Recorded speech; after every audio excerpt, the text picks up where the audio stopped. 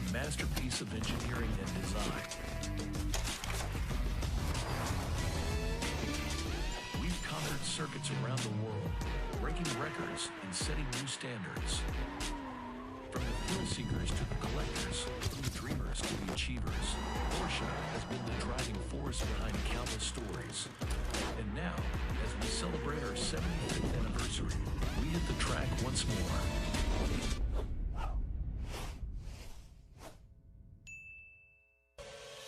Good morning, everybody, and welcome to Super Sunday at Porsche Rennsport 7 for 2023. We're back at WeatherTech Raceway Laguna Seca, although it has had somewhat of a makeover since Rennsport 6. The new Mission Foods crossover bridge and a full repave, and we're about to go racing on it.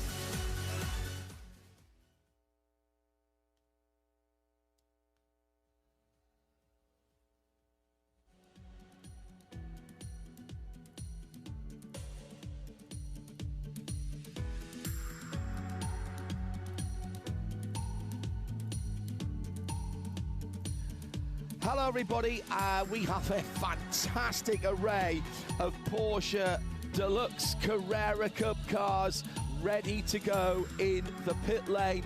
A brilliant 36 car field, and we are having our 2 race events all day today.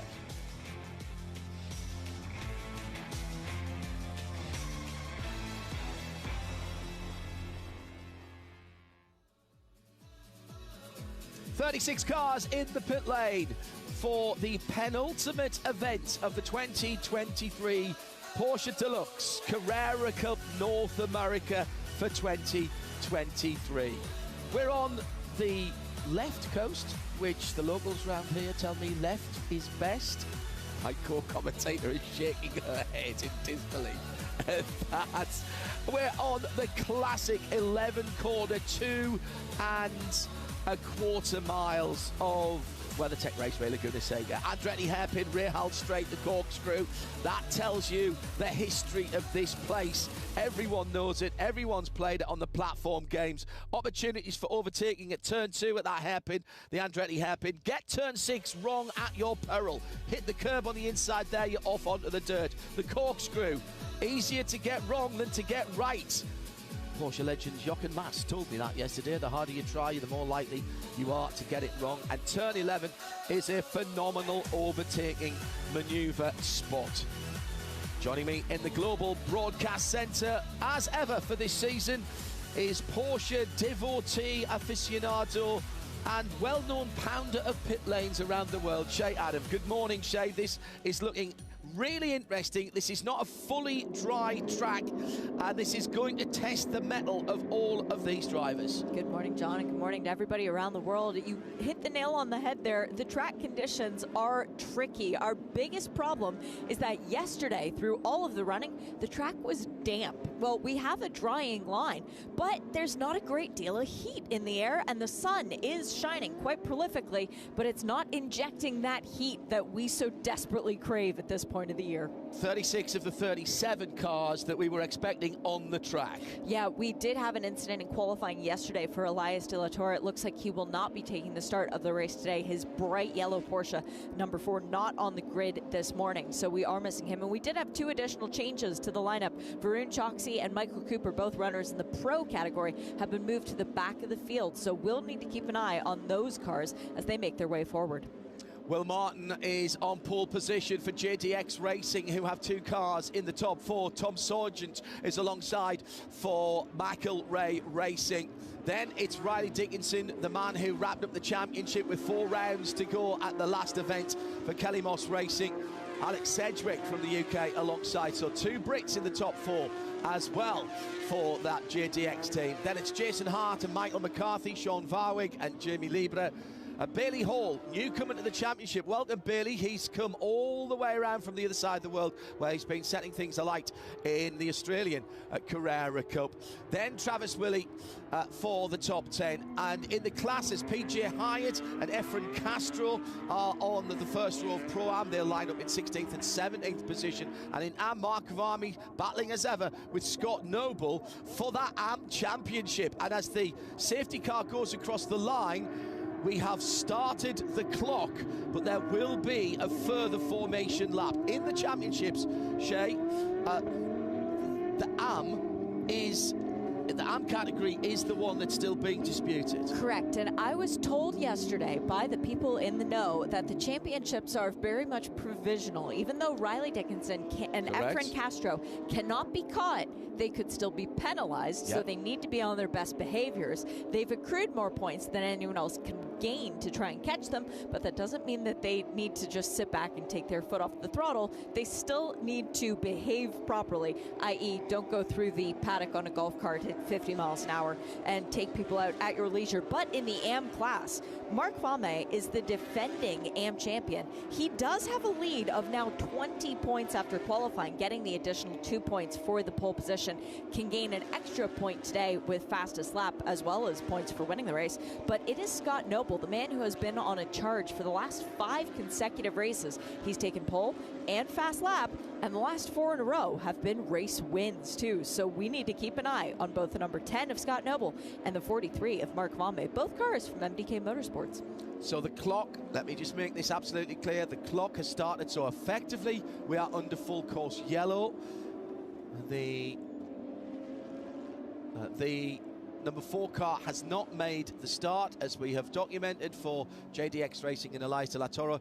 Just about this part of the circuit, coming up the top of the hill towards the corkscrew. Elias lost control of the car in tricky conditions, in fairness, yesterday. Hit the wall on the left-hand side.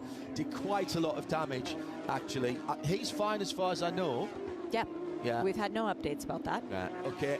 Well, that will hope to see Elias back for the final 2 rounds at the Circuit of the Americas, supporting Formula One. Now, despite the fact that this is effectively a full course yellow first lap, and we've started the race, we're hearing that we will start side by side on the front straight for the initial start. Of course, if we have the intervention from the Porsche, the deluxe Porsche safety car further through the race, it will be single file. And the guys are lining up rather nicely now. Very slow to pair up. They were very nicely packed up, but now everybody falling into formation and side by side through turn 11 as we complete the first lap, but we are set to begin the first racing lap. Now we must watch for people breaking the ranks here. There's almost a touch on the front row between Will Martin and the number 9 car, the black car to driver's left. The green flag is being waved, and it's side by side looking through the rest of the field. I think we're okay for certainly 3/4 of the field. Scott Martin immediately trying to get on terms with Mark Kavami.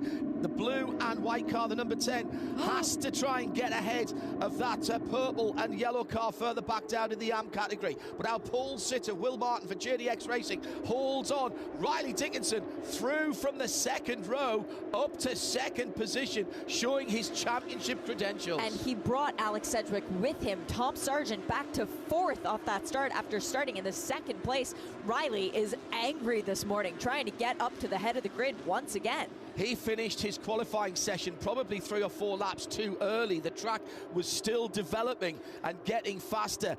There is a drying line there. It's slick tyres, no doubt. So they are using their allocation of 3 sets of Michelin slick tyres. But offline, it looks a bit treacherous. It doesn't. Riley goes through at the corkscrew and goes off, taking Will Martin with him. Through should go Tom Sargent, because Alex Sedgwick had dropped back to 4th position after going through turn 5. That was a very messy complex of corners, as Riley just went straight and Will couldn't turn to hit the apex. Meantime, 3rd place car of Alex Sedgwick coming through. No, it's Tom Sargent who's leading the way. 4th, yes, that's right. There he goes. Tom Sargent, then Michael McCarthy with the phenomenal start. Jason Hart is in 3rd, then is Alex Sedgwick in 4th. So what a change of positions we've had early on. Sean Varwig is up to 5th as well. It's a really good start as the 28 is off and Riley is in the pits. Riley has damage to his car. This will this could put a finish to an incredible succession of results for Riley. He has not been off the podium all season. He has not been off the podium since Road Atlanta Race 1 last year. Just saw a quick look at the... Oh, and Will Martin stopped. Will Martin has stopped out on the circuit as well. That's the JTX pole sitter. That is at the bottom of the hill. Hasn't quite got it into pit lane. He tried to make it behind an orange overlap, though, John. I appreciate that. That's good effort from Will Martin, the JDX driver, to try and get the car out of harm's way. If he could have just doubled back there, he could have got back into the paddock.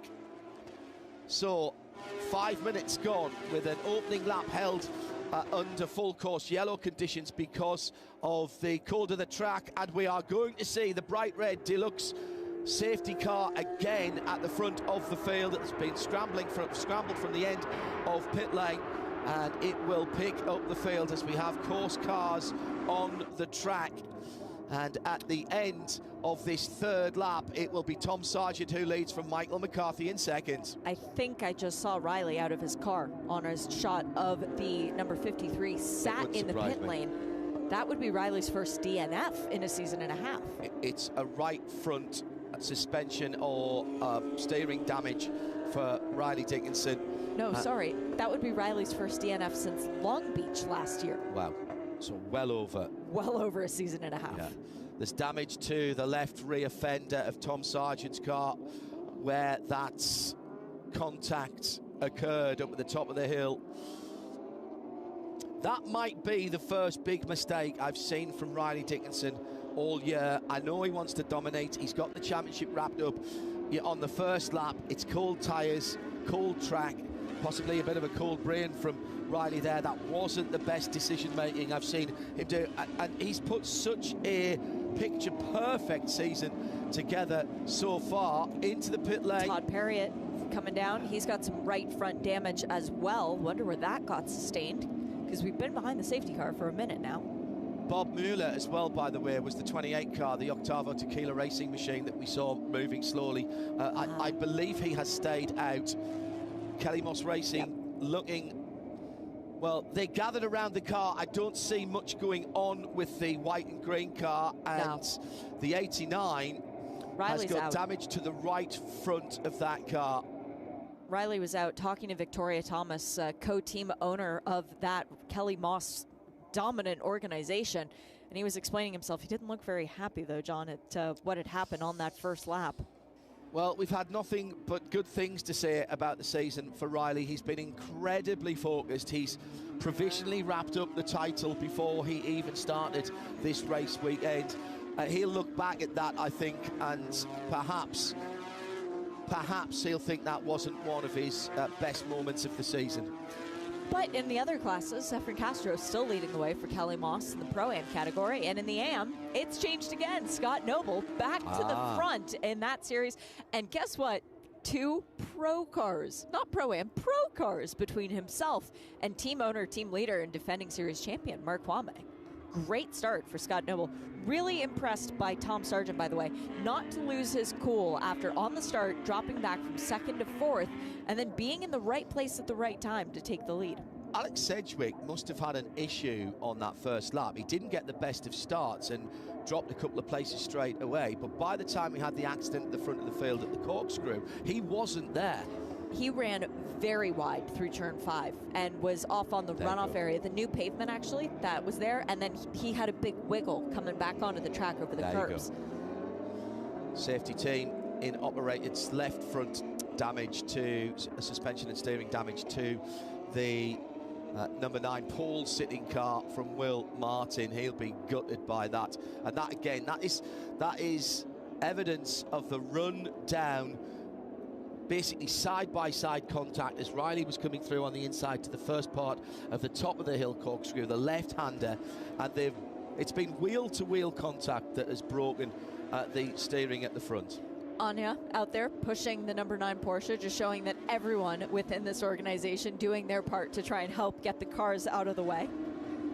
Efren Castro is the Pro-Am leader in what Shea likes to call the Spider-Man colours, the blue and red, always distinctive colours from Efren when he's been racing in the championship. He had a very bright yellow and green car, had various two-tones, settled on this for this season, and thank you very much, because we can always pick him out. Yeah, I don't think Efren will ever mind being compared to a superhero, and it has been a bit of a superhero drive for him. He was the Pro-Am champion in 2021. Last year, lost it by 1 point. Coming in this year, has it wrapped up a couple rounds early, so that's nice for Efren to be able to have. Now, of course, the guy chasing him in the championship is Marco Chironi, not here this weekend. Marco, we wish that you were here racing. We understand the reasons behind it, but it means that Efren Castro gets this second championship without having to fight as hard and going until the wire as he normally would have. And while we're talking about drivers who aren't in the race, we do need to mention Sabra Cook, not here this weekend, still recovering from that incident at Indy. We miss you, Sabra. Should mention that was a very, very big accident, not of Sabra's making. She was minding her own business, fighting through the field, just towards the bottom end, the top 10, as I remember, Indianapolis. And another competitor lost control of the car, got on the grass, and virtually unabated racing speed T-boned Sabra's Kalimos Porsche. And we hope that we can see Sabra. In fact, she wasn't cleared by the medics. This is not Sabra's decision. It's not the team's decision. You obviously can't mess about with concussions and injuries like that. So she wasn't even cleared to fly here, because she so wanted to be a part of this weekend. Sabra, we know that you will be pining to be here. Great season. Take heart in what you've achieved with Kalimos Racing this year, and we wish you well. And if there's an opportunity for you to be back at the Circuit of the Americas, I know that you will be there with bells on, and we hope to see you there. Car will always be waiting. Oh, yeah, absolutely. Team have said that. Scott Noble, what a second half of the season he has had in the blue and white number 10. I don't know what he had for breakfast before the races at Road America, but my goodness, it has totally and utterly transformed his season. He wasn't doing badly, but since then the results have been outstanding. They have been perfect. There's no way to argue it. His big blemish was not getting pole position yesterday. That's the first thing that we have seen out of Scott Noble that hasn't been ideal as far as this championship is concerned since the first race at Miami, at which he DNF'd. He won the first race of the season back at Sebring, getting the pole position then too, but then had a DNF the next round out. So he did have a bit of an up and down, but ever since racing at Watkins Glen, he got a pair of second place finishes, fast lap in both of those races. The pole positions, the fast laps, the race wins, he's been cracking them off. It's been fun to watch Scott Noble. He came into this weekend just 18 points behind his teammate and team owner, and that is the number 43 driver, Mark Kwame, for MDK Motorsports. He is the MDK of MDK Motorsports. Mark took the pole yesterday. That's 2 points, so it's back out to 20. But with this and 3 more races to go, that championship is not over. No, it's far from over. And you look at Mark Kwame's relationship with this series, all he does is win. That song is perfectly appropriate for the driver of the 43 Racing to End ALZ car. That car with 6 wins in 7 races to kick off the season. Getting out of that winning form, though, taking home the number 2 trophy a lot of the weekends instead. Well, last year, he won 1, 2, 3, 4, 5, 6, 7, 8, 9, 10 races, only off the podium once. This year, he has not been off the podium, but with only 5 race wins, he's looking to make up for that a little bit. But he'll take the championship even if he's only got 5 race wins. I think he still likes those race wins, though. Totally agree. Yeah. And we often see that battle well up inside the top half of the field. Oh yes, because there's nothing to distinguish. The cars are all identical. It's all about the driver's age. So it's not even to do with skill level as some of the other championships do. They do classes based on lap times. No. Here, it's only about your vintage, as I like to put it. So the drivers in the AM class are of the finest variety of age. They have matured nicely. They have, well, we would hope so. In the Pro-Am, it's still sort of in the middle there, and in the Pro category, it's below the age of 35. So it is a much lower bar. And the younger parts of that Pro category are all automatically entered into the young drivers academies. They are below the age of 25, I want to say. Right, yeah. And that includes getting some tuition on how to handle PR and press interviews, as well as some classroom work. And, of course, gives you the opportunity to go forward to the Porsche Carrera Cup, the Global Carrera Cup Young Driver Shootout, and that would give you a contract to be a young driver in your development of your career with Porsche. And my goodness me, there's been some names who've come through that, many of whom are here this weekend as Porsche legends, actually. Safety car lights are out, and after a first lap schmozzle at the top of the corkscrew that has taken out our pole sitter Will Martin and our provisional championship winner Riley Dickinson, we are ready to go back to green flag racing. Elias De La Torre did not start the race after an incident yesterday for the number 4 JDX racing car. Todd Parriott, number 89, is in the pit lane as well with damage. So the remaining 33 come to the line of the green flag. Toddy has decided it's warm enough to take off her jacket now and waves the green flag with enthusiasm. We've got just on 24 minutes still to go in the first of 2 Porsche Deluxe Carrera Cup North America races this weekend, and steaming away at the front of the field with a great restart, Tom Sargent for McElrea Racing, new team in the championship, and they have had a cracking first year. They have. Tom Sargent with 5 second-place finishes to kick off the season has yet to find victory lane for that first time, but the car that I'm cautiously watching right now, Michael McCarthy, again, waving the flag for Kelly Moss, the lone car back up in the head of the pack. Well, Sean Varwig's there too, but Michael McCarthy never been on the podium this season. So currently in the second position, could wind up with his first win today, let alone his first trophy. At the moment, they are all bringing their Michelin slick racing tyres back up to temperature and pressure. The sun has started to peek through, but it is going to take a lap or two. I was talking to the guys yesterday just before qualifying, they thought it might be as many as 4 or 5 laps before they were at the optimum. Now, they've been going slowly behind the Carrera 911 Carrera Turbo, so again they will have to rebuild the heat into the Michelin racing tyres. Across the line they go then to complete what was lap number 8, 1:25.0. That is getting towards, even in these conditions, getting towards lap record pace. It's a 24.9 from Trenton Estep set last year. And talking about the tires not being up to temperature yet, well, Speedy Dan Clark scrambling around for grip in the number 64. Thomas Merrill in the 47 team car right behind, coming in and actually nudging the back of him because he got purchase where Clark didn't. So this is going to be a very interesting restart. This is an absolute dilemma for all of the drivers. Of course, you want to make up positions, but you are putting yourself in danger and your car when you go offline. Not only is it slippery there, but the dampness cools down the heat that you've just built up in those Michelin slicks. Oh, big dive from Dan Clark. Brilliant. Going down the inside. Great move, very clean on Jimmy Libra. That is for 6th place. And up to 6th then for Dan Clark in the Nola Sport Rice Nichols car. Dan, plenty of experience around here in his former racing life as an IndyCar driver. Been away from the sport for a little while, put his toe back in the water with the Porsche Sprint Trophy last year, and decided he liked it so much he was going to do a full season here in Carrera Cup North America this year. Classic overtaking manoeuvre down the inside there. That's Alex Sedgwick fighting back in the red, white and black PT Autosports JDX car. Taking 3rd away from Jason Hart and bringing Sean Varwig with him. Varwig is now up to 4th and Hart back to 5th in one corner. I was about to say we need to watch Jason Hart because he's the other guy who's won a race this year at the Glen. The other 2 race winners being taken out of the race already. So Jason Hart's the only guy who knows what it's like to win in 2023 who's still on the racetrack. Yeah, good chance of getting getting a brand new winner for this year.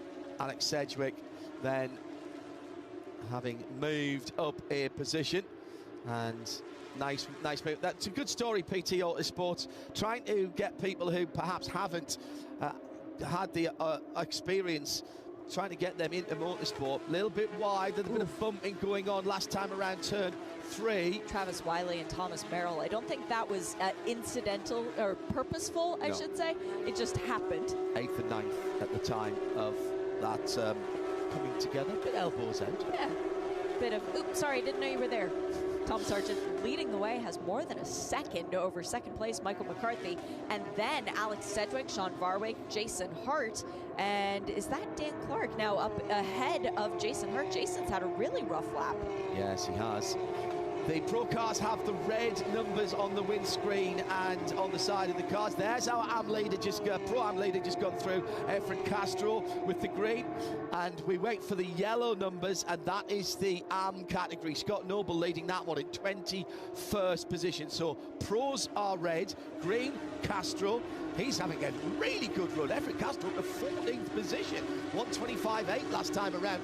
And we have a new race lap record. Tom Sargent last time around, 1:24.2. That betters Trenton Estep's time. I expect to see a 23 before the end of this race. Would fully agree with that, not only with the better track conditions, but with the heat coming into the track, we should see these times continuing to drop. Scott Noble is well clear from Mark Vame, who actually has John Getz in his rearview mirror. So Mark Vame fighting to hang on to second place in the AM class as it is right now. And that 20-point lead will diminish very quickly if cars start to get between them.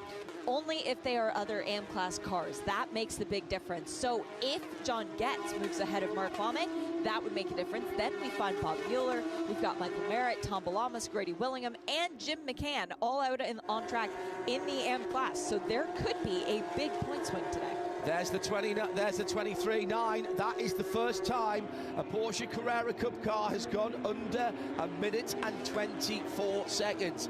A new race lap records. And that was on the completion of lap number 10. I feel like you could be saying that every minute and a half. I think I might be seeing that all the way through to the end of the race now, Shay, to be honest. Scott Noble with traffic behind him. The number 10 car leads arm. It's Jake Pedersen in the 85. Then Varon Chotsky, who's fought his way through from the back of the grid, remember? Well, and that's what I was going to mention, because so did Michael Cooper. Michael Cooper's already up to 18th position. That's impressive. He only has 2 Pro-Am cars ahead of him, and then he's completely caught up to the rest of the pack. Mark Kavami, who is currently in second, with space ahead of him, but John Getz is not that far away. Watch out for the Wright Motorsports number 57 car. John is coming. And who's that? That's Tom Collingwood that he's dragging with him, the BGB Motorsport 69 car. In behind Getz, the next 2 cars to go up through turn 6 and under the Rennsport Reunion 7 banner. Well, the first of those 2 cars is John Getz. He does not want to let Tom Collingwood, who fittingly on the Rennsport weekend is running the hippie Porsche colours, which is the responsible adult's favourite Porsche livery. She wears the T-shirt with pride. Well, John does not want to let that car through. It does not affect his points haul if it was to end like this, but he doesn't want a car between himself and second place in his class. And John Getz is very good at this circuit. Last year, 2nd and 3rd in both of the races, so he knows his way around this circuit. He's comfortable here, and he's showing that with every single lap. John Getz doing a great job for Wright Motorsport. Slightly defensively into the hairpin at the end of the curving front straight, but he punches out, diamonded off the corner really nicely there.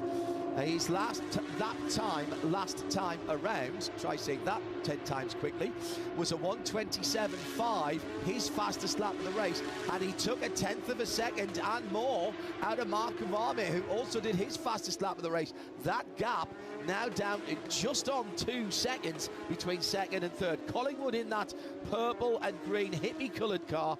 He is not in the AM fight, but he could actually influence it.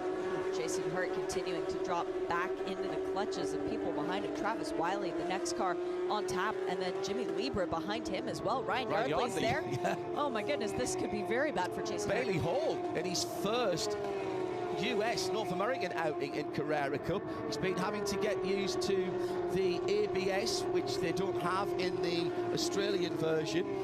It is far easier, drivers tell me, to go from not having it to having it, from having it to not having it. And I absolutely understand that. Yep, and that is something that our champion-elect will have to deal with when he goes over for the young drivers shootout, because those cars do not have ABS.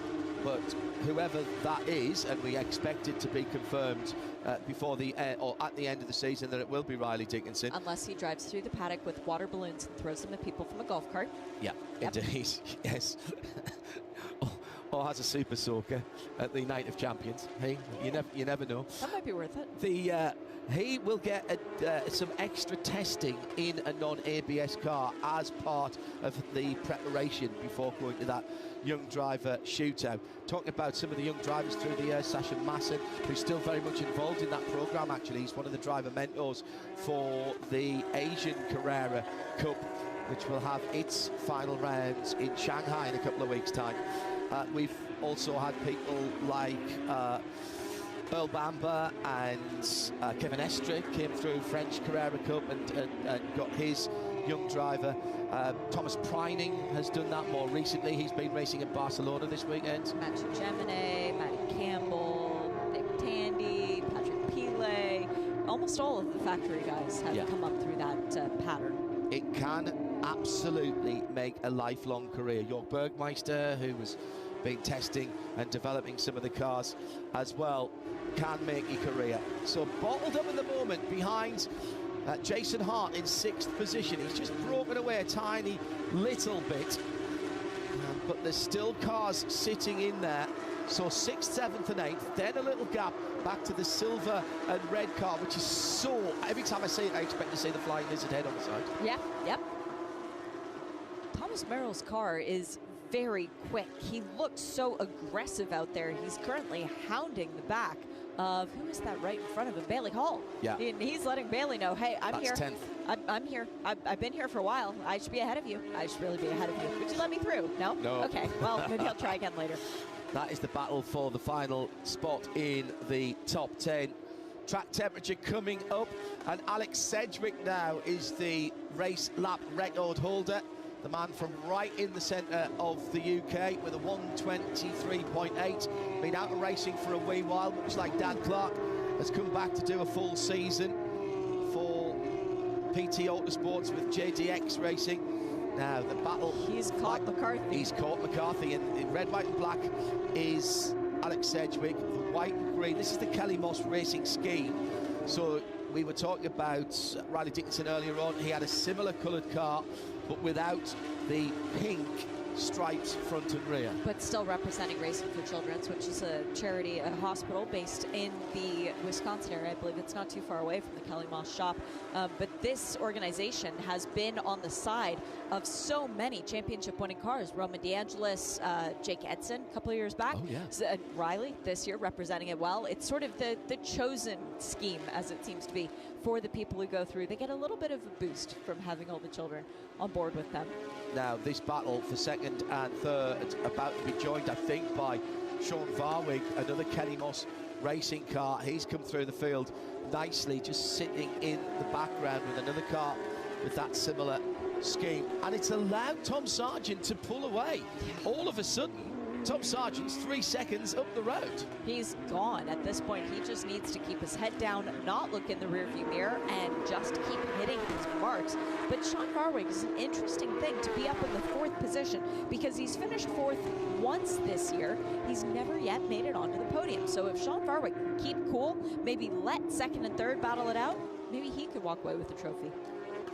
Battle for second heating up again to turn number 3. Down the inside, Alex Sedgwick tries to poke the nose of his JDX PT Autosports car in, slides the back end out of turn 3. Now into turn 4. It's not a brake there, it's a lift, and you turn the car and you're feeling the front end grip there up through the sequential gearbox The leader, Tom Sargent, already through turn 5, using all of the exit curb and the new-ish runoff there. Varwig is catching the battle for second and third. We're going to have 3 Porsche Carrera Cup cars battling for 2 steps on the box. Oh, McCarthy goes a little bit wide through the exit of 6, just using more of the runoff than anyone else. That'll get dirt on his Michelin tires. It's very sandy out there right now, and that's allowed Sedgwick to close coming into the corkscrew. We're going to have 4 cars battling for 2 steps. 4? I think so, because You've added another one. I think Dan Sport in the Clark, the Nola Clark car. Nola Clark. With Dan Sport, yeah.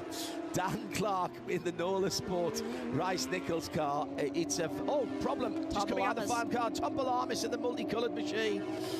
The flashes have gone on. They will clear themselves. Yes, they have. If the car stalls, or if you have an issue, the 4-way flashes come on automatically. You've got to remember to turn them off. The team will have been talking to him. That was right in front of this battle for second. Sedgwick is good out of the Andretti hairpins, but he can't turn that into a passing opportunity.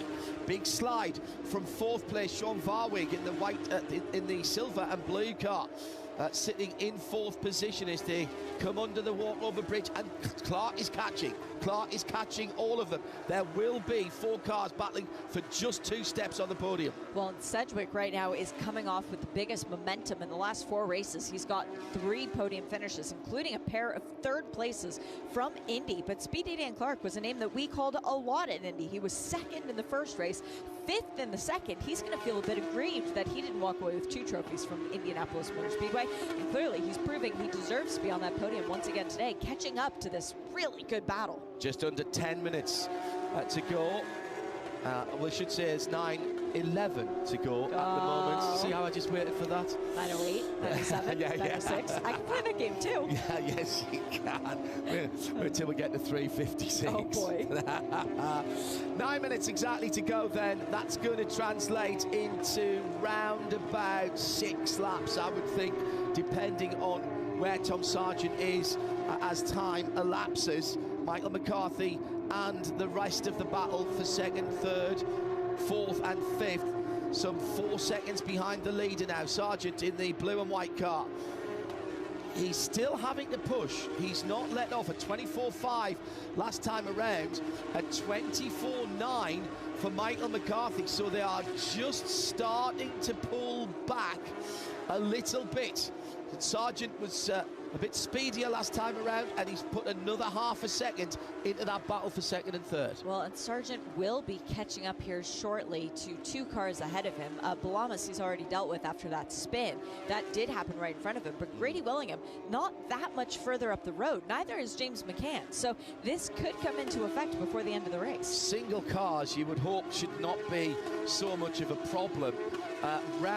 Crossing the start-finish line now, as our leader comes to turn 10, are the 2 cars battling. That's Michael Cooper in the 33, and alongside him is Varon Chodsky. So they've dropped back down. They came down the pit lane again. So did they get a penalty then? Don't know if it was a penalty, but they were both in the pit lane together at very similar times. Right. Sean Varwig is closing in. Oh, here's Efren Castro dealing with Tom Balamis. Whew, I thought that was a moment of threat for a Pro-Am leader, but no, he still has Stefan Rydzinski and Nick Bull behind him before getting back to Chris Palomo in 2nd in Pro-Am. Castro now up to 14th position overall. Nice. And in Am, by the way, Scott Noble has cleared off from Mark Kvarme. But the good news for Mark is that John Guts is another 4 seconds further back. Efren Castro doing very Efren Castro things today. Very quietly going about his business, leading the way, taking all the points he can get, setting the fastest lap of the category as well. That's another bonus point for Efren. And these bonus points for poles and fastest laps, it might only be 1 point here, 2 points there, but it really does add up when we get close championship battles. Well, it does, and for Efren Castro, he doesn't need to worry about that, but he still wants the honor. He wants to be able to say, hey, I took 10 fast laps this year. Well, there's an award for it as well. There's an award at the end of the season at the banquet. 2 more races after this weekend, and they'll be on the tricky circuit of the Americas. on the Formula One weekend where they don't get a lot of track time. No. So it makes certain drivers who call Texas home, such as Scott Noble, Jason Hart, Riley Dickinson, very happy because they feel they get the home track advantage. These cars are spectacular on any track. They are really shown off well, I think, here on this natural terrain road circuit at Laguna Seca.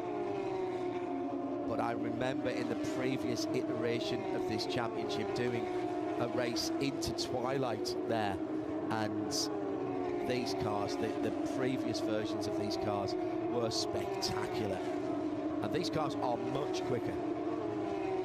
Here comes Scott, starting another lap, leading in prom. He can only do what he can do. Yep. And at the moment, if he finishes first at every race now for the last 4 races, and Mark Kvarme finishes second, that's going to make things very tight at the end of the season. That's when it comes down to the bonus points. So Scott Noble not getting the bonus point for the pole, that went to Mark Kvarme, but right now he's got the bonus point for the fastest lap. So that brings the championship gap down to 1 point, again, making it a 19-point spread between the two drivers. Race win, 25, second place, 20. Makes it, what would that be, 14 points between first and second. So it is going to keep going through all of these races, and the easiest thing for Kvarme, beat Noble once. Yeah, finish in front of him once. But easier said than done. Across the line for this enthralling battle between Michael McCarthy, Alex Sedgwick. Sean Farwick hasn't actually got right onto the back of them yet, but he's nearly there now as Jason Hart puts his fastest lap of the race in the number 20 MDK car. And down the inside, oh, they've gone off side by side. Sedgwick has gone down the inside at turn number 3, and they've both gone off. A little bit of rally crossing from both of them. Sedgwick's gone on, and that is going to be a full course yellow with 4 minutes to go, unless we can get Michael McCarthy going again. There was steam and smoke coming out. It was a much better exit from the Andretti hairpin by Sedgwick. He goes to driver's right. He's there. He's there. He's absolutely there. Oof. Now, sort that one out, race control. I would not like to have to call that. I think Sedgwick's there. I think Sedgwick was there, but what was McCarthy supposed to do? He turned in to hit the apex. He could have turned in a little bit later.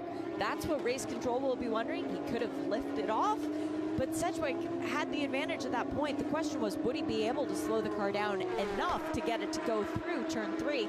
Again, that's a big question for race control. This will put Dan Clark and Sean Varwig on the podium, and they were only a couple of seconds apart. We stay in green at the moment. We've not gone to full course yellow. There's 3 minutes to go. That's going to be a couple more laps. Tom Sargent could do without the drama, but I think if we went full course yellow now, that would be all she wrote. Dan Clark was held up in that incident, so there's now nearly 6 seconds between the leader, Tom Sargent, and Sean Varwig in second.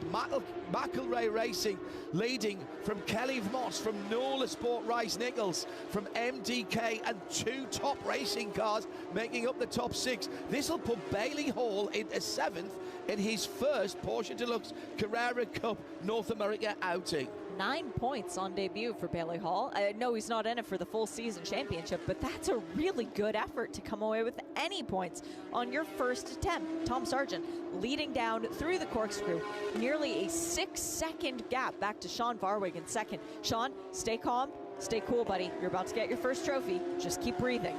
I really hope they're not saying that to him on the radio. Race control, I think, have determined that Michael McCarthy's Kelly Moss racing car is far enough away. I can see that the Bright Guards Red 911 Turbo is sitting ready to be deployed should it become necessary. But with under 2 minutes to go, I have not seen the safety car boards. It will be it'll be white flag next time around. That's what I was going to say. White flag did not wave this time by, so we get this lap and one more for Tom Sargent, Sean Varwig, and Dan Clark, with good gaps between each of them back to the next in class. How about Efren Castro, Pro-Am leader? He's going to be finishing just outside the top 10 in 13th. And he's got a couple of pro cars between himself and Chris Palomo, who's got Kyle Washington trailing him at the moment, the 68, the 32, just going across the start-finish line. PJ Hyatt for Kelly Moss Racing in 4th position in Pro-Am. In the Am category, Scott Noble still leads it. Mark Kavame has a comfortable 4.5 second gap in 2nd in Am to John Getz for Wright Motorsport in 3rd. Now, who has Tom got in front of him? That is the 63 car of Michael Merritt, I think, as they're coming down to what will be the white flag for our leader.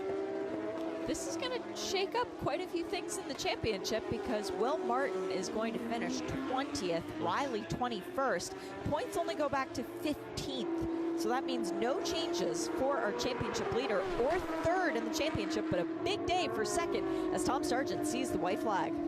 2.23 miles of this classic circuit at WeatherTech Raceway Laguna Seca. You can say he might have looked into it with what went on ahead of him. However, you've got to be in it to win it. He avoided the conflagration ahead of him, and he is coming home to his first victory of the season. And it's a new name on the winner's trophy. A lot more races have transpired this season than I thought it would take to get Tom Sargent his first win, being perfectly honest on that. I think the whole McElrea Racing group would probably, being honest, would agree with you there, Shay. But a win is a win. They'll take this one. This just the 4th different winner of the season? Believe so, yes, because we've had Will Martin, Riley Dickinson, Jason Hart, and now we add a new name to that list. Well, as I once said, that has been quoted back to me for a very long time after a Le Mans, there's a new name on the winner's trophy, at least for race 1. Porsche Deluxe Carrera Cup North America at Laguna Seca. McElrea Racing's Tom Sargent wins it from in 2nd, Kelly Moss. Well, Kelly Moss would have expected to be up there, but did they expect Tom to be 2nd to Tom Sargent with Sean Varwick?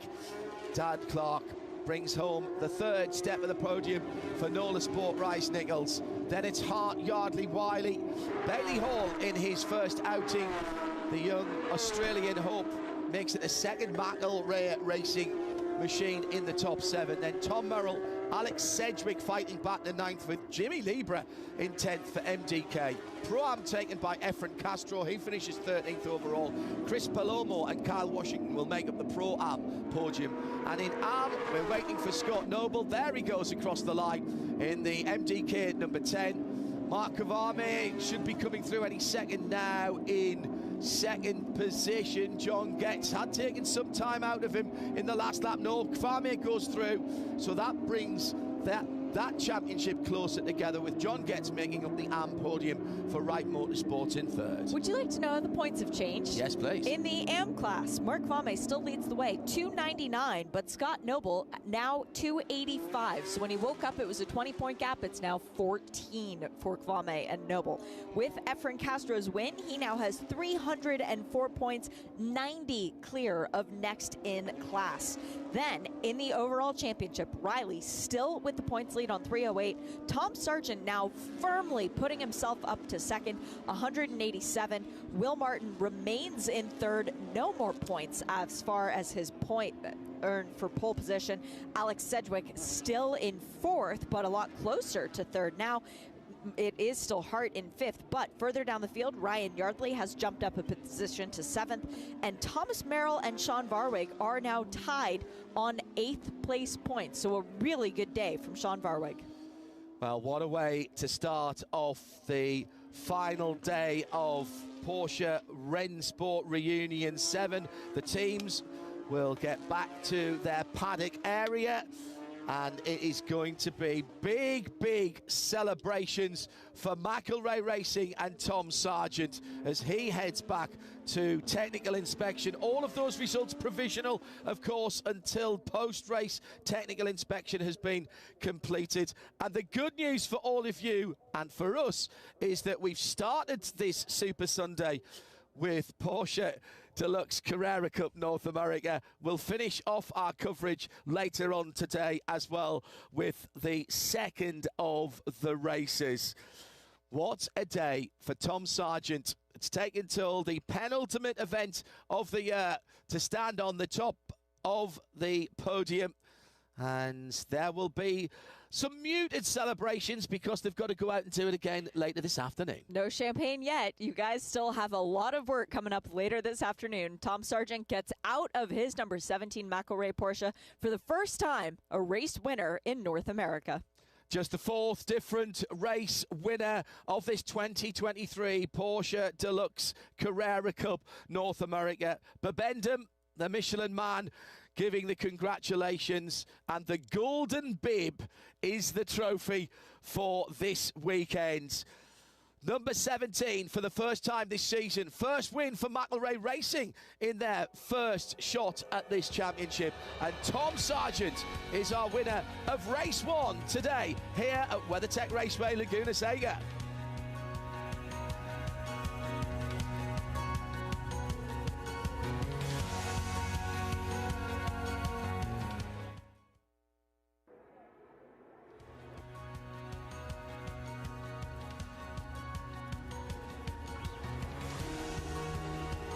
In the top 10.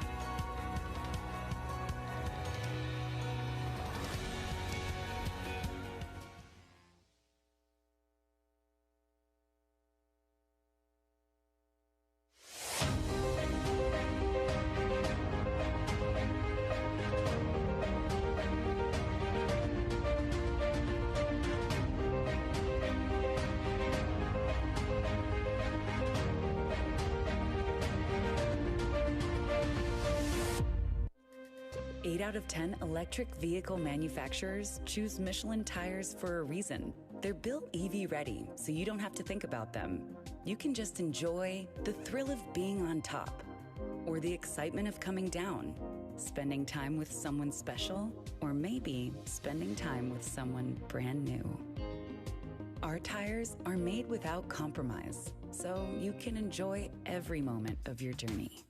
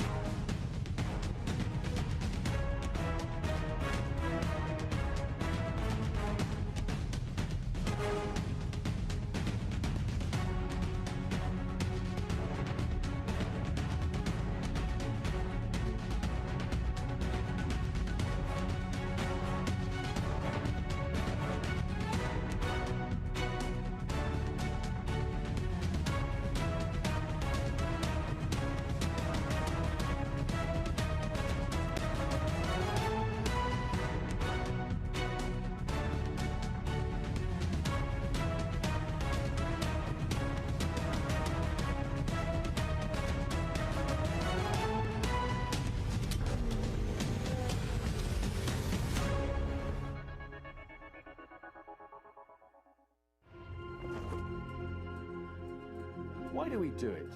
Why do we gather at a historic circuit? Why do we all roll out hundreds of Porsche race cars from museums, collections and garages around the world?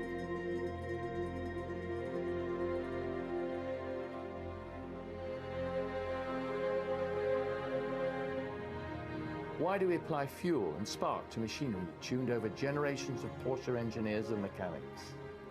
Why do we leave pit lane and race these priceless cars? Why do we spend the weekend talking about flat 12s and livery colours and lap times? Why do we ask how it felt when the 917.10 came on boost? Or what it was like to take Mulsanne straight at 246 miles an hour, in the rain, in the middle of the night? You know, race cars are meant to be on the track. You can leave them in a museum, but I think they should be used, and that's exactly what this event is doing.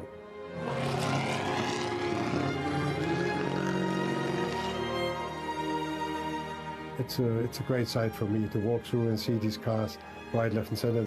And you meet not only old friends, old drivers, old fans, old cars, you know. But having this surrounding possibility of being here and driving like I can drive today my old Le Mans winning car from '86 makes it a unique event which brings back very precious moments and is another fuel for the next couple of years. Why do we all show up here every few years to see and hear and smell and be part of this magnificent spectacle?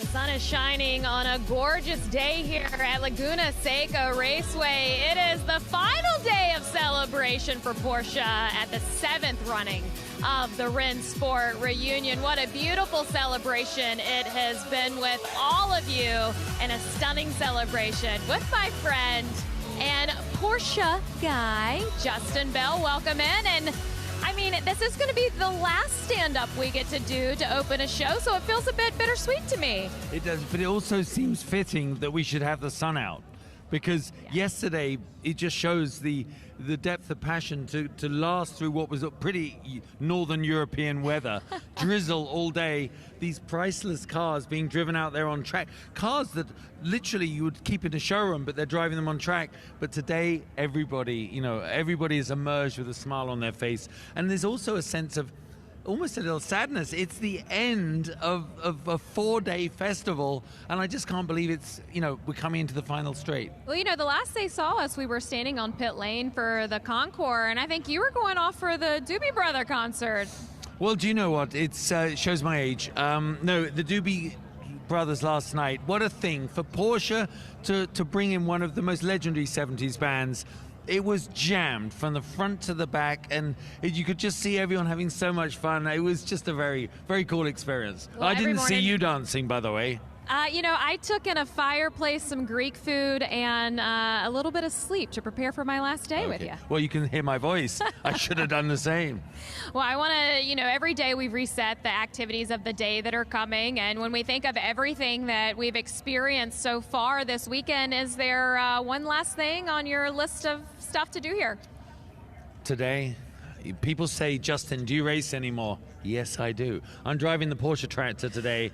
I actually just got shown by some guy, you should do a piece on it. Oh, look at my tractor. I put a 924 turbo on it with a 935 this and a 9... I'm going, really? I said, does it make it faster? He said, no, it just sounds better. That's my kind of racing. All right, Justin Bell's going to be on the tractor today. We've been talking about it all week. Did you have like a champion's breakfast this morning? Yes, because I had a farmer's breakfast. If you're going to drive a tractor, you've got to load yourself up with some random carbs. But I'm very excited about it. But there's so many races. We just saw the Carrera Cup. This is a big day of action. Thank you, Justin. And before we get all the track activities started today, make sure to stop by where we're standing. This is the color wall here for Porsche. My favorite part is if you get lower, you can see the height of the artists as the little kids taking in all of the designs here at the Rennsport Reunion number 7. And John, how are you taking in this morning? I know you've already been busy on track. It's good to hear from you, friend. Good morning again. Thank you to Justin and Amanda.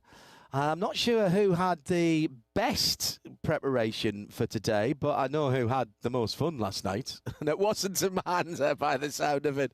JB living up to his reputation.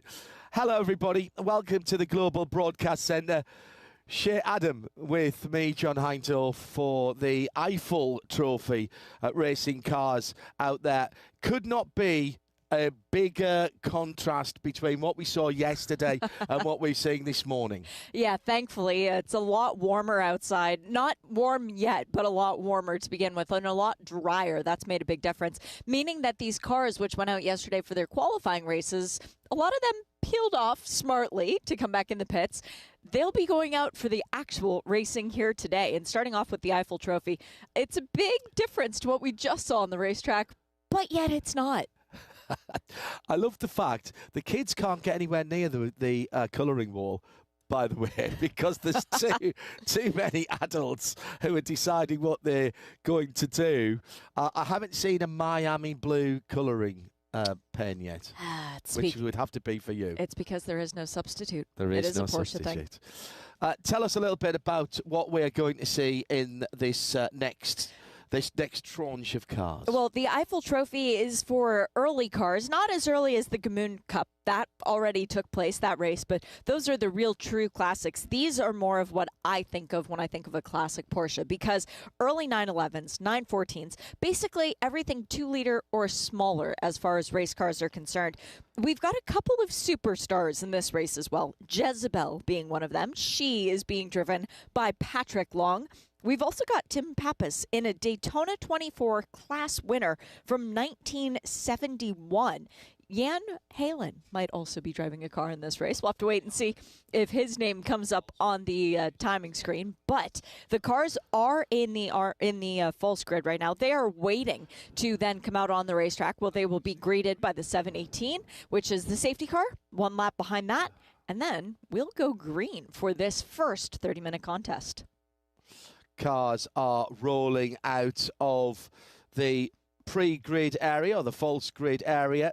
I think you made a good point, Shay, actually, when you were talking about these are the cars that, you associate. A lot of people, even a fair bit younger than myself, like you, they will immediately look at pretty much all of these cars and say, it's a Porsche. Porsche. Porsche. Maybe a Porsche. Yeah, Porsche. Yeah, they have the look of the face of the Porsche.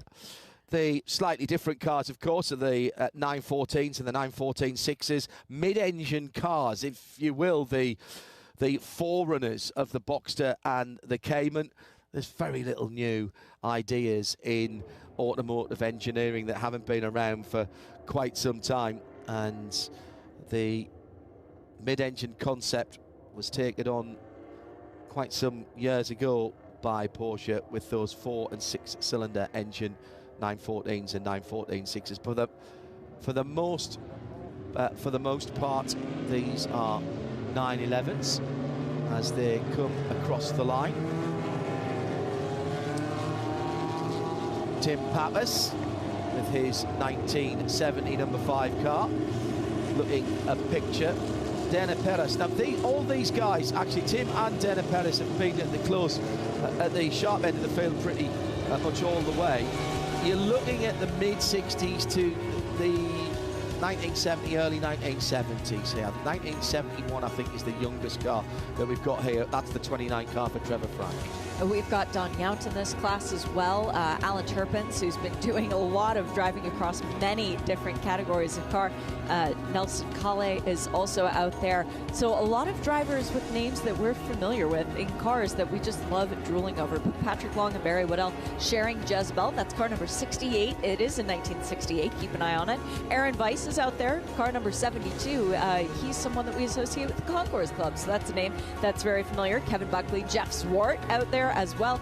A grid full of 36 Porsches. So it's a really healthy grid for this first feature race for the Eiffel Trophy. Cameron Haley right at the back in his 1968 car. I'm quite surprised to see him quite as far back on the grid. Did he have a problem in the qualifying race? No, a lot of people didn't run it. A lot of people decided because it was mixed conditions. Yes. So we might see that car come forward. Jeff Swart as well, actually, is a little bit further down than I might have expected in his 914-6. It's 9 laps of racing. We are just after 10 o'clock Pacific time. It will be a rolling start. Tim Pappas waving backwards and forwards, left and right, just trying to get some heat into the tyres. Now, who's the first of the 914s? I think that is Trevor Frank, isn't it, in the 914 4SP? Yes, it is. There's also a very lovely rally kit 911, as it's described, which is the Andrew Larson number 21 car. We'll have to keep our eyes out for that. Steve McCord's got a very early car, 1964 901/911. Remember, the 901 was meant to be the nomenclature for the car that became the 911, but Peugeot complained that they had the rights to any car model name that had 90 something on it. Double yellows as they go across the line.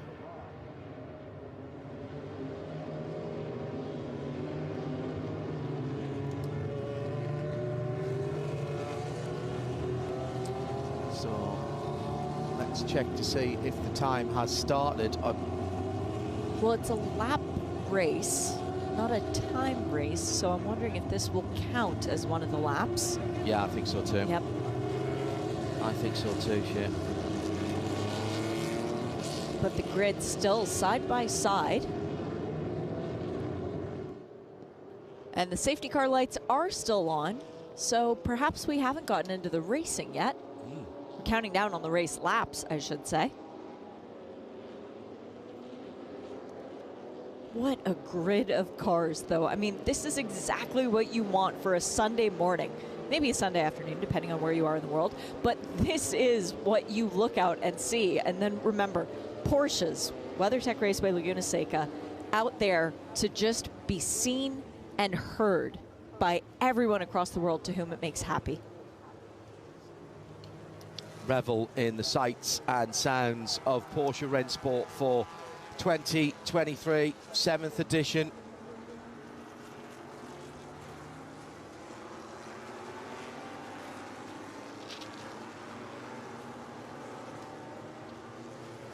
So the whole field still behind the safety car.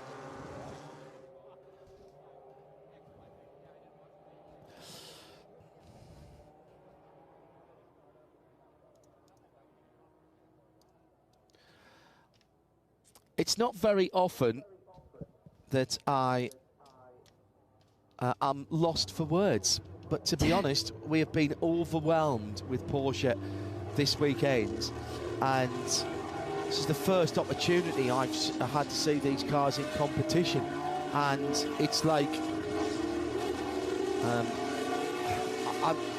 I didn't get the chance to see these cars in period live. I never thought I'd get the chance to commentate on such a big field of them, and all of these cars were such an important part of my childhood because they all came from the late 60s into the 70s, and those are your very impressionable formative years in the first 10 or 15 years of your life. Marvellous. Take a deep breath, everybody.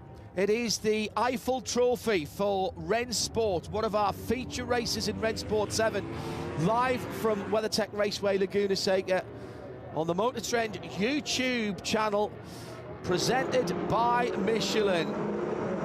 Green flag for 9 laps of the 2.23 mile circuit.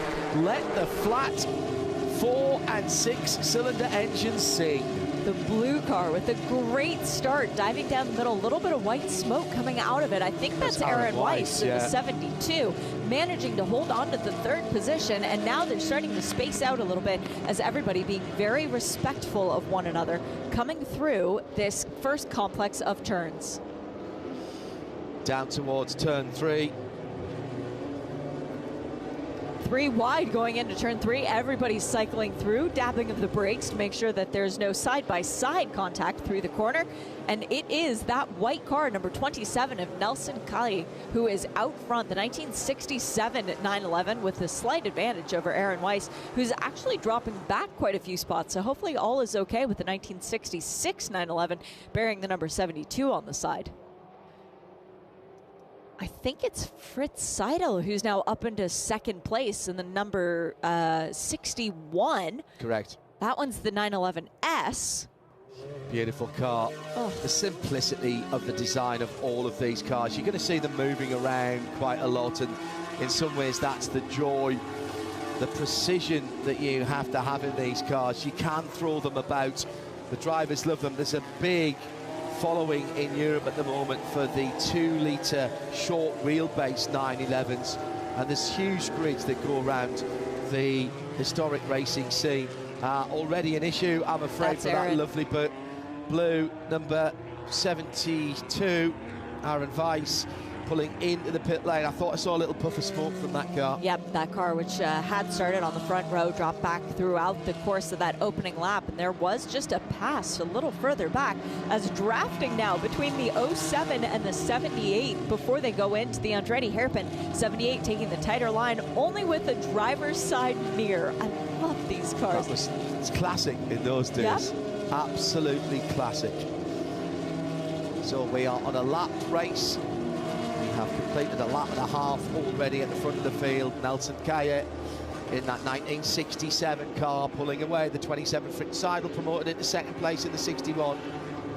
Kari Eisenlohr in third in the 911T, all from the latter part of the 1960s, those leading cars. 67, 67, 69, 68 for the beautiful 911TR. Alan Turpins in the number 40 machine.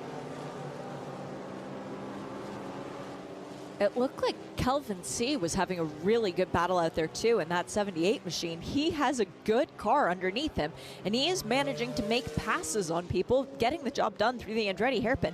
And now all over the back of the car ahead of him, that's the 07 of Jeff Weissard. Good respect between everybody, not going too late on the brakes, keeping the distance as a look down the inside going into turn number 10.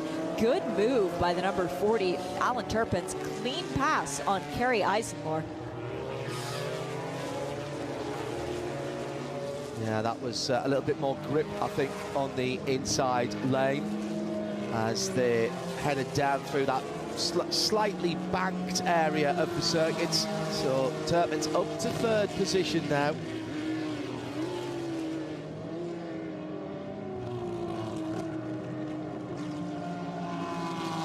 There's been a pass. Jezebel is starting to move the way up. The number 68 Porsche, being shared by Barry Waddell and Patrick Long over the course of the weekend, is now up inside the top 10. Getting another look at this pass that was made a couple moments ago through turn 10.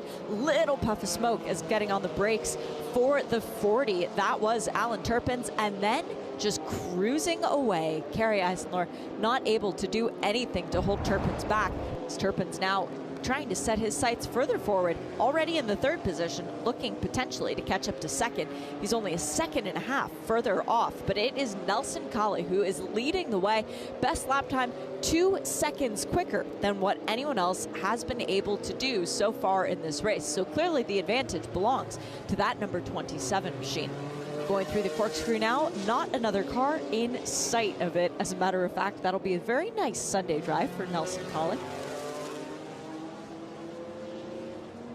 We've got a little bit of spacing, but further back in the field, the 07 and the 78 are still tethered together. It's, who is that? Jeff Weissard and Kelvin C. having a great battle amongst themselves. But whoa, it's on for second place now. Didn't take Alan Turpins very long to catch up to Fritz Seidel in the 61, and he makes the pass. Beautiful exit of turn 11. And no, falls back into place. Yep, there we go. Fritz Seidel settling for third place. Alan Turpins is on the move forward. Welcome back to the broadcast booth, Peter Mackay. You've been outside enjoying the sights and sounds. What's it like having these 2-litre engines going around? We've had 911s out on the track all morning, but boy, have they changed the sound. Still a flat 6 engine, but the sound of the air-cooled versus the new or the latest water-cooled engines, both beautifully sonorous, but fantastic. But the body language of the cars are so different. The Carrera Cup cars have got so much more aerodynamics on them. These are very much in the earliest days of the 911, and they are just gorgeous. we're being treated to quite a drive from Alan Turpins as well, as he is carving back up through the field in that number 40 machine, the 911 TR from 1968. TR is special, though. It is very, very rare. It's basically a 911T body or 911T base with R bits put into it, because the 911R of 1967 was entered as a prototype because there wasn't enough of them built to make GT regulations. So Porsche being Porsche, they found a way around that, and hence the 911TR was born. At those times, you could really configure your, a bit like today actually, you could configure your 911 in so many different ways. It was a real mix and match of parts to choose from. Looking further back the field, some of the 914s have found each other and have started to battle amongst themselves as well, but the best place to them, to no one's surprise, it's Jeff Swart, who is leading the charge in car number 88. He is currently in the 15th position, so it is truly the 911s having a bit of a field day out front right now. Speaking of TRs, Jezebel being the other one, I've been giving people at home updates on it. Well, now that car is up into the 7th position, so the Patrick Long, Barry Waddell driven car is currently charging back up through the field on the tail of Next in Class. No, I take that back, passing Next in Class, and now looking for car number 92, the next victim on the racetrack. Yeah, I think everyone's a fan favourite of Jezebel, car number 68 in 6th position. And a little link of that car to Jeff Swart. Jeff Swart's his dog sadly passed away. Bernie's mountain dog was called Jezebel too. Yeah, Jezebel she was Instagram famous, was Jezebel. Oh. Well, that's when you know you've made it. Yeah. Yeah, let's say the dogs and babies are the ultimate fans and cats on Instagram. Be fully diplomatic. Alan Turpins resetting the fast lap of the race that time around, trying to hunt down Nelson Colley, who has a 6.5 second lead, and with 5 laps to go, that is not a for sure thing then for the win for the driver of car number 27.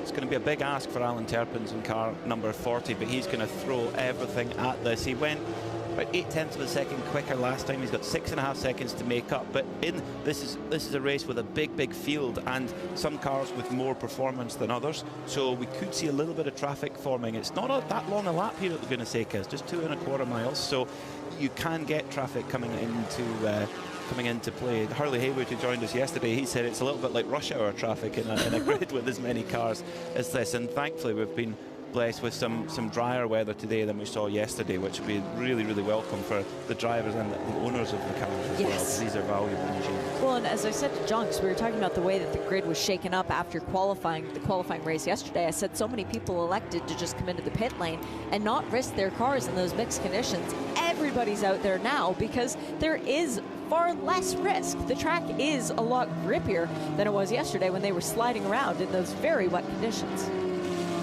There's nothing quite like an old original 1960s 911 at full attack and just wriggling and smoothing around, and out of the slow corners they've got such fantastic traction with that engine over the rear wheels.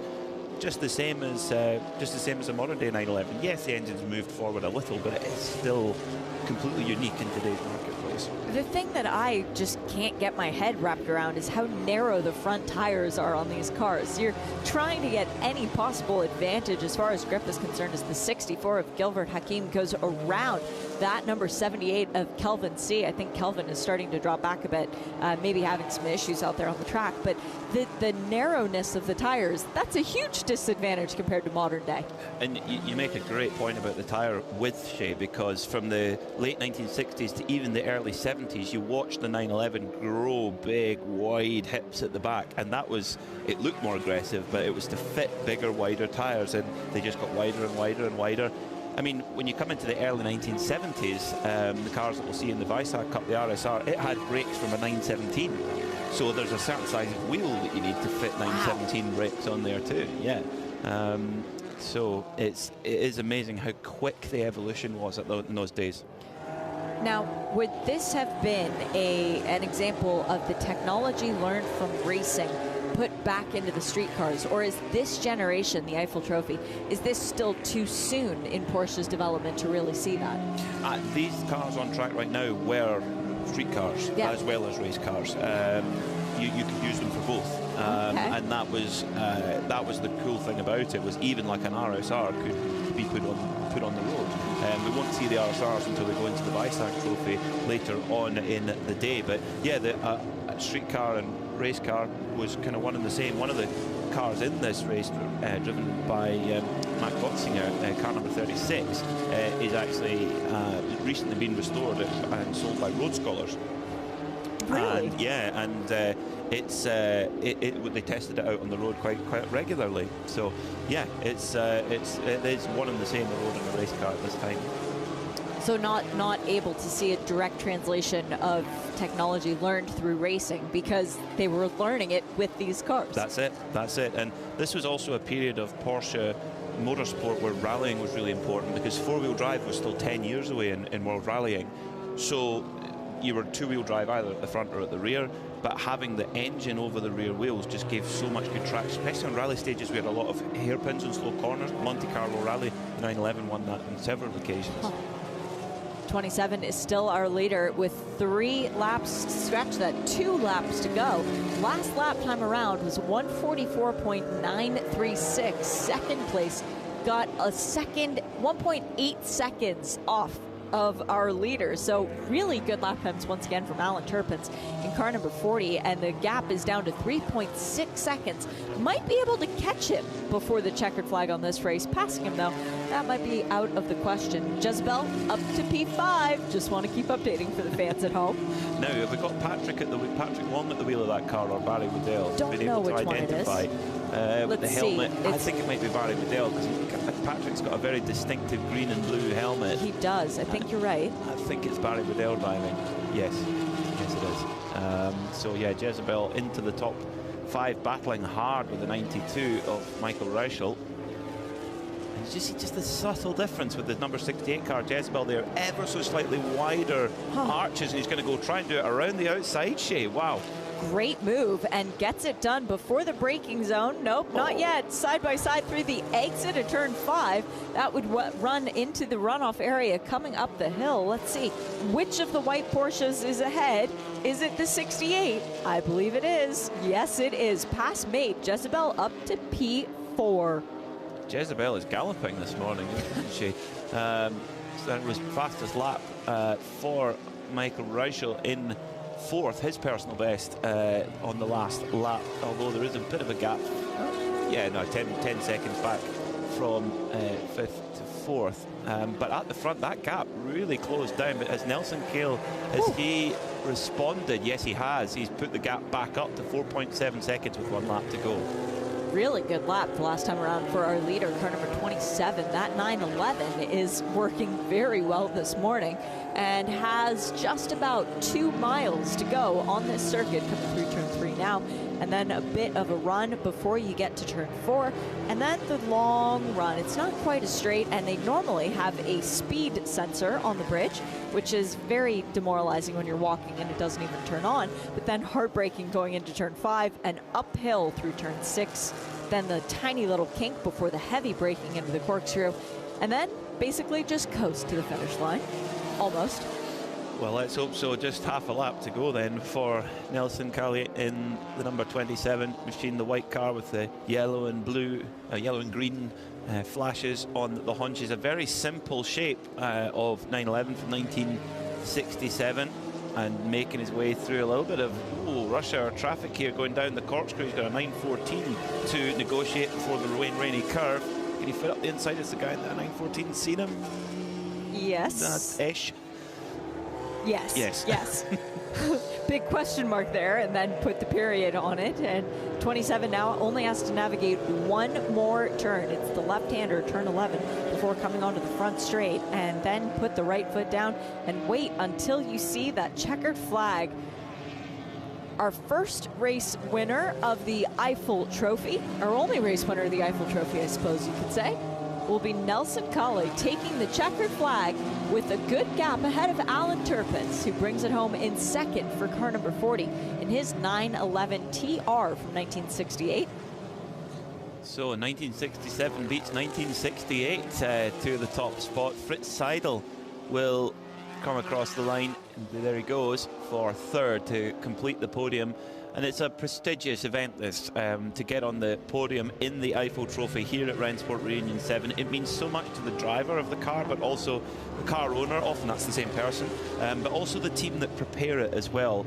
What's amazed me all week, Shay, is just how reliably all these cars have run. Yeah. Yes, they're Porsches, which is a big head start, but they have to be prepared right, and we've seen so few failures out there, and that is big testament to the teams that have, I'm sure they've had a lot of late nights and early mornings over the last month or two. Yeah, prepared right and maintained right, because there's so many years between these events, so the cars don't get to come out once a year necessarily. It's once every half decade.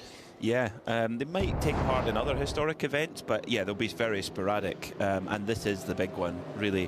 What a memory to cross the finish line at Laguna Seca in a car that's, what's that, 56 years old and lapping 1 minute 40. Wow. What must that have felt like back in the day at that point? That must have been a rocket ship of a car by the standards of the time. Well, and of course it was a different circuit layout here as well, so that would have had even more of an impact when the lap time would be as long as it was.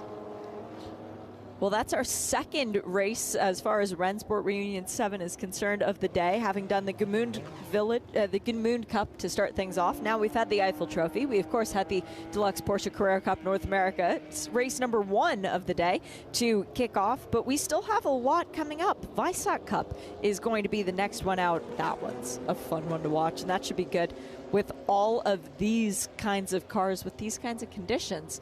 Much better than what we saw in yesterday's running. So don't go too far away, because now we've had one race winner, but let's find out who's going to win the next series of races. Stay tuned.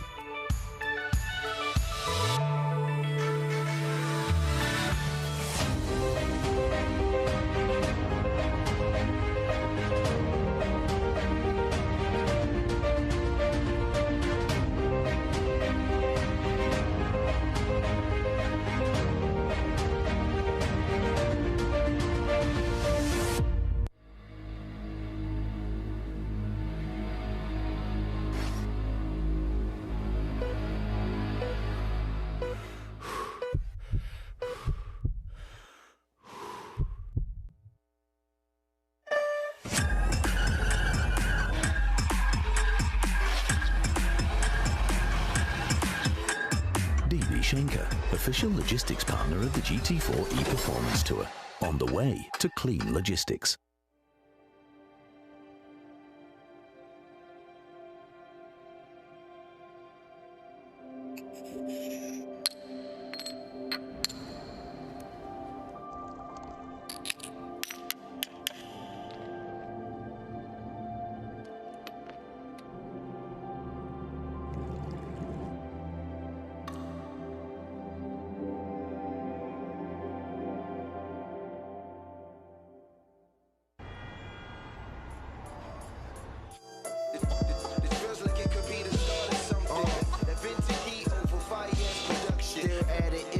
In the stereo cop circle the block, yeah, I guess he on a neighborhood watch. And this timepiece is more than just a neighborhood watch. So when they spot it, they wonder how a good got it.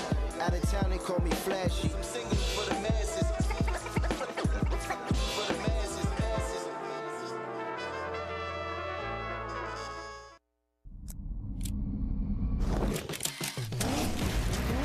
For 75 years, Porsche has been a symbol of precision, performance, passion.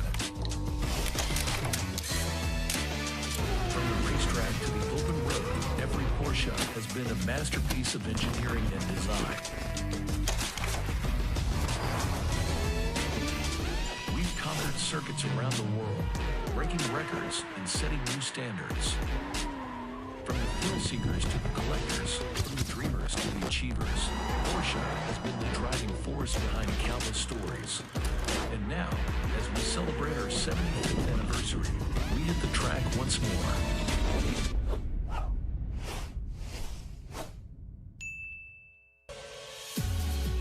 Welcome back to the broadcast for Rennsport Reunion 7, presented by Michelin here on Motor Trend. It's Peter Mackay, and welcoming back John Hindhaugh to the booth. John, you were keeping a keen eye on that race there. Nelson Kali taking the win in that old 911. Yeah, 1967 car, and I heard you sing lapping in around about 100 seconds. Brilliant. Alan Turpin's coming through the field.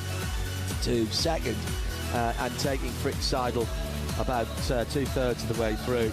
Barry Waddell in third in the car that he's sharing with Patrick Long in fourth, behind Fritz. Took the best lap on his last lap, so he was getting faster and faster in that 911 TR from 1968.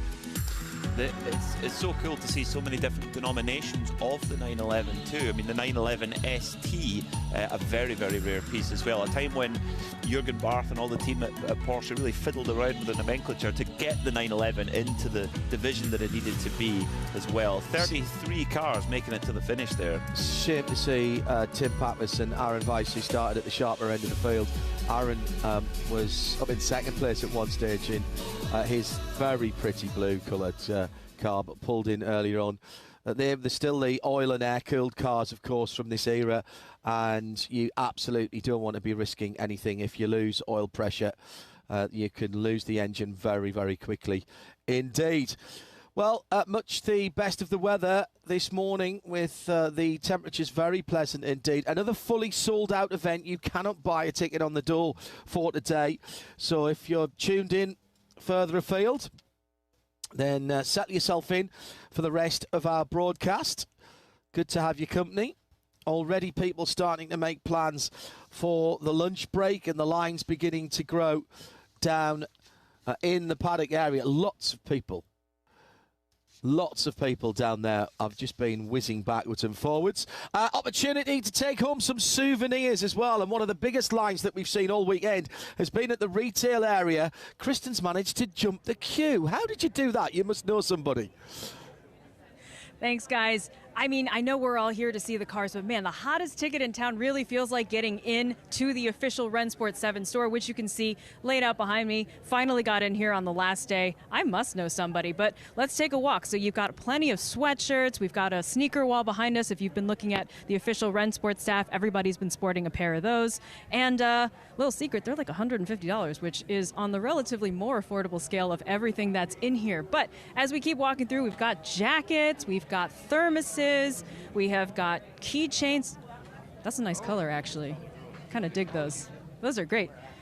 Kind of feels like worth the wait. Yeah, if you look around in here, there is stuff in here that you can't find at any of the other vendors. There's a whole sunglasses wall. There's even luggage at the back for you to take home all of your Rennsport stuff if you run out of space in your actual bag.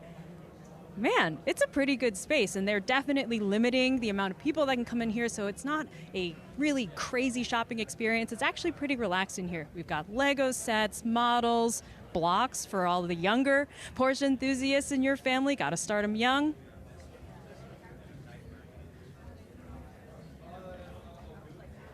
Excuse me, sir. We're on the Rennsport Reunion live stream. How are you doing today? How are you? How long did you wait in line to get in here? Not very long. It was nice this morning. It was pretty easy, pretty quick. Did you make a purchase today? I did. Can we see what's in the bag? Sure. There's more coming. My son's buying more. So a couple of fanny packs. That's really great. You know, the hands-free thing is perfect. Is your son in here? He's in the green shirt. In the green shirt, the hat? Yep. Oh, it looks like he's got... He's going to buy the pink bag. The pink bag that's on the wall. That's a nice bag. I think that's a really good choice. Thank you so much. Thank you. Glad you got in here without a problem. Thanks. Man, if you do get a chance, the line is still wrapped around the building, but I think it's worth the wait. Get in here, take a look. Thank you so much. Back to you, Amanda.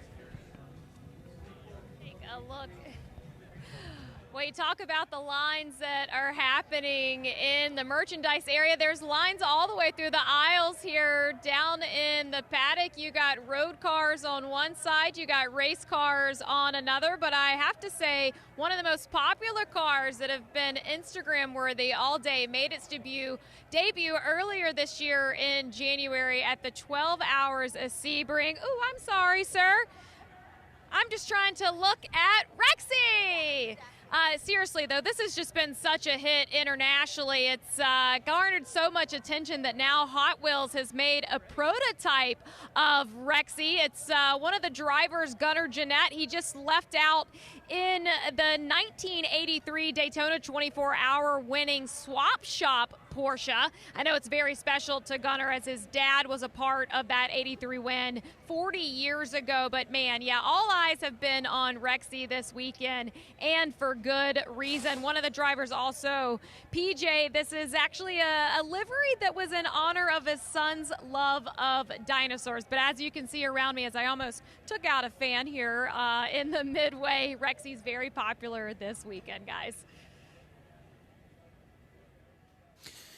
Well, I'm very jealous, Amanda, of you down there in the AO Racing pits, alongside a car that's very, very special indeed, the RS Spider in the DHL livery that had a lot of success here at the WeatherTech Raceway Laguna Seca, just between Monterey and Salinas, and luckily we're now starting to get a little bit more towards California weather. It was pretty cold, pretty wet, but now it's just getting a little bit better.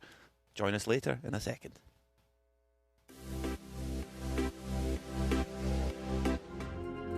Why do we do it? Why do we gather at a historic circuit? Why do we all roll out hundreds of Porsche race cars from museums, collections and garages around the world?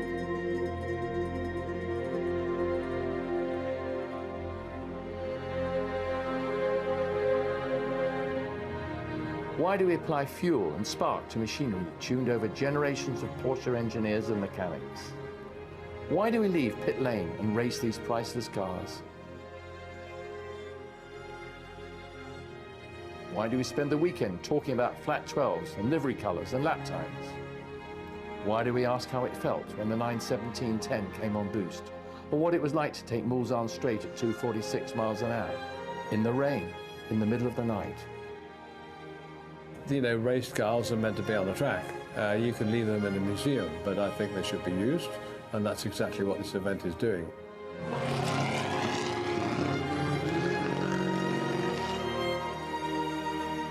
It's a great sight for me to walk through and see these cars right, left and center. And you meet not only old friends, old drivers, old fans, old cars, you know. But having this surrounding possibility of being here and driving like I can drive today my old Le Mans winning car from '86 makes it a unique event which brings back very precious moments and is another fuel for the next couple of years. Why do we all show up here every few years to see and hear and smell and be part of this magnificent spectacle?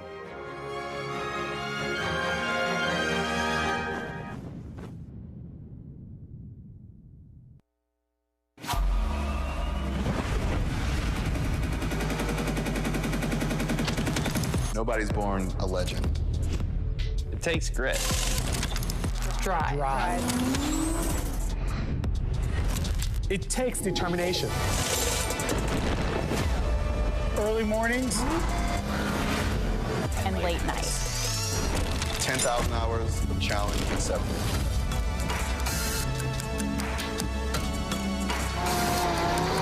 It takes sweat, focus, passion, sacrifices, and maybe the help of a few friends. It's the pursuit of perfection. It's the thrill of the hunt. The smell of burnt rubber. The speed. The sound. The fun. It's the same for all of us. All of us. All of us. All of us. Around the world. We live this life of wheels. Together. Together. Together. Look at that. It's the dedication. Labor. The love of a whole lifetime. Beginning with the spark that ignites the flame and fuels our passion. All immortalized in 1/64th. Because legends aren't born, They're made.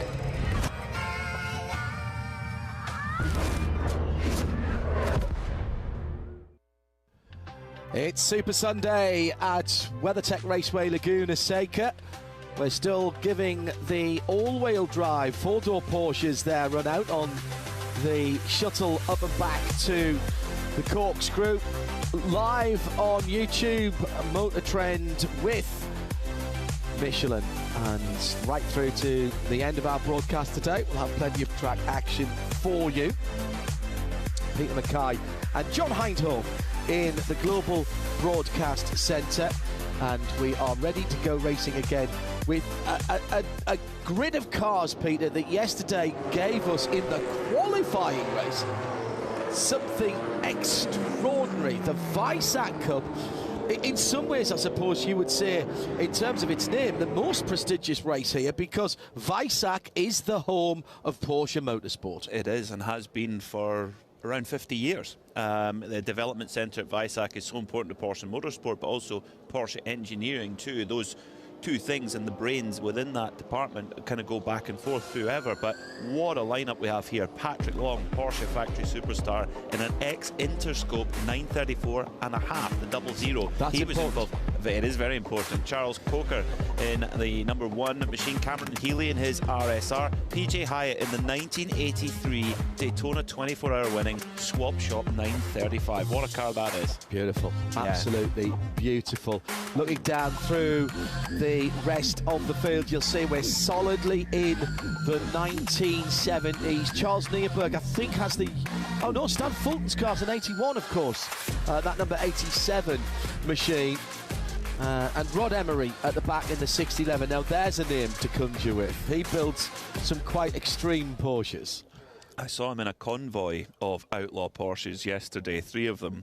They are gorgeous machine based on the 356 usually, not exclusively, but usually the 356, and he advances it to the modern standard of braking, suspension, etc., and engines too. And he's out in the 1976 Brumos 934, that's the number 611.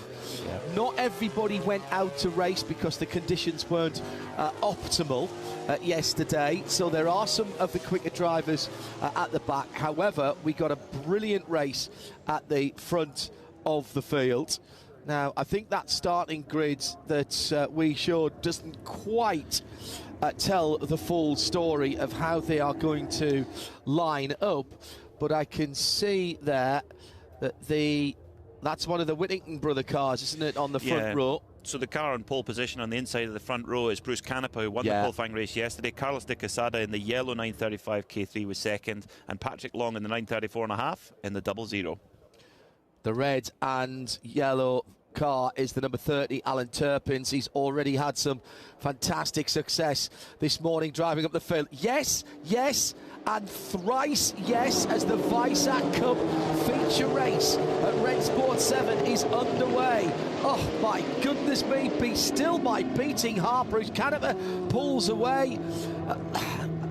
I know the commentary's important, but just revel in these historic machines being pushed, being driven, absolutely honouring the people who designed them and engineered them and raced them in periods. Well, Bruce Canepa, the man at the front of the field, did race this very car in 1979. It's one of the last 935s to be built by the factory. The car that's chasing him, the yellow Whittington Brothers Road Atlanta liveried car of Carlos de Quesada, that's a Kramer version. So Kramer took the base from the factory 935 and then converted it with their own kit, and the 935 K3 was the car to have at the time. A Le Mans winner, of course. Chatting with one of our Porsche legends, Jochen Mass, on his birthday yesterday, although it seemed I had the best present because I got to chat with Jochen, who I haven't seen for many years. And he said he was always a bit wary of going with any of the tuner cars because he felt that the Porsche guys knew the cars so well.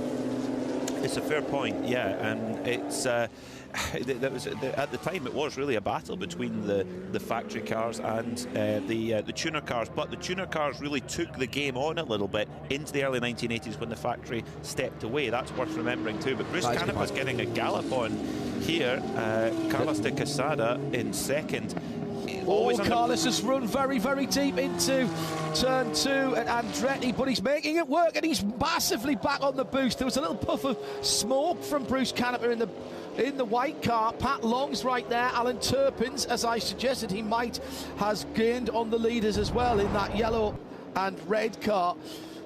Was there just a little lock of the right front wheel from Bruce there as he turned in? It looked like he was struggling with understeer through the middle of the corner. And actually, Bruce Canepa signalled Carlos to go through there. He just ran in a bit deep on the brakes. There's a little damp patch there that if you get onto that, it extenuates the problem. So Carlos de Quesada goes through. Remember, these cars at full boost can be up to 800 horsepower. Canepa's dropping back. 4-speed gearbox. I think Bruce Canepa's got a problem. Yes, he does.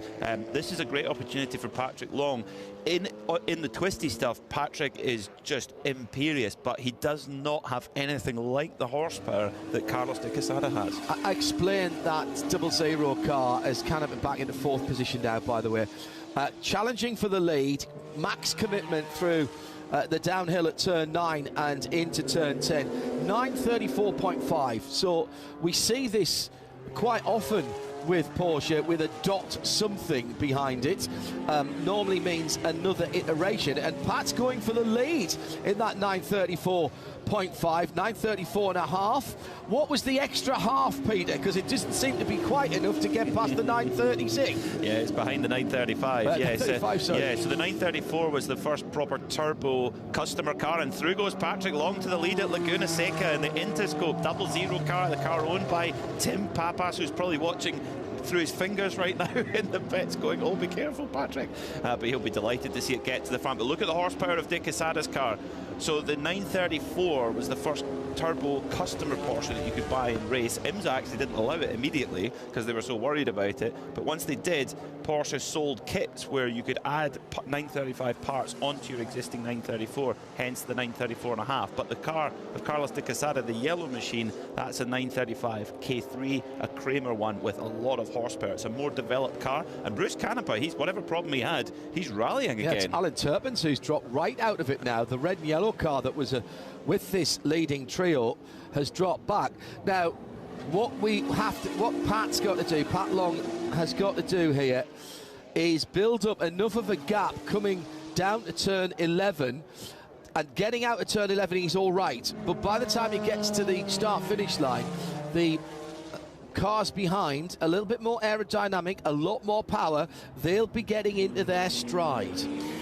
Patrick, he's definitely got to make the very most of the corners. You're absolutely right, because as soon as we get onto the straight, that 935 K3 of Carlos de Quesada has got some serious horsepower. Round he goes around the outside. Here comes Carlos on the outside with the Road Atlanta car. Can he get he's going to snip the nose off. He can. No, he's drifted wide. He's going to cut back and diamond the corner off. Here comes Pat Long on the inside, spinning up the rear tyres for a moment. He's had to lift off because Bruce Canepa was right there as well. I saw Pat look across to his right-hand side, but he's going to do the old over and under manoeuvre. But you don't slow down enough for turn 4, Peter. So there wasn't any braking there by Bruce. He's just rolling the car through the corners. So the car that was first across the line is third. The car that was second is first, and the car that third is now second. Are you keeping notes? Just fantastic. And also just shows you how physical these cars are to drive. And it's not just open the throttle and it gallops along at the same speed. There's such a finesse. You're steering in, you're no power finesse. No way. And you're having to play with the boost knob to get the boost in the right place. You're actually applying the power as you're going into the corner, and then hopefully the turbo wakes up when you want it to, and you've straightened your arms out, and then it catapults you down the straight. A little bit of traffic to contend with. This is where a sharp professional sports car driver like Patrick Long will have an advantage, and indeed he's just got past Bruce Canepa there for second place, but Carlos de Quesada is out front, and he's got to try and make this opportunity now down the front straightaway. Looking like 5 laps to go here, but Carlos de Quesada struggling to put all that power on the ground. Ranson Webster, by the way, the pink and white Kramer K3 up into 4th position last time around. So Pat Long back into second, but down the inside, Canepa comes very late indeed into the Andretti hairpin. Wow, that was close. And here's Pat Long. Oh, he gets the nose almost chopped off. The leader did not get that yellow car does not get out of the second part of the Andretti hairpin at all well, and that actually concertinaed the leading 3 together. Wow. And it just shows you just how much power they're trying to get down there. But Patrick Long can really turn that 934.5 really on its nose. It's a really nimble little car. I think it's a little bit lighter than a 935. It's a little bit smaller in footprint as well as Patrick gets up over the curb. Flat drifting. the difference of Bruce Canepa, he owns the car he's in, and when he put it up the inside there, Patrick looked in his mirror and thought, no, through you go.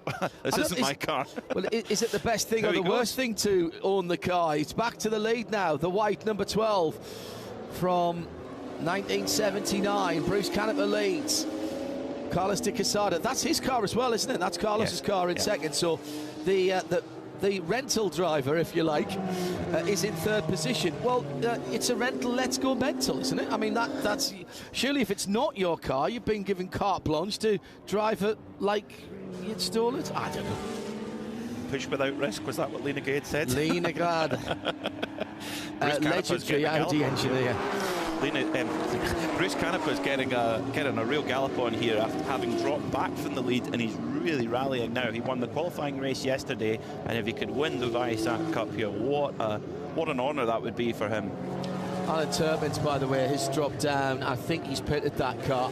So it's Ransom Webster in the Kramer K3 1976. That's the pink and white car in fourth. It looks like PJ Hyatt is up to 50. Yes, he is, and he's just done his fastest lap of the race in the Andal 935L from 1982. That's one of the later cars in the race. And Martin Lauber in the number 64. That's a 1975 RSR spec IMSA GTO car. He makes up the top 6. And the car of Ransom Webster, that beautiful Japanese livery with the pink and white on it there. It won the 1981 Suzuka 1,000 kilometres with, get this driving lineup, Henri Pescarolo and Bob Wallach. Two of the best. Ever. 57 is Ernie Sparda, just coming to turn number 3 now in the white car. Behind him is William Lyon in the 1974 911 in the Samsung colours, as they turn in through turn 4 now. William Lyons had a very, very busy weekend, driving several cars, including a 910.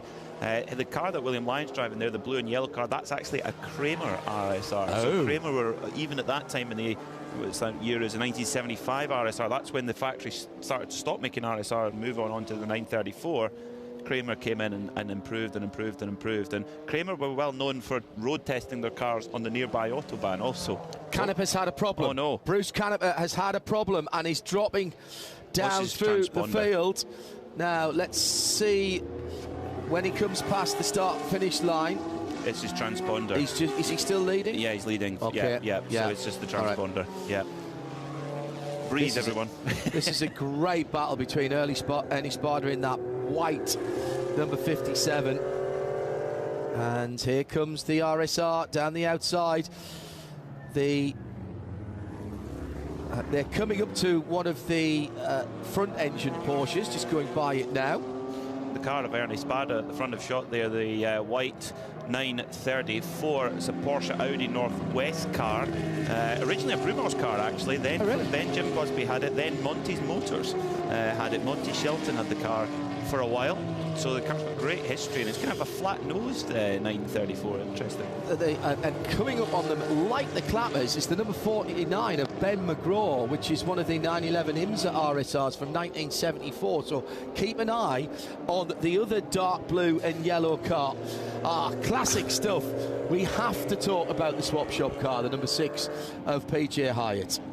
It's the fastest car on the circuit right now. That's a position, yeah, by the way, for fourth place. Yeah, 129.1 PJ had the last time out. Is that PJ? No, that's Gunnar Jeanette driving. Gunnar Jeanette is at the wheel of the swap shop car. That makes a lot of sense, how fast it's going right now. That car won the Daytona 24 Hours in 1983 with Bob Wallach, Cloud, Ballerina, Preston Hend, and none other than A.J. Foyt, who actually joined the effort midway through the race when his Aston Martin Nimrod blew up. And when Bob Wallach got out the car to hear, don't worry, I'm not going to repeat the whole story, but when he got out the car, I don't think he was initially pleased about his new teammate.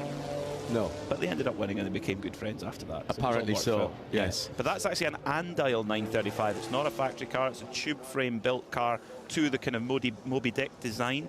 And Alvin Springer, who led Andile at the time, basically built it to put Kramer back in their place. Yeah, absolutely. And Gunnar Jeanette knows 935s very well. His first race was in a 935, so He knows how all of these cars work. Back to the front of the field. Bruce Canepa's back in the lead ahead of Carlos de Quesada, who put his fastest lap in last time around. So the 12, the white number 12 from the yellow, number 94. That's 935 on 935, the same year, the same cars, although the K3, of course, was the Kramer brothers. Across the line for Bruce. I mean, whatever else you think about these cars, and again, a little bit of oil haze on the overrun there from Bruce's car. Whatever else you think about these cars, and if you're watching at home thinking, am I really into Porsche or not? You cannot deny that these are purposeful looking race cars that underneath, remember, had the silhouette and the body shell of the then 911. As the 935 progressed, less and less of it became 911. But you still had to have the doors, the roof. And actually, when you look, even one of the most developed 935s, if you go around to the back of it, you can see the 911 in there, and then with all the bits on the edge of it. It's literally tagged around the outside. Yeah. Oh, here comes Gunnar Jeanette down the inside, side by side through turn number 5, and Ranson Webster in that beautiful pink and white, the Japanese livery car, just about holding on, still holds on to turn 6, can't afford to hit that inside curb there. Now climbs the hill, went a little bit wide. Here comes Gunnar Jeanette, side by side up the Rahal straight. Jeanette's going to have to go the long way around. Last of the late break is at the corkscrew and makes it with a huge afterburner overrun of extra fuel. He had that one turned up to 11 there. That was Spinal Tap racing from Gunnar Jeanette.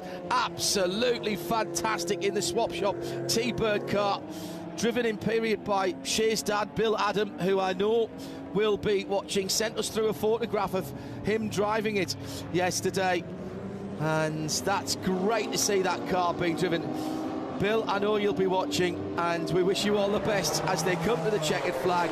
That is a place on the line for Gunnar Jeanette. Bruce Canepa wins it from Carlos de Quesada and Pat Long on the podium. Last corner, or last couple of corners on the last lap, as the 4th position was in dispute.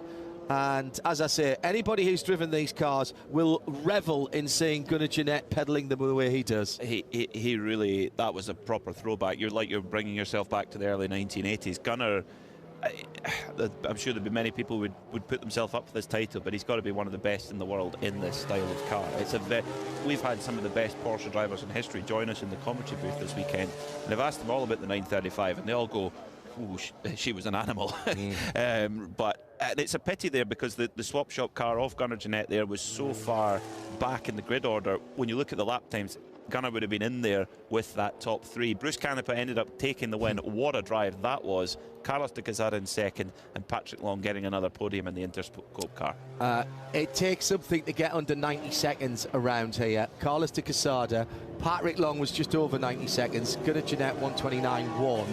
I don't think there'll be anybody much quicker than that. I haven't got Bruce's time, unfortunately. I think Timo Bernhard in the RS Spider in the Stuttgart Cup might well get under that. I'm sorry, no, I meant in this. Oh, in this class. plateau. Oh no, for these cars, they will not go any faster than that. Yeah. I guarantee you could put whoever you like in these cars, they will not go faster. What a drive from Bruce Canepa, a driver with so much experience in historics. He's owned that car for over 40 years. That's been a good investment as well, and I'm sure he didn't buy it for that. Just a bit, yeah. Just a bit. Never buy cars for investments, by the way. Buy them to enjoy them. Buy them to drive them. Buy the car that you want to have at the right time. And if fortune favours, then fine. I always think that when you park your car up, whether it's your race car or your road car, if you don't want to just have a little sneaky look back and have a look at it before you turn the corner, then you've got the wrong car. That's fair enough. Yeah, it has to tug at your heartstrings. Yeah, a little bit. I also have a big appreciation for a car that does everything. You know, a car that will do whatever situation you put it in. It will do the job. A Cayenne, even base Cayenne, I would put that in that category. And I'll take the Cayenne GT Turbo, please. Great win for Bruce Canepa in the Weissach Cup Rennsport feature race. It's Super Sunday here at Laguna Seca.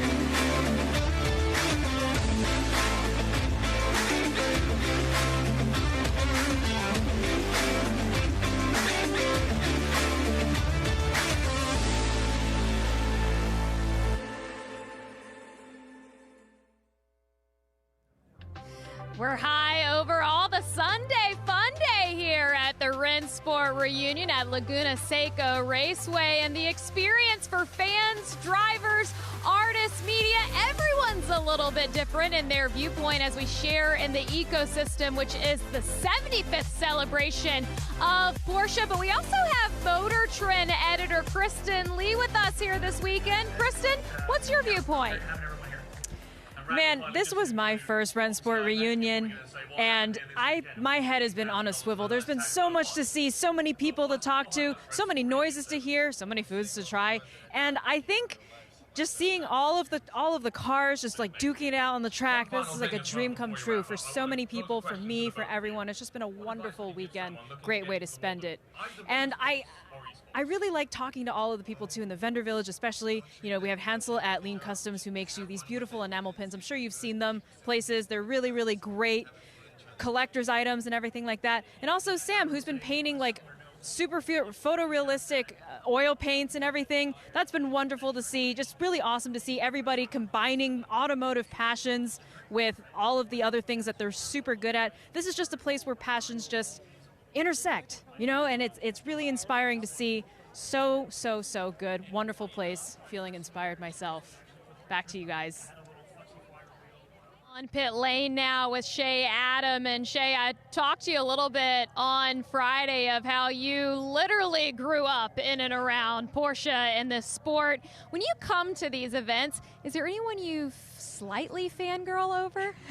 Well, the cars mostly, because that's how Dad raised me. But yeah, this is my first time to Rennsport, completely overwhelmed by everything.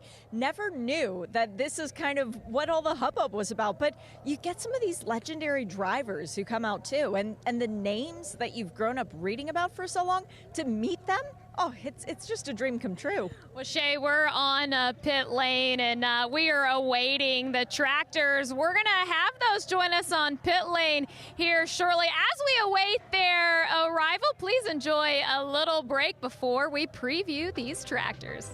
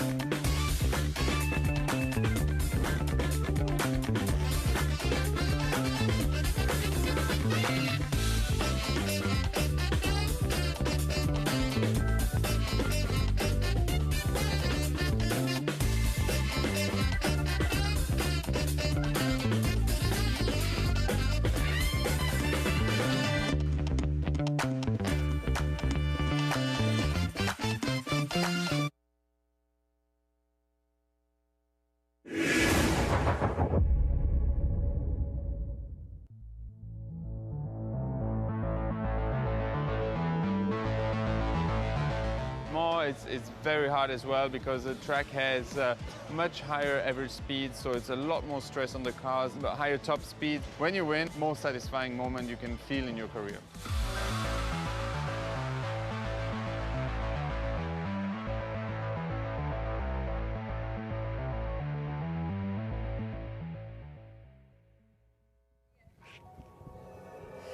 We're back here with all the action at what is Rennsport Reunion number 7. It's hard to believe that it's already Sunday. What a beautiful celebration for the 75th birthday of Porsche, the 60th anniversary of the Porsche 911. I get to hang out with my good friend Shea Adam. You've been on many pit lanes in your life. What's it like covering all the action at Laguna Seca? Oh, it's exhilarating. This is one of the coolest pit lanes because, as you can tell, it's a little bit wide, so there's room for action to happen on this pit lane. But the wall, it's low, so when you go out there to try and call pit stops to get a wider viewpoint on what's happening, the action is right behind you, and you never know what's going to happen on the racetrack. racetrack. And what's about to happen on the racetrack, that's pretty special as well. I was going to say, of all the things that you've covered in your motorsport career, did tractors ever cross your mind? No, I mean, my grandpa's a farmer, so he'd probably be pretty proud of this, but definitely not tractors and definitely not Porsche tractors. That's not something that every little kid grows up thinking about. So our very own Justin Bell is going to be on one of these tractors. We've been talking about it all weekend. You got a little, you scouted it for him, talking to the owner of that tractor. Any words of wisdom for JB? Well, see, the interesting thing is the tractor that he's on is one of the fastest out there. Jeff Mosing, who's a racer through and through, he's been a Porsche champion multiple times over in the GT3 Cup back when that ran. It's his tractor, and JB was getting all the tips. Jeff drove it yesterday. He got all the kinks worked out. He knows the proper line to take around because the race only goes from here to turn 5. It's not that many opportunities to make your pass. Well, he told us he had a farmer's breakfast this morning, but going inside the head of JB, think he's a little nervous? Oh, completely, because this is the most pressure he'll be under all weekend. And the best part about it is I know he can hear this conversation right now. But JB, we are rooting for you up here on pit lane. Guys, we're going to be right back with all the action here at Laguna Seca. We've been talking about the tractor race, and it's on its way. Something about soulmates. They all arrive in different ways.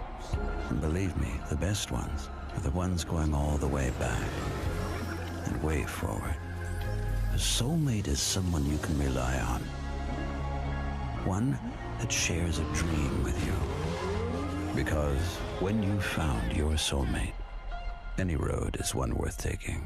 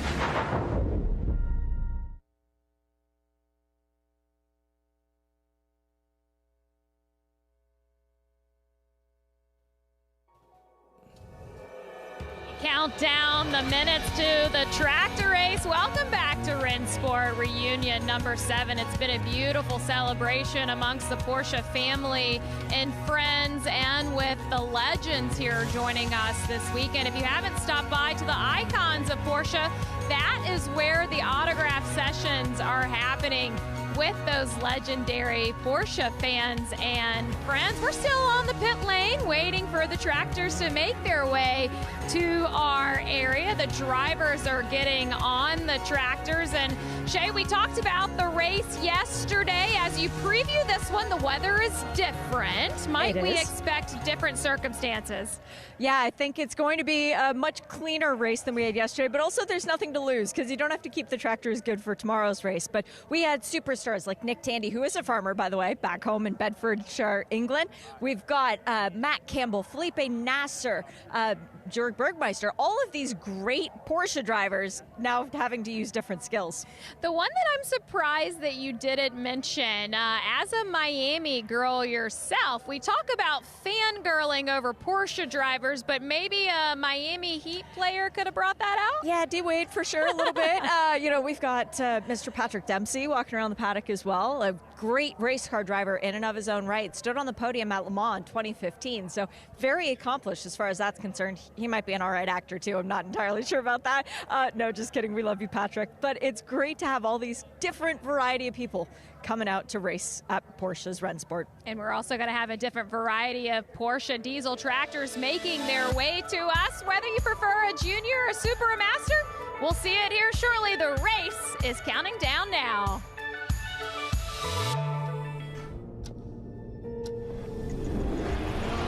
60 years ago, we made history. We reached eternity 9.1 seconds later.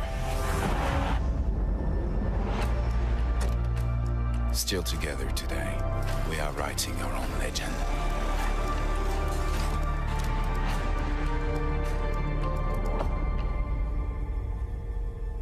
The race never stops.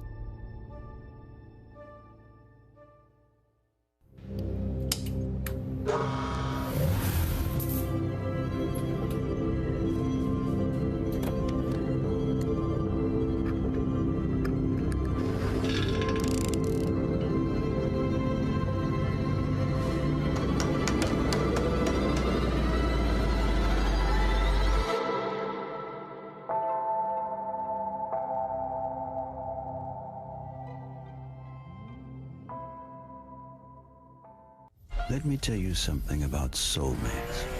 They all arrive in different ways. And believe me, the best ones are the ones going all the way back and way forward. A soulmate is someone you can rely on. One that shares a dream with you. Because when you've found your soulmate, any road is one worth taking.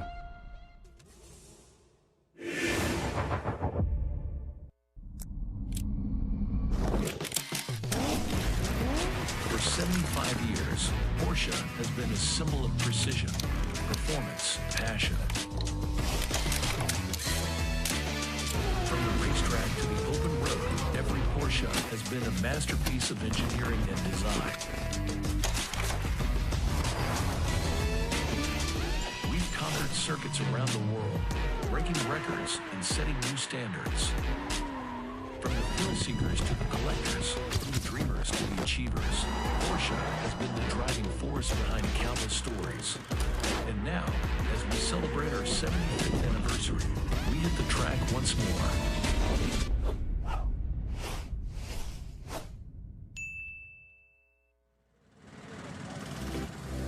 Oh, the sights and sound that is the Rennsport Reunion, and it's also the smells as the tractors make their way to us on pit lane. We're taking a look at the Porsche diesel tractor. This was quite a hit at the prior iteration of Rennsport, so it's no secret that these are back to have some more fun here this weekend. You guys look interested in this. I'm catching up with some fans right here ready to take in the action. What about the tractor excites you?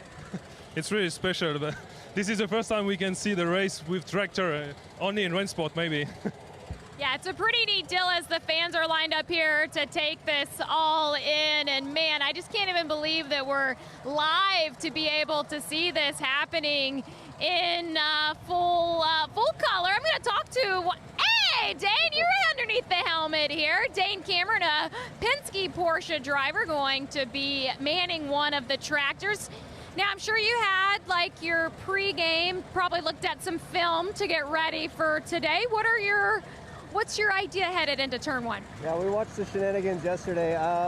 My main goal is to survive. My first time ever on a tractor was from there to here, so I have no idea what I'm doing.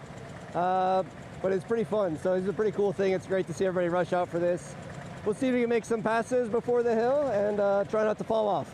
Dane, as you've taken in this Rennsport Reunion and just being part of the Porsche family, how has this experience been this weekend? Is there a memory or a highlight that you'll go home with? Yeah, I mean, the whole thing. It's certainly something that I really looked forward to when I joined Porsche, and just to see the passion for the brand, see the fans. It's great, really, really great to see, and just see the history, where the brand has been and where it's going. It's great to see it here in one event.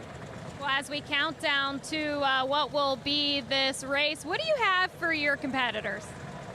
As long as I think Campbell and Jaminet are here, so obviously teammates in the Porsche program, Penske program, so as long as I beat those two guys, then I'll be happy. Good luck, Dane. Congrats. This is going to be so exciting. So a very mixed grid of drivers. Obviously, we have professionals like Dane Cameron. We have our very own JB, and we have a super big line of fans, whether to take this in. And as we get back to finding Justin Bell, I got to get inside of his mindset.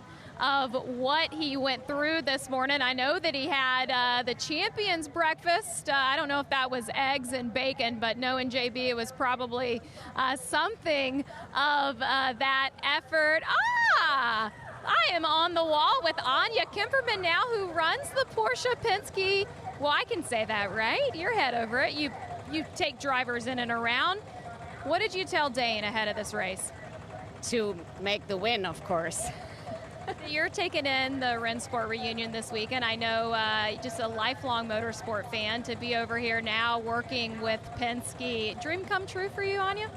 Definitely. And this is a perfect combination because I'm here with my new team, where I'm the team coordinator and driver handler, and I have all my friends from Vintage here, and it's perfect. So 80% of the paddock is my friends and family, so it's amazing. Well, it's been awesome to watch your first year with Penske. I know it's been a dream come true, and congratulations on all the success. We are still on the hunt of trying to find Justin Bell. I know he's getting parked. Ooh, look at Bobby Aiken pointing me on the way to Justin Bell. Let's go get our guy.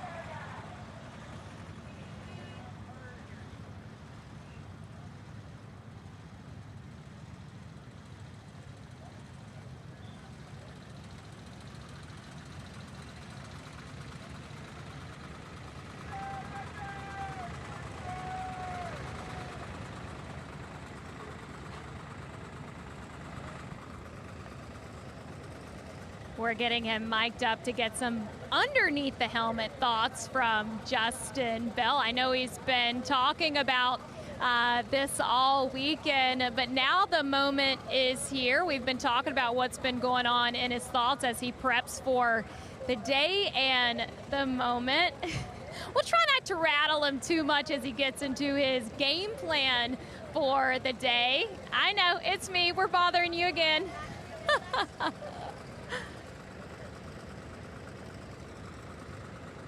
All right, JB, well, now that you can probably hear me now, as I get a mic to you.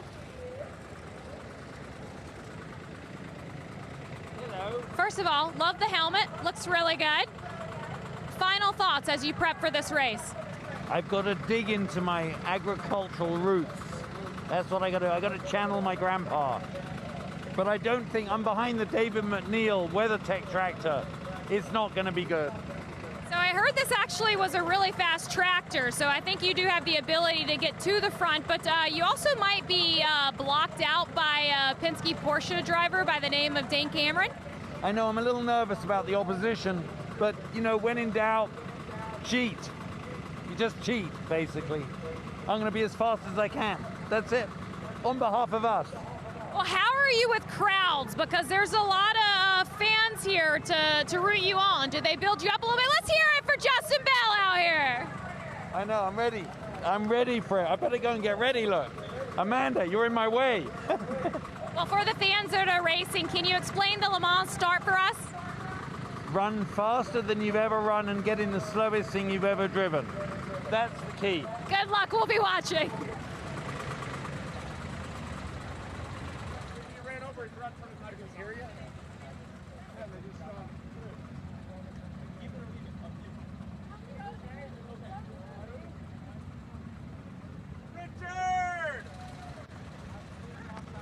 Well, what a phenomenal array of machinery on the front straight. The Porsche tractor history, which I swatted up on for 6. I actually know far more about Porsche tractors than anybody has a right to be honest, Peter. Peter McKay and John Hindhaugh in the Global Broadcast Centre. However, all joking aside, this is a perfect example, and people are going to be laughing all around the world and around the circuit when I say this. This is a perfect example of Porsche's approach to everything, because this is engineering-led. There was a necessity for agricultural vehicles in the late 1950s, and Porsche had a design for a diesel engine, a single-cylinder diesel engine. Now, that works very well on the Porsche Junior, which is the smallest of the tractor, but the Standard, the Super and the Master, they needed more power output. So instead of designing 2 or 3 more engine blocks, they basically just tacked a single cylinder to make it a twin, to make it a triple, to make it a quad, a 4-inline diesel engine. Obviously, you've got to connect them together with a crankshaft, but basically that's what you're doing. So if the single had 11 horsepower, the twin had 22, 33, 44, etc. And that's basically how it goes through. Now, I reckon we have got a little bit of balance of performance here, because I think the bigger engine tractors are all on a handicap system further back down the grid. The tractors, they built about 125, 130,000 of them, around about 1,000 made their way to the US, and from the late 50s, still building them in the early 1960s. They are tremendously reliable. There was an idea that they would extend further and build a whole new factory, and that never happened. So they are sort of, in terms of the numbers, they're pretty exclusive Porsches. Shea Adam is down on the grid. This is a lot of excitement down here. All these drivers getting a little bit limber, getting ready for the highest stakes of the weekend. Everyone wants to win the last tractor race because, of course, you don't get another shot at it for 5 years. So all of these drivers out here on the line, ready to go. Jeff Schwartz definitely with a slight advantage. He's got the most aerodynamic tractor, and he's not actually even standing on the line. He is now all the way over. There we go. 1 minute to the command has been given. They are getting ready, making sure everybody is good to go. Green flag is in hand. Now all the pressure is on. All the drivers ready to run as fast as their legs can possibly carry them. Green flag is in the air. Green flag falls, and away go all of our tractor runners. And first off, there we go, Jeff Schwartz tagged into action. Now, who can get their tractor fired up and moving first? Well, Matt Campbell with a really solid start. Dane Cameron doing the old karting trick, bouncing up and down in the seat of his tractor. He is up into second already, watching the rest of these tractors getting rolling and moving. Everybody is off the grid. John, we should be good for this race. Jeff Schwartz had a runner to come across the track, which I thought was a great idea. Justin Bell, JB, off and running. Let's see if we can go on board with Justin Bell as he comes up the start line.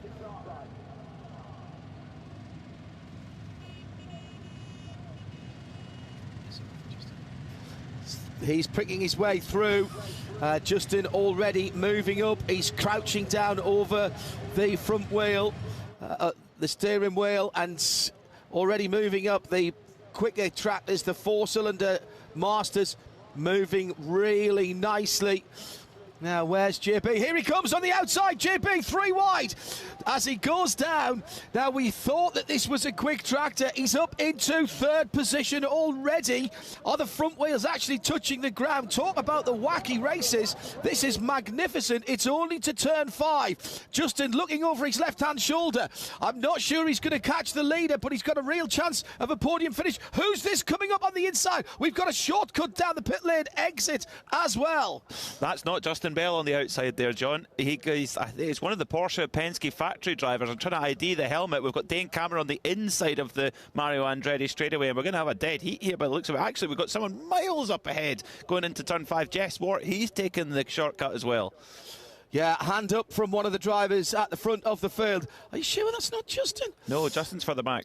Right. Oh, coming through the... There's Justin at the back of the Justin track, right is standing up, 4 wide. Justin Bell, hand in the air, waving to the crowd. So it wasn't him that got through. He's trying to urge the tractor on. The Penske Porsche drivers. There's an awful lot of Porsche Penske Motorsport honour at stake here. Dane Cameron trying to pick his way through.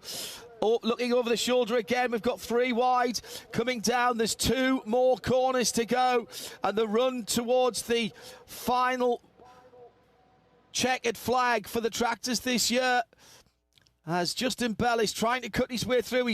I see what he's doing. He was turning up the wick a little bit there with the the hand throttle, trying to get a bit, maybe another 10 or 15 revs. It's like a 935 boost knob. Yeah, absolutely. Just exactly the same. And around the outside, we've got the two Penske Motorsport drivers, Dane Cameron on the inside, and around the outside, is that Mathieu Jaminet? It is Mathieu Jaminet. Justin Bell makes another overtake. Thumbs up from the standard on the inside. That is a super that Justin's driving through. That's the 3-cylinder car.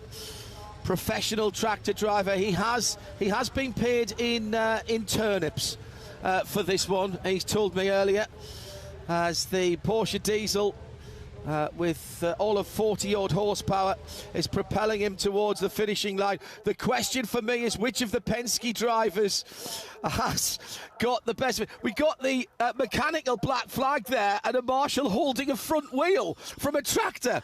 I'm fairly certain that was a front wheel from a tractor. That is brilliant attention to detail by the marshal. I think that was the tractor that Felipe Nasr was on yesterday. It looked a little bit like the wheel was going to come off yesterday, and it's made its way off today.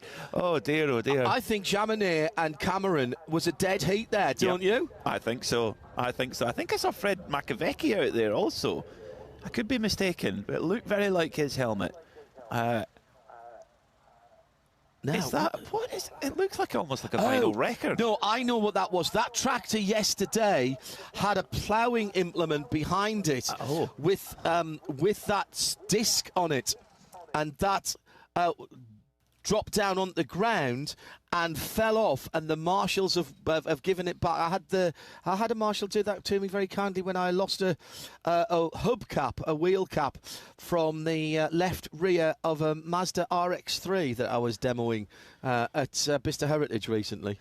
That's a fairly niche example, but yeah, it shows you the great work that the marshals do. Yes. Not often you say that. I lost my rear left hubcap on a Mazda RX-3. Well, the thing is, beautiful 997 turbo there, just beside all the tractors. Is that a turbo? GT, 997 turbo. Lovely. Yeah, GT Silver by the look of it. Perfect. The problem with RX-7 hubcaps is that you can't easily get them, and this one had come all the way from Australia. Still got some of the tractors are finishing their run. This is the ex-Felipe Nasr tractor from yesterday. Great, got a bit of extra heritage. Pedigree. Bit more pedigree, yeah. Quite right, yeah. So this was where we nearly had a crash on the access road coming back, where Jörg Bergmeister refused to lift out the throttle and nearly crashed into a nondescript SUV. He said that. I think we've got everybody off the track now. Yes, we have. Yep. Oh, maybe one more. I think we maybe got most of them are painted red, but there is an orange one. The ex-Felipe Nasr. The ex-Nasr. Yeah. A bit more provenance for that one. Mm-hmm. The number of Google searches, other search engines are, of course, available. DuckDuckGo being among them. For tractors, Porsche tractors, when it was announced just before Rennsport 6 that there would be a tractor race, went up about 1 million-fold, and I have to say I think the purchase price of tractors went up a little bit as well. I want to see if I can get one to enter in the World Ploughing Championships next week. My stepfather's competing, and he's in another brand, and I think he's got no chance unless he gets one of these things. Yeah, but that's well, yes. They are still, considering there was 125,000 of them built or thereabouts, and they are working vehicles. There are still an inordinate percentage of them around, and many of them do still work. Now, quite clearly, there's been quite a lot of care and attention being lavished on some of the shinier ones, and we've got the two Porsche Penske Motorsport drivers together heading up the hill there, Matt Jaminet and Dane Cameron. I have to say I quite like the Master coming up with the extra aerofoil on the top. No, it's just a roof. It's almost like a Chaparral rear wing, isn't it? We do have on the Gunner Racing tractor with the half Lowenbrow, half Pink Pig livery, it's got a rear wing from a 911 GT1. That's John Oates' tractor. The pop legend. Imagine if you've just rolled into the circuit and all of a sudden you've got a queue of about 25 tractors coming through. You think, welcome to Rennsport. If you didn't know. Yeah, absolutely. Yeah, wonderful. Somebody drops in from Mars and goes, what is this Porsche thing that's going on? And oh, it's all about tractors, apparently.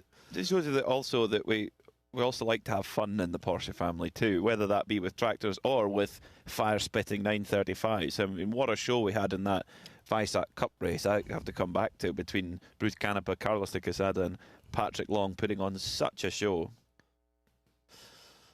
Well, it just shows the massive variety, doesn't it? I hope you enjoyed that, ladies and gentlemen.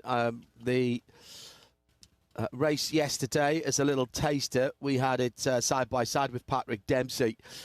Today, as you saw, we took the data from that and worked out a balance of performance, and that gave us plenty of action, particularly up to the first corner and through the first corner. I think Justin's just taking his helmet off there.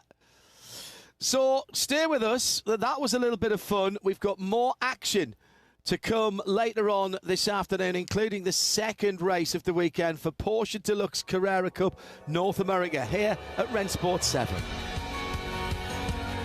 8 out of 10 electric vehicle manufacturers choose Michelin tires for a reason. They're built EV ready, so you don't have to think about them. You can just enjoy the thrill of being on top, or the excitement of coming down, spending time with someone special, or maybe spending time with someone brand new. Our tires are made without compromise, so you can enjoy every moment of your journey.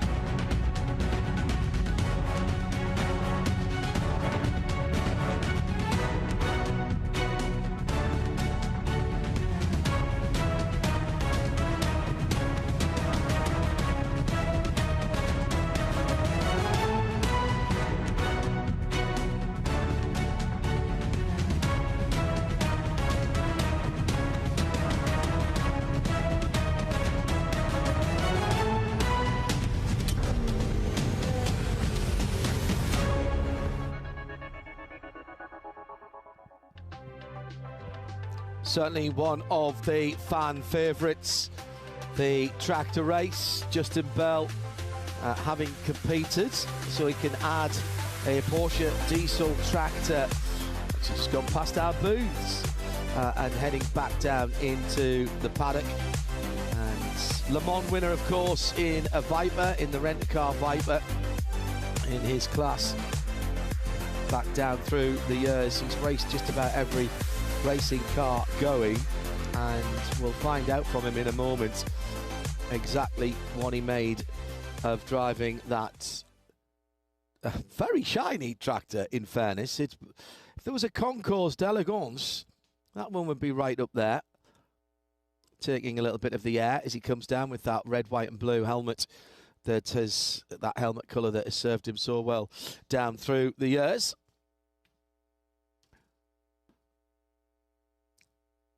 So coming up later on for your enjoyment here on the Motor Trends YouTube channel, presented by Michelin, our celebration of all things Porsche at Rennsport 7 will include the second race of the weekend from the Porsche Deluxe Carrera Cup North America. We had a new winner on the season for the first one, and just the fourth winner for this 2023 season. But still, feature races galore to come from the rest of the grids that are here this weekend, Peter. The next one up, which will be coming on a little later, is the Werks Trophy, which is, well, some of the most exotic machinery in there. The very, very lightweight, streamlined prototypes from the 904 all the way through to the 917, and I absolutely cannot wait to see those cars in action. Not one, but two Gulf 917. So if you're a fan of the movie Le Mans and Steve McQueen, you are going to love it.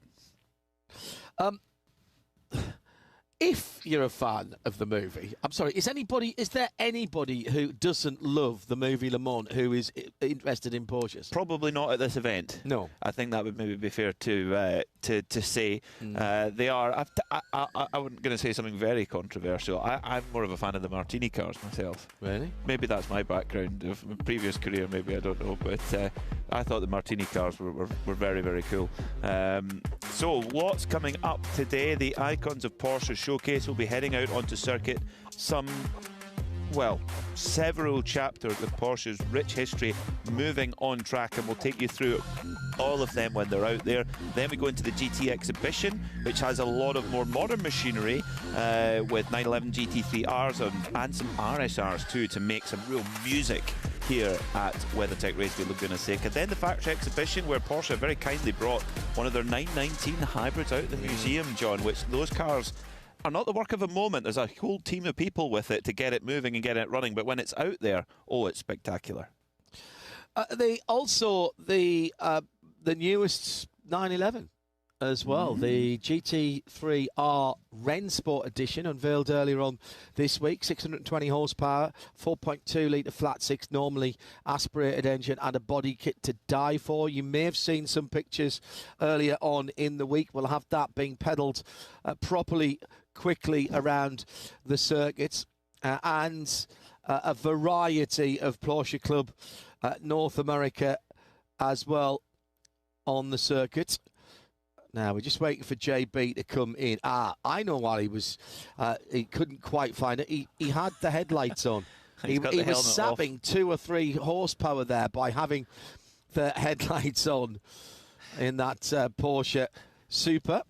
Do you know what makes me sick, though? How is Justin's hair still perfect after that? It's because it's Justin. Yeah, only Justin Bell could pull that off. Of course. He's the king of cool there on the tractor. Amanda is waiting to welcome back our conquering to us. He's still, Amanda, our conquering hero. I'm getting caught up on the tractor with JB for the interview. This is lovely. Okay, so if I'm counting correctly, you are the 7th tractor to make its way to us. I don't know if that's the finishing order, but I saw you get squeezed there on pit lane. What was your strategy? Did you see that? That was right up against the wall. No, I was like, I better back off. My tractor was stopped when I got to it. The engine, when I ran across, the engine was off. So so it was a little bit of a chaos, you could say. And I was like, no, my beautiful Le Mans star just went upside down. I can't stop it.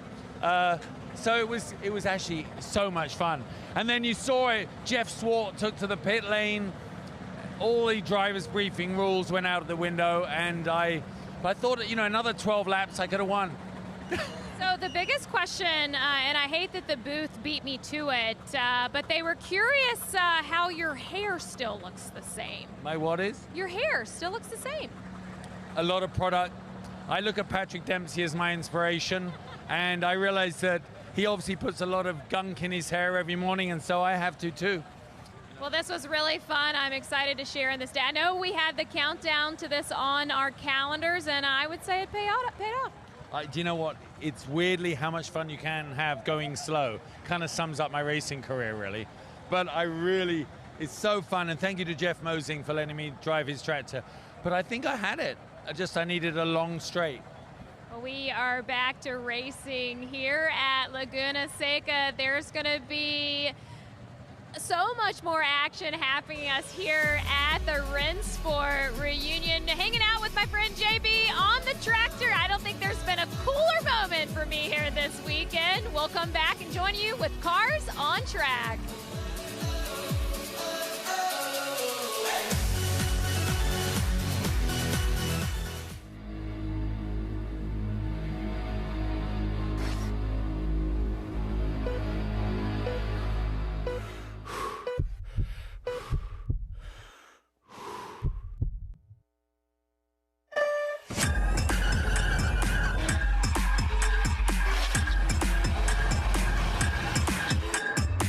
Schenker, official logistics partner of the GT4 E-Performance Tour, on the way to clean logistics.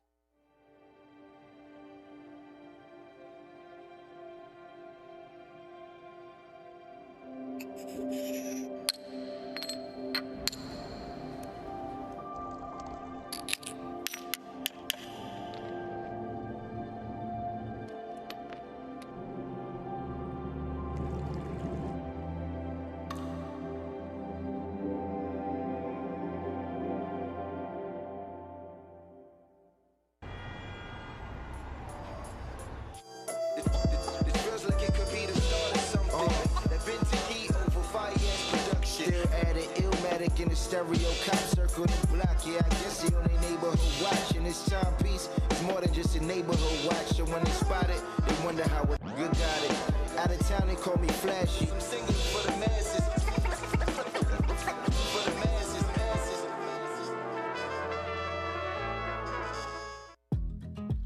As well as having one of the most challenging and exciting motor racing circuits in the world, the Monterey Peninsula boasts some spectacular scenery, wildlife, and some of the best places to go and eat and drink anywhere in the world. Great destination, even if there's not Porsches running around WeatherTech Raceway Laguna Seca. You'll find the car culture, though, pretty much everywhere you turn around here. Obviously, there's the history of Cannery Row as well, up into Pacific Grove, some great eateries there. And when you can, all the way down to Big Sur, although the Highway 1 is closed at the moment, so you can't easily get down there.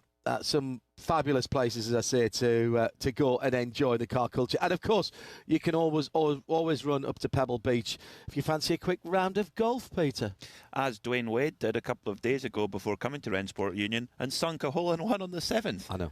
Extraordinary. He maybe had a bit more success than his fellow countrymen at golf this weekend. Saying nothing about that. No. We still have to get out of here. We do. Very true. Just mentioning that, of course, there's the famous scenic drive that I recommend, if you haven't done, you do go. It takes you right through the back of Pebble Beach. Whether you're a golf fan or not, it's a lovely way just to spend half an hour or so in the 15-mile drive around the coastline, not too far away. Carmel just round the corner as well, of course, with its wonderful array of shots. And you can fly directly into the airport, which is just round the corner. I found out that American are doing direct flights from Dallas as well. I didn't realise that. Always just used to be the little hopper planes. So the weather playing ball with us now. Little splash of rain this morning, but the scenery looking fantastic, and it's all looking great for this afternoon. Let's pick up with a little bit of the atmosphere, because it's about the camaraderie, it's about the family, and it's about who you bump into down in the pit lane in the paddock, and that's where Kristen is right now. Hey, I'm joined with actual personal friend of mine, Rob Fuller, and this is Kelvin.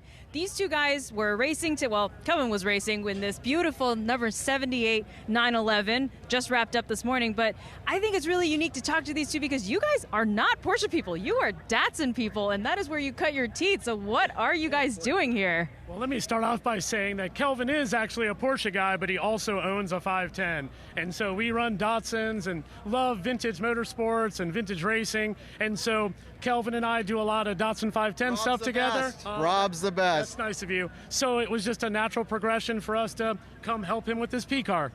How was the racing this weekend? What place did you come in? I came in 9th. It was battling all the way through, and really clean racing. We really enjoy the competitive spirit, and we enjoy preparations of the car, and all the guys know that these cars are part of history.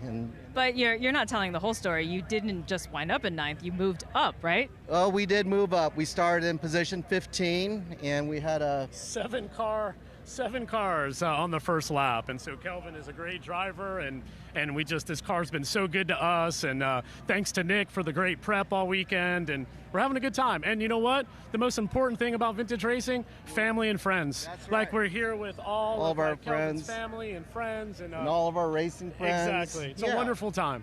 So real briefly, can you tell us really what kind of difference in talent and transfer of everything? How does this feel different from a 510 that you're used to driving? Oh, it's hugely different. I mean, it's a front engine. A 510 is a front engine rear wheel drive car versus a rear engine rear wheel drive. I mean, pretty much as soon as the car is pointed in the right direction, you use your rear gas to steer it through a corner.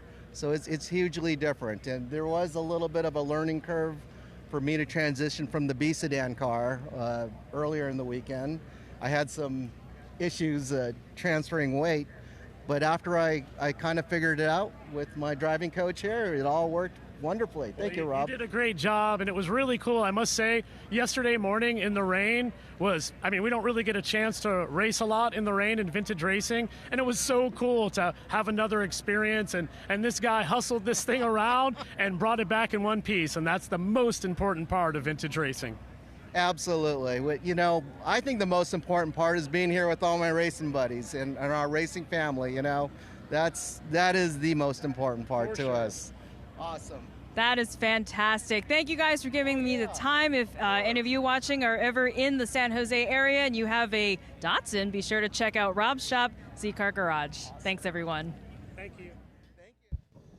Porsche Rennsport 7, and we once again have welcomed a sell-out crowd today. We came up with the dark this morning, Peter, and greeted exactly as we were yesterday. Immediately as we pulled onto the entry road, which is about, 2.5, 3 miles out, big signs saying, sorry, but if you have a ticket, you don't have a ticket, you can't come in. No drive-ups today, no walk-ups today. What a fantastic event.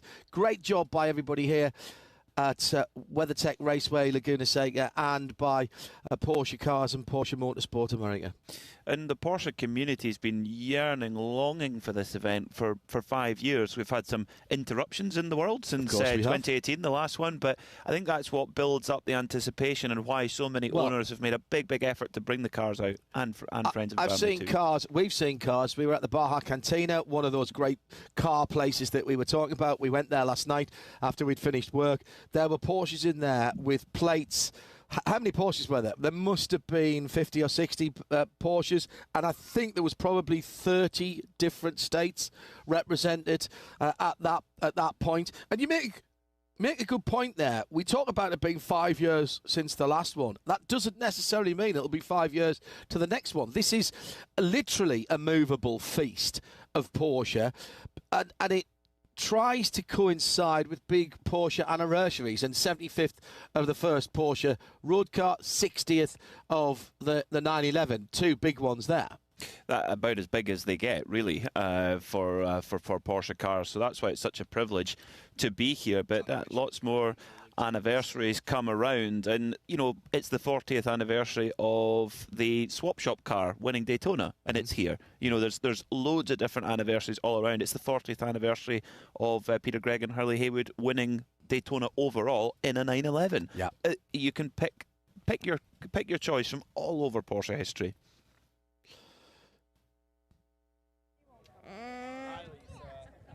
Next, and we are surrounded by some of the greatest. Now, this line is drool-worthy. There's no other way to put it. Leading them out is Hurley Haywood in one of his race cars with a passenger. I mean, how lucky can you get to be taken around Laguna Seca with Hurley in his own car? We've also got a Brumos Porsche with none other than two-time Grand Am champion Andrew Davis behind the wheel of that car. We've got a lineup of historic cars, new cars, the 935 back out. We've got a 914. We've got so many 911s waiting to go. They're all revving their engines because all of a sudden it is within time to send out the safety car and then to send out these cars for some parade laps. So John, I'm sure that you and Peter know more about these cars that are about to go out. I'm just enjoying the sights, the sounds, and the smells. Ah, yes, the smells. We haven't talked about that because there is a very particular smell that old race cars make, and whether that's the slightly different oil compounds that they're using, old rubber, glass fibre rather than carbon fibre. And by the way, that special guest in the front of the car, in the front of the field, is none other than the CFO of Porsche, Thierry Cartocci. What a special experience to ride shotgun with Hurley in one of the fastest Porsches ever made, over 1,000 horsepower in that number 59 Brumos machine. We had the great privilege of having Hurley Haywood with us in the booth yesterday, and he told us about going from a 300 horsepower 911 to the 1,000 horsepower or more 91710, an open spider body, and he's going to lead the queue of race cars, at least the white, blue and red machine. Also another car of note, which we'll look at as we go through, Bruce Meyer is in the Le Mans winning 1979 Porsche Kramer 935 that was driven by the Whittington brothers and Klaus Ludwig. And I tell you what, Klaus Ludwig, what a driver he was. He was fantastic. Klaus extended his career quite a long time, actually, and I had the great pleasure of seeing Klaus race many, many times. But how about that? Riding shotgun. How early do you think Thierry had to shout shotgun to get that ride with Hurley? Well, it's when you get to that level of a company as successful as Porsche, and you get CFO, Chief Financial Officer, you deserve these opportunities. That's a lot of hard work to reach that level in your career, and to ride shotgun with Hurley Haywood, a driver who finished third in the Can-Am Championship in that car in 1972 behind George Follmer and Mark Donoghue. And again, Hurley told us yesterday about how much help he got from Mark Donoghue, who developed the car. Look at this. Well, the regulation stated that you had to have a cockpit that was capable of taking a second seat. But of course, it's tight because nobody ever did. You didn't have ride-on mechanics like you used to in the early days of Le Mans. So it fulfilled the letter of the regulations because there was enough room to put in almost like the old-fashioned dicky seat that you used to have. But really, that was just a regulation. These cars never had a passenger. It's not as if you had, even when they were doing the classic European road races, they didn't have a navigator in there. Well, these Can-Am cars that were, again, the Porsche Can-Am car 91710, 91730 was developed between particularly Helmut Flegel at the factory and Mark Donoghue. But the gentleman who wrote or co-wrote Mark Donoghue's autobiography, Paul van Vankenberg, also designed the safety seat in the 91710 and 30. Talk about an adaptability of skills, being a designer, an engineer, and a writer at the same time. And the driver of the road car at the front, the 918 Spider, is none other than Frank-Stefan Walliser, a very well-known name in Porsche Motorsport and Porsche AG as a total. Yeah, now, Frank-Stefan Walliser in his time has been head of motorsport. He's been head of 911, and he's in the driver's seat of that car. He's a 993 owner. He bought a very nice black-on-black 993 convertible here in the States, actually, and took it back to Germany and had it all restored. Massive fan of everything Porsche, and particularly the air-cooled cars. And always great to talk to. When he was head of motorsport, I particularly remember a conversation I had with him at the Nürburgring on a World Endurance Championship weekend, and I'd been allowed to have half an hour with him to talk about the motorsport program, and I met him in the Porsche hospitality at the top of the pit building, and we sat outside and we're watching the cars go through the back of the Grand Prix circuit, and I realised that all of our time had been used up talking about our 993s rather than anything to do with the motorsport. So had to come back another day to do the motorsport. It's absolutely, I tell that story because it's indicative, Peter, of all of the executives at Porsche. They are car people. Now, that sounds pretty obvious. Oh, it's a car company, therefore you'll have car people. It's not always the case. And in other major car manufacturers, Porsche is a big player and it's a big company, but it's a relatively small car company. Yes, it's part of the bigger group, of course it is, and therefore it gets some advantages in terms of component sharing, platform sharing and development. But at its heart, it is still an engineering company, it's still an enthusiast-run company, and a company that looks at things often slightly differently from other people and tries to find different solutions. This display is a perfect example of what Porsche has done down the years. And the car at the back of the field there, or the back of the queue, I should say, that 914.6 is a Brumos car, number 59 Brumos car, that won the first ever IMSA race back in 1971 at Virginia International Raceway. Peter Gregg and Hurley Haywood. Of course, Hurley's up the front of this queue in the 917-10 in the later Brumos colours, the white, blue and red. The reason why it changed from orange to white, blue and red was because orange didn't show up very well on a black and white photograph, and Brumos and their owner at the time, Peter Gregg, they were such sticklers for detail, and things like that were really, really important, and what made them such a successful race team. But there's also in this queue a car that's won its class at Pikes Peak. So we've got endurance racing, we've got hill climbing, we've got what else have we got? Groundbreaking road cars in the 918 Spider, which uses a motorsport derived engine. What a purposeful little machine that orange 914-6 is, coming down through the rainy curve. Mid-engine, not rear engine, of course, for the 914-6. Yeah, Hubert Brundage, who founded Brumos in the 1950s. Peter Gregg taking it on, and I mean, hugely impressive in the 1970s. Peter Gregg, Curly Haywood and Jack Atkinson. And when you think of what has happened even since then with Dan Davis as well, and it continues, and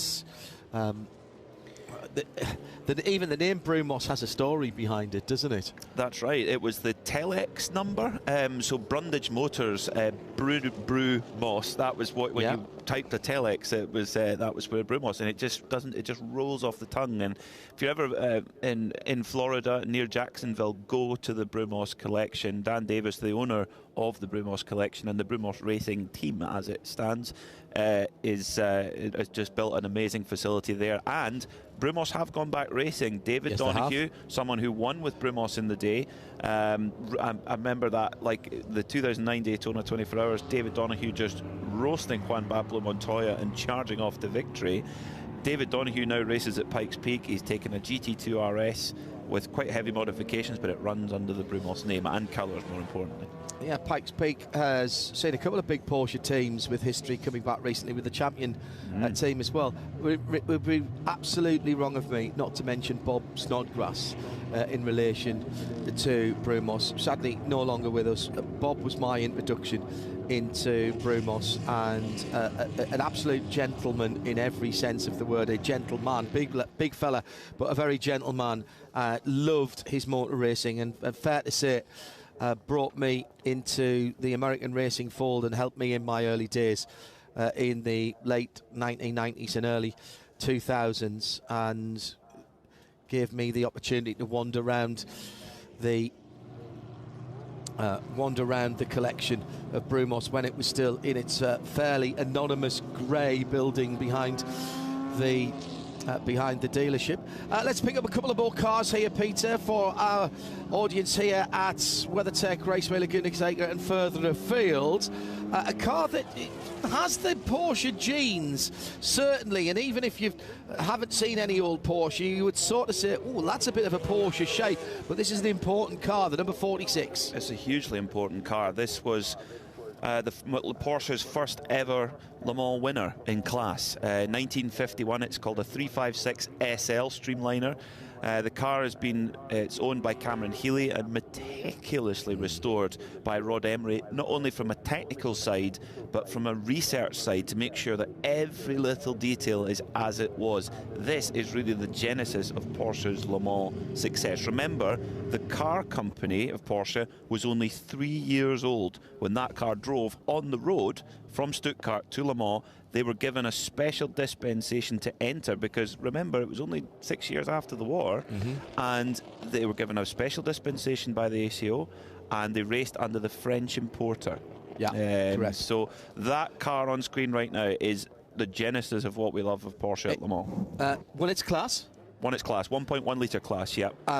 Obviously the streamlining very important. The front wheels were faired in, but they still had to be slightly blistered so that you could get some turn on the front wheels. And since that 1951 entry, there's never been a Le Mans that's run without Porsche in it. That's right, and well over 100 class victories in the history of that great race. I saw this car at Le Mans Classic when I was doing Le Mans Classic this year. Had a good crawl over it. It's immaculate. It's Rod Emery and his team, and Cameron Healy, the owner, have the effort and the years they have put into this car is just amazing, and the fact that it's brought out. It could be locked in a vault somewhere because it's irreplaceable. It's almost impossible to put a value on, but it's always taken out for people to enjoy. It's sat for people to take photographs with all weekend. Big respect to Cameron Healy and Rod Emery for that. And in fact, a close relative of that car, 356 number 1, is here as well. That's right. Yes, the a very car close relative. of 75 years ago. The 356 was the engineering project number of Dr. Porsche's company. He had designed cars for other people. He had consulted and engineered cars for other people, including Wanderer, which was one of the 4 brands that was taken in along with Porsche, Auto Union, Wanderer and Audi to make the 4 rings of Audi. He designed them for other people, but the 956 was the first of a Porsche street cars, and that was literally a couple of 3 years before we saw that car racing and winning its low capacity class. There was an index of performance and efficiency in those days as well. It won that too. And it won, I was going to say, yes, it won that too.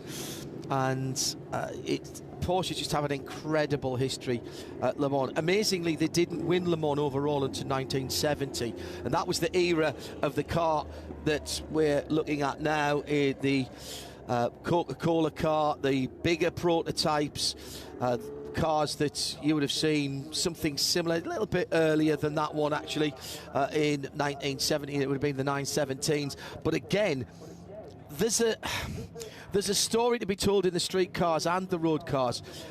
There's evolution all the way through. The 917 begat the 956, which begat the 962. There was a transfer of technology that runs like a bloodline through Porsche's DNA of racing. And if something worked in development, they would keep that development for as long as it was possibly relevant. And if something didn't work in development, it would be pushed right down into the bottom of the bin and not to be resurfaced again. Porsche were very good at that, but not repeating mistakes, but also, you know, making sure you make the most of your successes as well. The Coca-Cola 962, the Aiken Racing car on your shot right now. What a machine that is. And Bob Aiken, what a star he was. Someone, there were a few in him at the time, as there is today, of people who, and it always amazes me, John, of people who can run a very successful business and race at the top level as well. That's such a hard thing to pull off. Now, we have someone in our broadcast crew who knows a thing or two about that car, Bobby Aiken, son of Bob. Bobby, welcome to our Contribute for the first time this weekend. Cozy little place you guys got. It is, yes. Cozy in size, maybe not in temperature, possibly. Now, tell us about this car. Your dad drove this car so successfully. Tell us about it. Yeah, it's an amazing car with an amazing history. It was the second 962 ever delivered in the U.S. Sorry. Strike that. First one delivered in the U.S. I was there when we got the car at JFK Airport.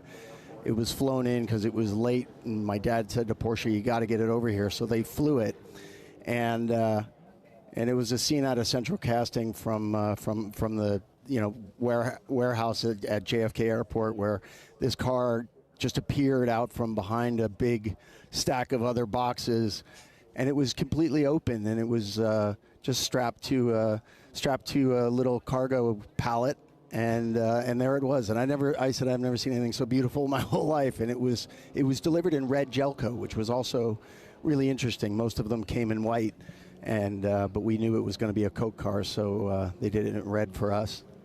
It raced successfully. Stuck put it on the pole at Sebring by over 5 seconds, which was unheard of at the time. And Al Holbert, who was the Porsche boss, got really angry with us. He came running down and said, "You guys, now IMSA knows how fast it is. You've screwed it all up." And then my dad had a just horrible accident in the car in 1 year later, exactly, at Charlotte. And he walked away. But luckily, nobody really knows how. If you watch, you can see the wreck on YouTube. It's frightening, and that was the end of the chassis, we thought. And then many years later, going into Rennsport 2015, I got a call from Kevin Jeanette. Says, "Hey, how would you like to drive 102?" And I said, "102 doesn't exist." He said, "We found it. We fixed it better than new, and the guy who owns it wants you to drive it." And I was like, "You don't have to ask me twice." So, Rennsport 2000, Rennsport 5, I got to drive that car here, and it was the time of my life. Tell me about the genesis of the Coca-Cola sponsorship, because it was never meant to be the long-term relationship that it ended up being, was it? No, it was actually funny because Coca-Cola had been one of the founding partners building the Daytona International Speedway, and Chapman Root and his father were really angry because NASCAR had done a deal with Pepsi and decided to call the 24-hour like the Pepsi Challenge.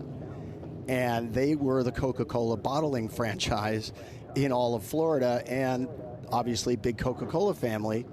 So they were really, really upset, and they wanted to do something about it. And so my dad gets this call one day from a guy he didn't know. Says, "Hi, my name's Preston Root. I want to sponsor your race car, and I want to paint it Coca-Cola colors." And so the very first race under Pepsi sponsorship at Daytona International Speedway, the previous car, the 935, dressed in Coca-Cola colors, was on the pole for the 24-hour. That's remarkable. And of course, like the 962 was such a move on from the 935. But your dad, do you remember what your dad said about these cars? What did he comment about them at the time? What was his feedback? He just thought it was such a leap forward. Mm-hmm. It was so comfortable. I mean, they are really, especially with the long tail bodywork, they're a bit like a Cadillac, you know. Very, very user friendly, to be honest. And he loved it, but he still had a soft spot for the 935s, and I think he was probably apples to apples a little quicker in a 935 because everyone that was really, really good in a 962 brought him to a whole nother level of lap time. Okay. And the pros were that much better because the car was so much better. And I think it was Stuck who said that sometimes you just you need to turn your brain off. The car will do it. Of course, it was such a big step on aero-wise with the big tunnels underneath, wasn't it? The aerodynamic, the ground effect was, Norbert Singer really wanted to bring that in, didn't he, with that car? Yeah, it really sucked down to the ground, and then when they got the other bodywork with the shorter tail for tracks like Laguna Seca, you know, these were designed for Le Mans with the long tail. The short tail made it even more brilliant car to drive on a circuit like this. They don't look as good, but they were more brilliant.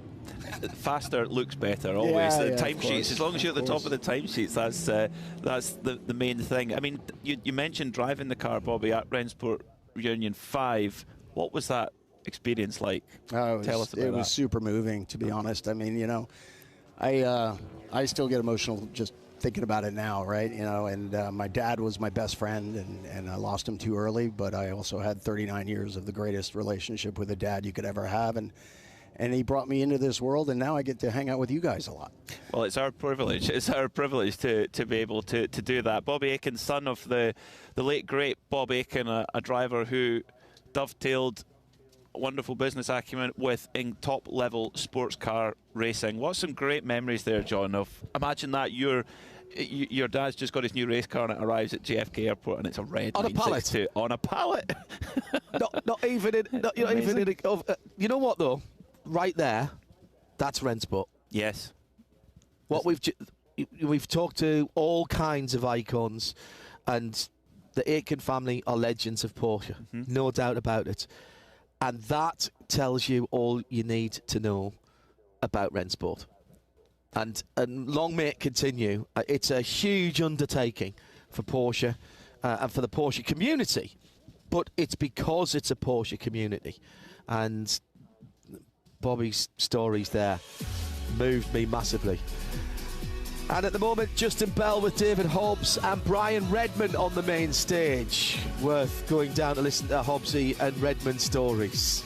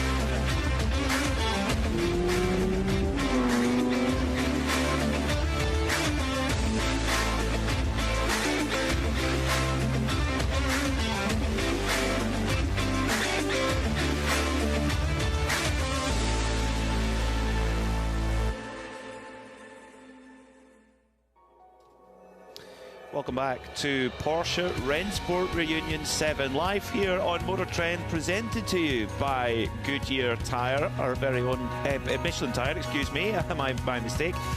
We've got Brian Redman and David Hobbs on the stage with our very own Justin Bell. I wonder what on earth they're speaking about, John. So when we got to Spa... It'll be story time. It'll be story time. Hobbsy's in full floor there in the middle. Can we... I wonder, can we eavesdrop on this? If he's making Brian Redman laugh, he's probably telling old stories. What you did on track was one thing, but you did egg each other on. You were just telling us in the trailer about you covering Jack Hicks's eyes in the rental car. I mean, those are moments that should probably never have happened, Brian. How did that go? Well, 1968, we're at Sebring. A 12-hour, and I'm driving with Jackie again, and as I mentioned, David was with Paul Hawkins. Paul was a great Australian entrepreneur, a good driver, joker. He was always pulling practical jokes.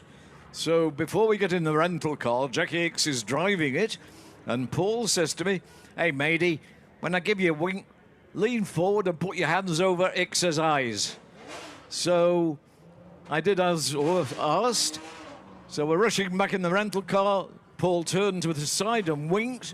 I leant forward and put my hands over Jackie Hicks's eyes. And as I did that, Paul jammed his foot on the throttle wide open. And Hicks sat there and he just said, "This is very interesting." I didn't think it was... I was sitting next to Brian in the back. I didn't think it was interesting at all. I thought it was extremely frightening. Because so, Jackie just said, "Okay." It's what it is. Yeah. I mean, it's probably a sign of the times that was the least dangerous thing he'd done all weekend. Talk about when you were in the car, obviously. I mean, I've heard Dad say, how did you and Jackie get on at Le Mans? He said, we never saw each other. Because that was the case, right, Brian? You get out, he gets in, he gets out.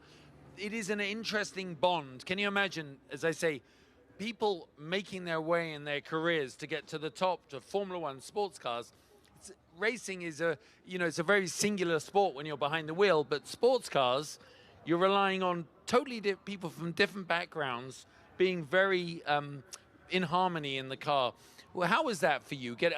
Take a Jackie Hicks, someone that was so fast. How was that to work with someone like him? Well, it was very good, but I made it as a habit, really, of adapting to my co-driver's car wishes. You know, the seat, in fact, Jackie's a bit smaller than I am, and so was Joe Siffert. So I adapted to getting used to sitting closer to the wheel and closer to the pedals. And I made a profession, really, of being no trouble, getting in the car and driving. At the end of 1969, with Porsche, the first big effort, it was all Ferdinand Piëch. with 15 908s, long tail and short tail. At the same time, they're building 25 of the new 917s, and at the same time, they're building a new 908-3 only for the Nürburgring and the Targa Florio. So there's 6 German drivers, 3 English, and 1 Swiss. And at the end of the year, the head of engineering, Helmut Bott, said to me, "Brian, you are our favorite driver." And I think he's going to say, "Because you're so smooth, because you're easy." No, he says, "You are the only one who never complains." Well, yeah. It's funny thing, that co-driver, because in our day, really, there was only 2 of you. There was always only ever 2 at Le Mans or any long-distance race. There was only ever 2 of you. And, of course, like all racing drivers, you want to be quicker than the guy you're driving with. Like in Formula One, you want to be quicker than we your could sit and teammate. listen to that all day. Peter and I have leaned back now from what is going on the stage. Let's head down to the paddock. One of the biggest hits of the IMSA season so far is not just the number 80 Porsche, but also a bit of fun from AO Racing. That's Rexy. The dinosaur car. Amanda Misick is down there sampling the social media sensation that is Rexy. John, I can tell you that my weekend has been made. I've been trying to meet Rexy all year long, and it has finally happened. And I've been trying to catch up with this guy all weekend long, but not only is he team principal at AO Racing, but also driver here this weekend. I know you just sent the car out on track, but Gunnar, my goodness, you have been in 5 different machines, I think you said. How do you take in a weekend that is Rennsport? It's honestly surreal. Like, it's one of those things where we've been too busy. I haven't had time to actually think of how cool this has been and all of the amazing cars that I'm getting to drive, as Rodrigo's getting in the 2015 Petite overall winning. Ferdy Porsche is getting in our fat RSR. So yeah, I mean, I get goosebumps talking about it. To be here and driving, and the first Rennsport for AO Racing is definitely going to be one for the memory books. I saw the news break this weekend that there's going to be a Hot Wheels prototype of Rexy, and I'm sure just all the people that have stopped by, could you have imagined the success that this was going to have this season? No. And a huge thank you to all of the fans that have come out, and 2 that are supporting us, and it's been totally overwhelming. Our partnership with Hot Wheels has been great, and only getting better as we get closer and closer to launching Little Rexy at some point next year. And yeah, stay tuned. Lots of cool things in the works. Well, Gunnar, I knew I only had a couple minutes with you, so I'll let you get back to your day job. But John, I mean, look at me, day made. I've met Rexy. Have you? Well, pick your favourite livery amongst that lot as well. The Hertz 911, the Petit Le Mans winning car. You've got the Penske DHL Spider. Peter has literally written the book on this generation of cars, built as an LMP2 car, although in IMSA competed on equal terms with the LMP1 cars. There was a bit of performance balancing went on with that. This Pele Tandy car and Richard Leite's car won overall at Petit Le Mans. We've got that coming up in a couple of weekends' time. We'll have that for you on IMSA TV and IMSA Radio. The GTP era has kicked off, and the championship is on a knife edge. What about the Fat Turbo?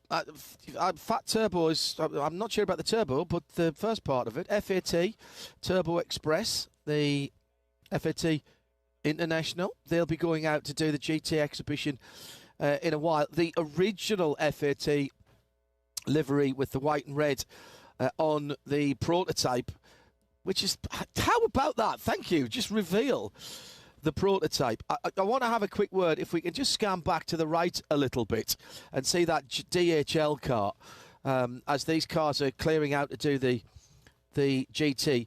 You have literally written the book on this form of Porsche.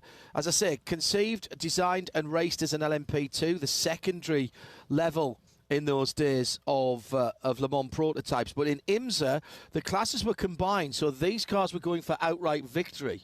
that was the way the regulations worked. I don't know if it was entirely intended that way, but it's just amazing. This is something that only at Rennsport. I've spent 2 years researching and writing the book about the RS Spider, and I've never seen one run before. I've seen them still in warehouses and things, but never seen one run. And Rodrigo Sala is the owner. I'm indebted to him for bringing the car out and racing it this weekend. We're going to see Timo Bernhard, a driver who really made his career in this car. It was his favourite car of his career.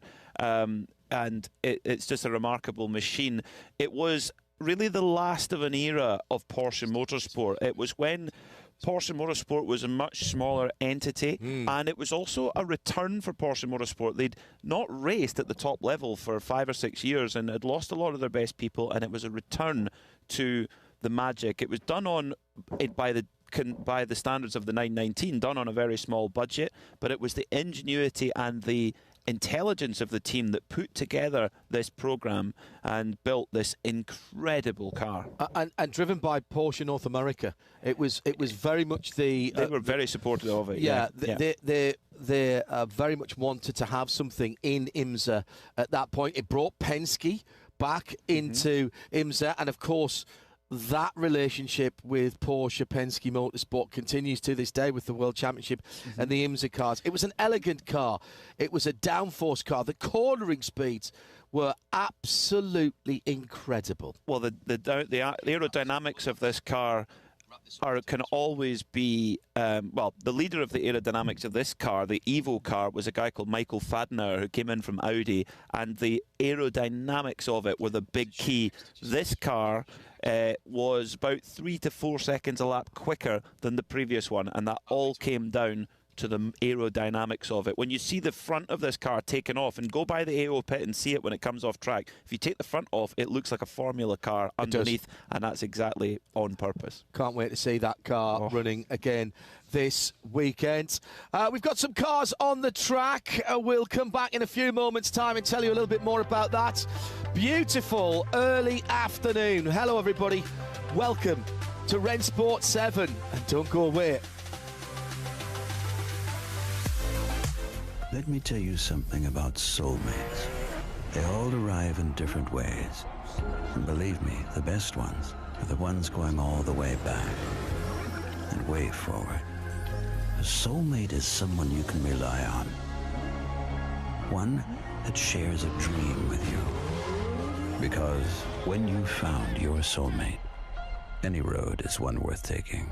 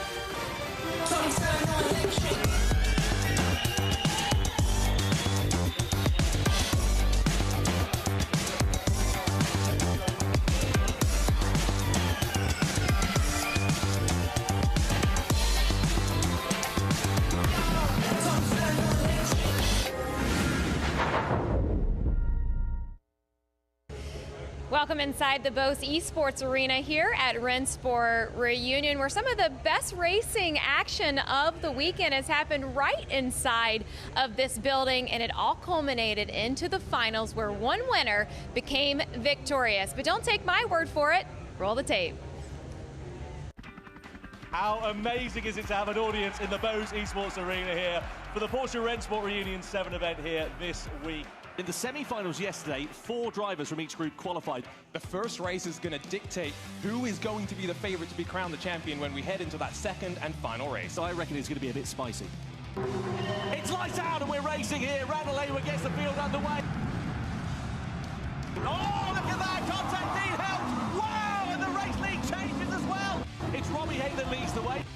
Out of the final corner and across the line to win race 1 here at Spa-Francorchamps is Robbie Head on top in Belgium ahead of Donovan Parker and Randall Hayward.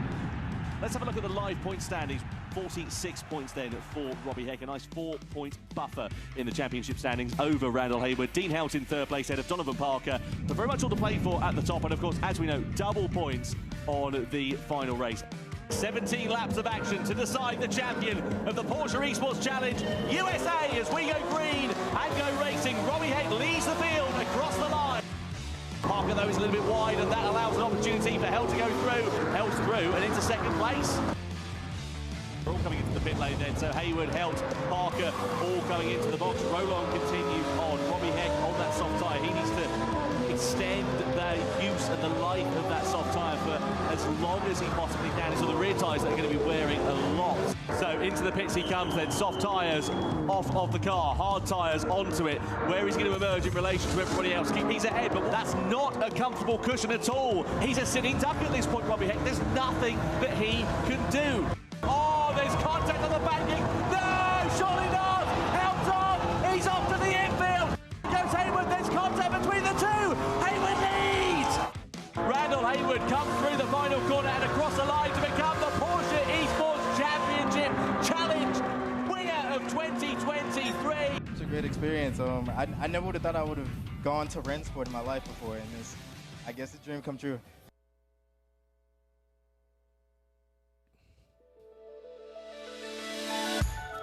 Oh, brilliantly entertaining stuff. Good to see a Hayward in that as well. How appropriate. And a Heck. And he wasn't at the back, though. So, you know. Incredibly appropriate there. And so many great Porsches. Now, 917 and RSR. We even saw 959 rally cars in the Esports Challenge earlier on. I'm a huge fan of sim racing. I've got a fairly basic rig at home, but it's got pedals and a steering wheel. iRacing is the platform I use, but Gran Turismo, I grew up on Gran Turismo. At this very circuit, this was one of the main circuits that was on. Oh, millions. Yeah. I never got off the. I'd have gone to Harvard University. No, I'm joking. I never got off the joypad. For many years I had a joypad. I think I got that wheel 4 or 5 years ago. But if anybody's not tried it, maybe even a bit cynical about it, you will be converted as soon as you have a go on a proper setup there. I noticed they had Fanatec equipment, and that's their very, very good wheels, pedals, and they supply steering wheels to some real world cars. Yep. In fairness, cars on the track, GTs. I remember the IMSA game. It was called Sports Car GT. That had the voice of my much missed and fabulous Canadian Hall of Fame broadcaster colleague Jim Martin was the voice in the background on the PA for that back in the day. Sports Car GT. We would never have dreamt of the cars that are going round here now, although it did feature a lot of IMSA cars. This is the chrome green colourway that was the development of the very famous Black Swan green and black. Tim Pappas, he's got a number of cars here this weekend, who had a really big accident at Bathurst, Mount Panorama, in the 12-hour race there a few years ago. Has fought his way back to fitness and has put himself back in a race car. Talking to him earlier in the week, he'd like to get back as himself and as the Black Swan Racing concern into IMSA competition, maybe in Michelin Pilot Challenge, and he's working with a few people to see if he can make that work. Inextricably linked, this team, with one of many linked with Porsche, and in the era of Flying Lizards, and before that Alex Job Racing, there is the GT3Rs rather than the GTE cars. One thing, we had a great feature yesterday with Tim Pappas showing us his road car, which is a 930, which was the first turbo 911 available for the street, but it's got 935 parts all over it. Of course he has. It comes in just around £2,300 and huge amount of power as well. Another Asia Pacific 911 GT3R on circuit, gorgeous paint scheme with the liquid moly sticker on it, so I would imagine this is an ex-Bathurst machine. It is indeed, with the Flying Kangaroo on the side. The kangaroo or a wallaby? Kangaroo. I'd say that was a kangaroo. Yeah. I'm no David Attenborough, but there's the understatement of the weekend. But for those of you that don't know, the Bathurst 12 Hours is their international endurance race. It's held. We've got the 1000K coming up for Aussie Supercars the V8s in next weekend.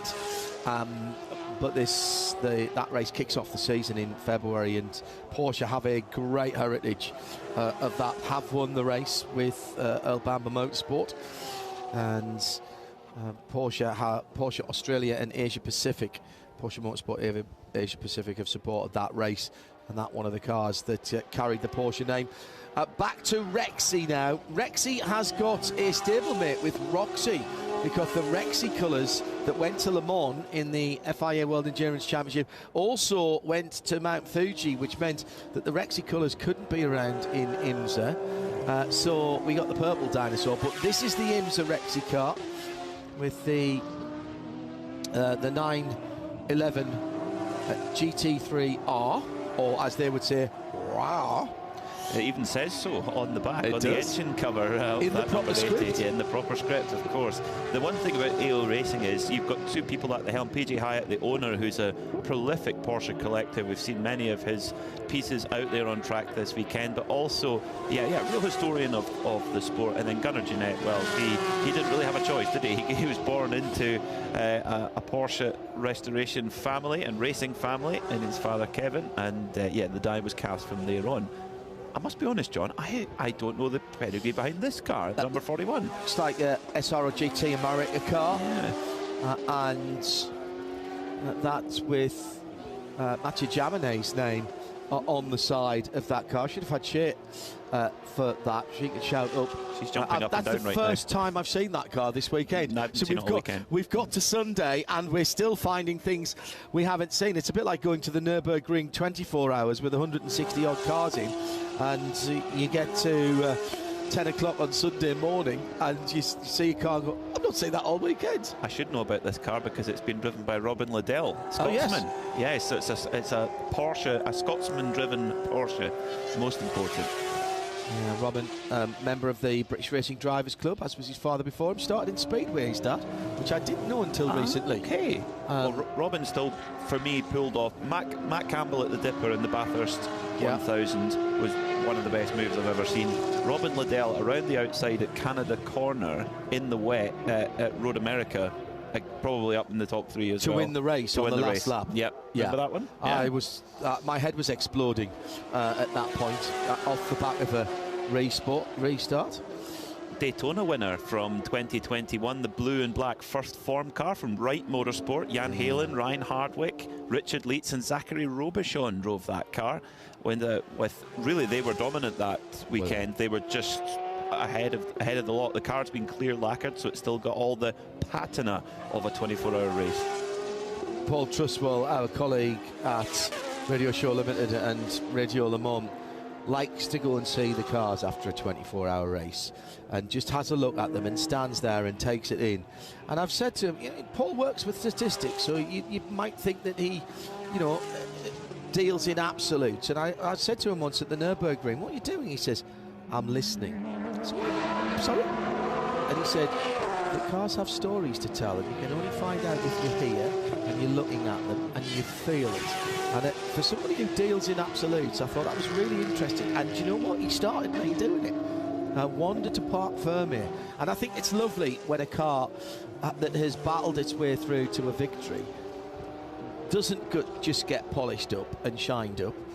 The manufacturers down through the years perhaps know better now than to clean cars up, because they do tell a story. They do, and to carry a crew for 24 hours. Remember, the car very rare. I mean, it only switches, and in fact, do you switch the engine off? I don't think you do.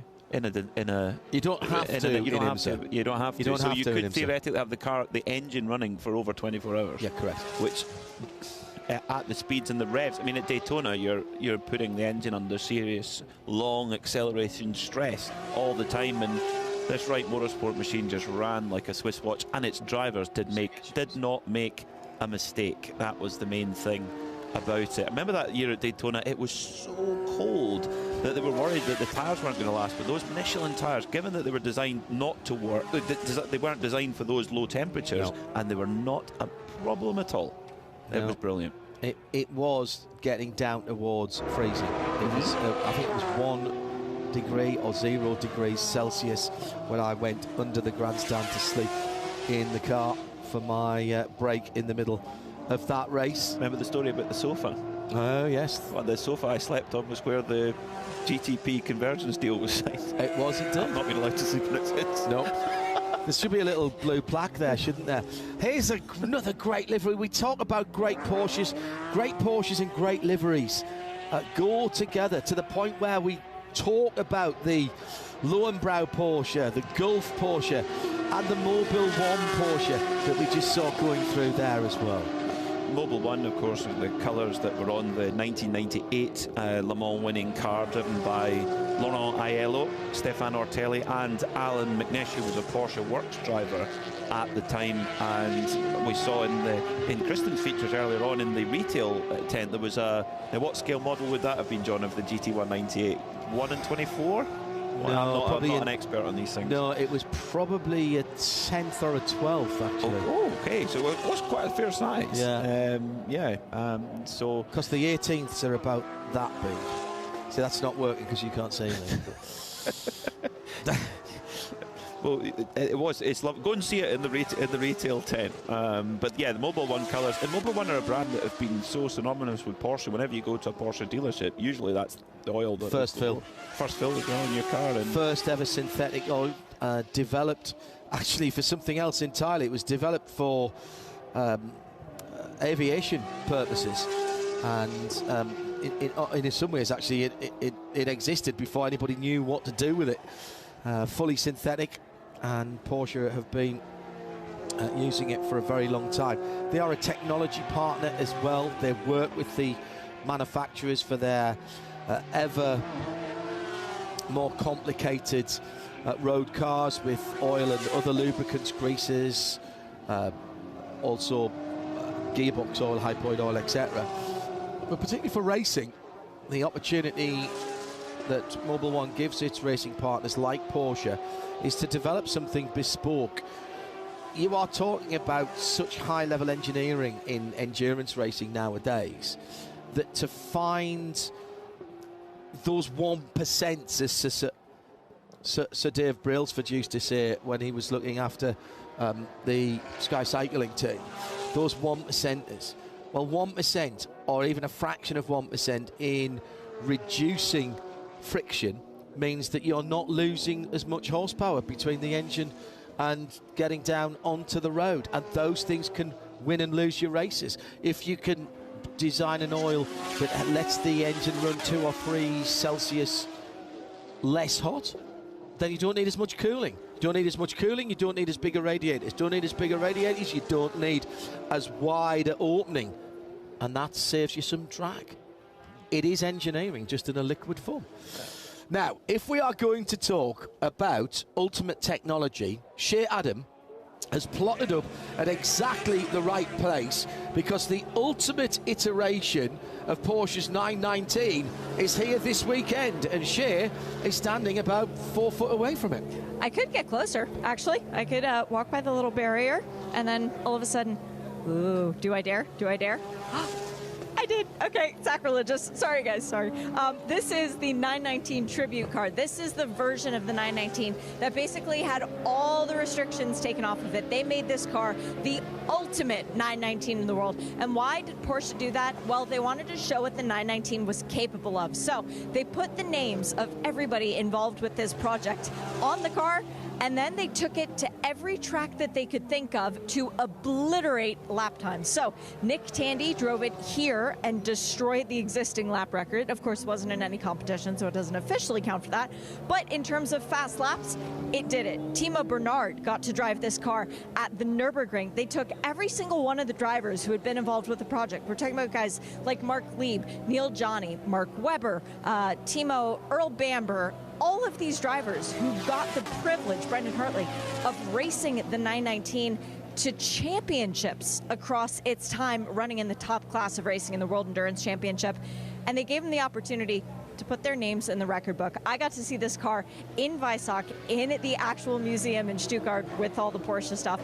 It really moved me then, but to see it running out around the racetrack, because Nick Tandy got to take it out yesterday, that was something even more special. And That car is just extraordinary, and the technology, when you talk about technology transfer that trickles down, it wasn't trickling down at that time with Porsche and their counterparts Audi. It was gushing down like Niagara Falls. Both of those manufacturers bought a battery company, separate battery companies, because they didn't feel that their suppliers were understanding the pace of change and the kind of technological advances that was going on in that LMP1 era, where the ACO, the people behind Le Mans, were dictating to the manufacturers they had to do more with less all the time. Less aero, less tyre width, fewer tyres within the race, more efficient engines, more efficient hybrids, etc., etc. It drove everything forward to the point that technology, it almost had to be taken up by the road car side of things, because it was moving so quickly. Well, we can do something with this, and bang, all of a sudden you've got your hybrid Porsches that now do 45 miles on full hybrid power, and at that point you are zero emissions. Of course, the charge up within a few hours, even without having a proper charging box on the wall. Extraordinary times in motorsport. I was very privileged to be trackside to watch the three big manufacturers fighting it out with originally three different solutions to the same answers to the same question. But particularly Porsche have put that to good use in their street cars. They have, and you look at the quality of the Taycan as a product in the range that it does, the performance, the handling, most of all, because with battery technology as it is, and it's a fast pace of development, but you still have an inherent weight of a battery, and that is something that you have to look out for with the handling. So Porsche have done a great job of taking that weight, which you can't escape from at this moment, and getting it lower in the car, and getting Porsche's suspension engineers to set the car up and make Taycan the ultimate electric driving car. Lowest centre of gravity of any Porsche ever built. Yeah. Lowest drag coefficient of any Porsche ever built. Huge. Taycan. Hugely important, yeah. And if you've ever driven one on a racetrack, and I have, yeah, it's an extraordinary thing. Look, it's not the lightest car Porsche built by any stretch of the imagination, but my goodness, absolutely extraordinary. Got the opportunity to lead a Porsche parade at Daytona on the road course, and was told, because I still had my race license and Hurley Haywood wasn't available, so would you like to drive the pace car? Yes. I was being asked to pick up the pace for the Porsche Club of America behind, and then I had to drive away and get out the way, and that was fun. And it drifts, I can tell you now, it flat drifts perfectly well. I like it. Well, 993 is a go-go on the right there. You bet there is. Yeah, the 993, I think one of the prettiest 911s ever built. One of my favourite cars is the car that was in the first Bad Boys movie, which was a 993 Turbo. Michael Jordan loved his 993 Turbo. He had a red one. And last of the oil and air cooled, Luftgekühlt cars. Yes, yeah, very important. Dr. Uli Betts involved in the design. Tony Hatter designed it, lad from the northeast of England originally, and it is an elegant design, particularly without the wing for me. I'm not a big fan of the wings on the back, and here's where Peter and I differ massively, but I think particularly the wide body 993, the S, with just the little pop-up spoiler which has the split grille to denote the S, the wide body car, I think that with the wing down taken from the rear three-quarter, I think that's one of the best looks of any Porsche built. 993 GT2 for me. Hart McChristen's project, yes, that would be the one for me. The big wing. Well, I tell you what. Well, we need to get into the hospitality area. Hello, that's just down the road for us. That is our TV trucks in the background there. We could get down there and get involved in the hospitality, John. Can we just get rigged up on that front bench? I mean, why weren't we there in the first place? I need to have a word with management here. Oh, they're all giving a hi, folks. If you can hear us, you can see them all waving. Fantastic. When I work with Channel 7 in Australia for Bathurst, Mark Beretta, who is their network sports guy, who's a fabulous guy, he hosts the show. and we can almost set our watches by around about 2:30 in the afternoon on the Sunday.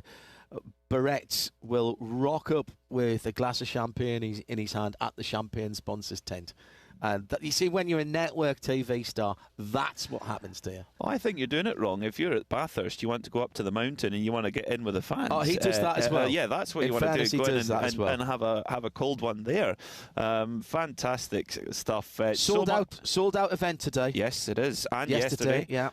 Those who came today, they kept a clean eye on the weather forecast. We're getting a little bit more typical California weather today with some sunshine and racing action later on. Coming back to the Porsche electrified conversation, John, I haven't driven the Taycan. I'm reliably informed by everyone who's driven it that it's fantastic, but I have driven the Cayenne E Turbo Hybrid S. I've probably got them round the wrong way. That is the silliest, fastest car I've ever driven, in a straight line anyway, nearly 700 horsepower, and the way that it masks its weight and size is remarkable. What an engineering challenge. And then you get into you've been driving around the country roads quite spiritedly, and it sounds like a NASCAR, and then you get into the town and it just shuts off the engine entirely and you're on EV.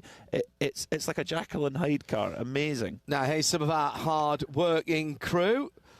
Hang on a second. Is that our producer with a glass of champagne again? Yes. Oh, I don't know. Hang on. If they're there, who's making the magic? Who's driving the ship? Who's driving the boat? Taken. The movie Taken. Who's driving the boat? How many times have I seen that movie? And every time when he's on there, he's driving. Underneath the easy ups there, the guys who are giving us the fantastic drone shots. It is an absolute genius edition this weekend. Well, it's getting round to lunchtime, and that means you'll be making some choices, but don't go too far away. Rennsport continues for 2023.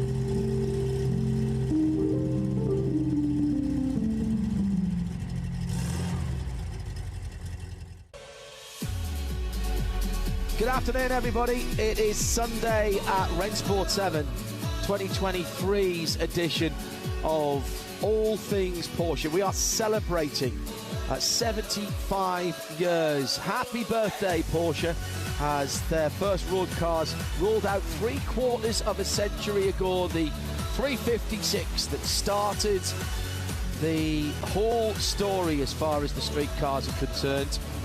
And our drone team doing a fantastic job. Amazing to me that something so tiny can be so stable and give us such great live pictures. And trust me, I know of what I speak. I fly RC helicopters, and I can't get mine to be that stable. If I take my hands off the sticks, it's upside down and in flames in seconds. Well, it's upside down and you need a new set of rotors at least. Absolutely incredible.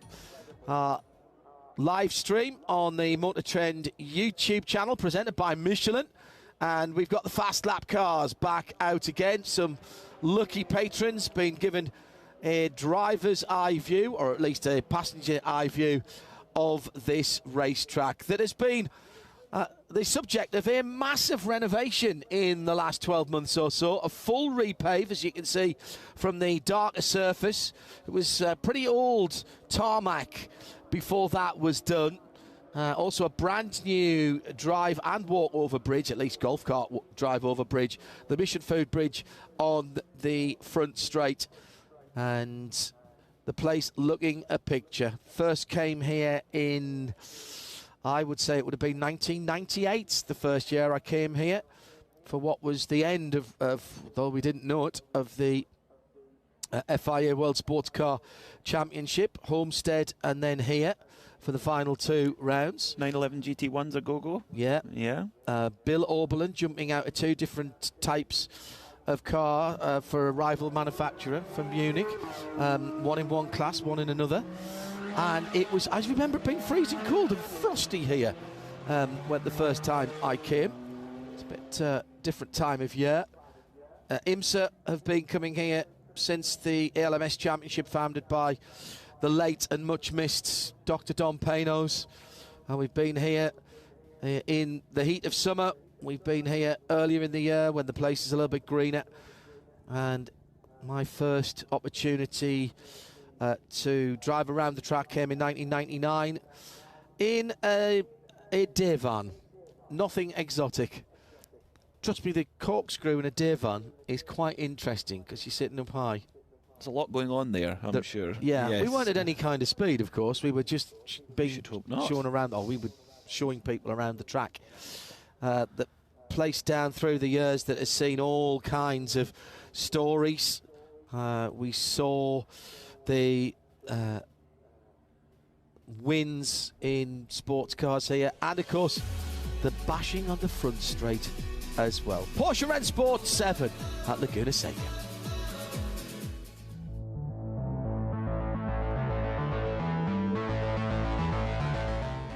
It's very hard as well because the track has much higher average speed, so it's a lot more stress on the cars, but higher top speed. When you win, most satisfying moment you can feel in your career.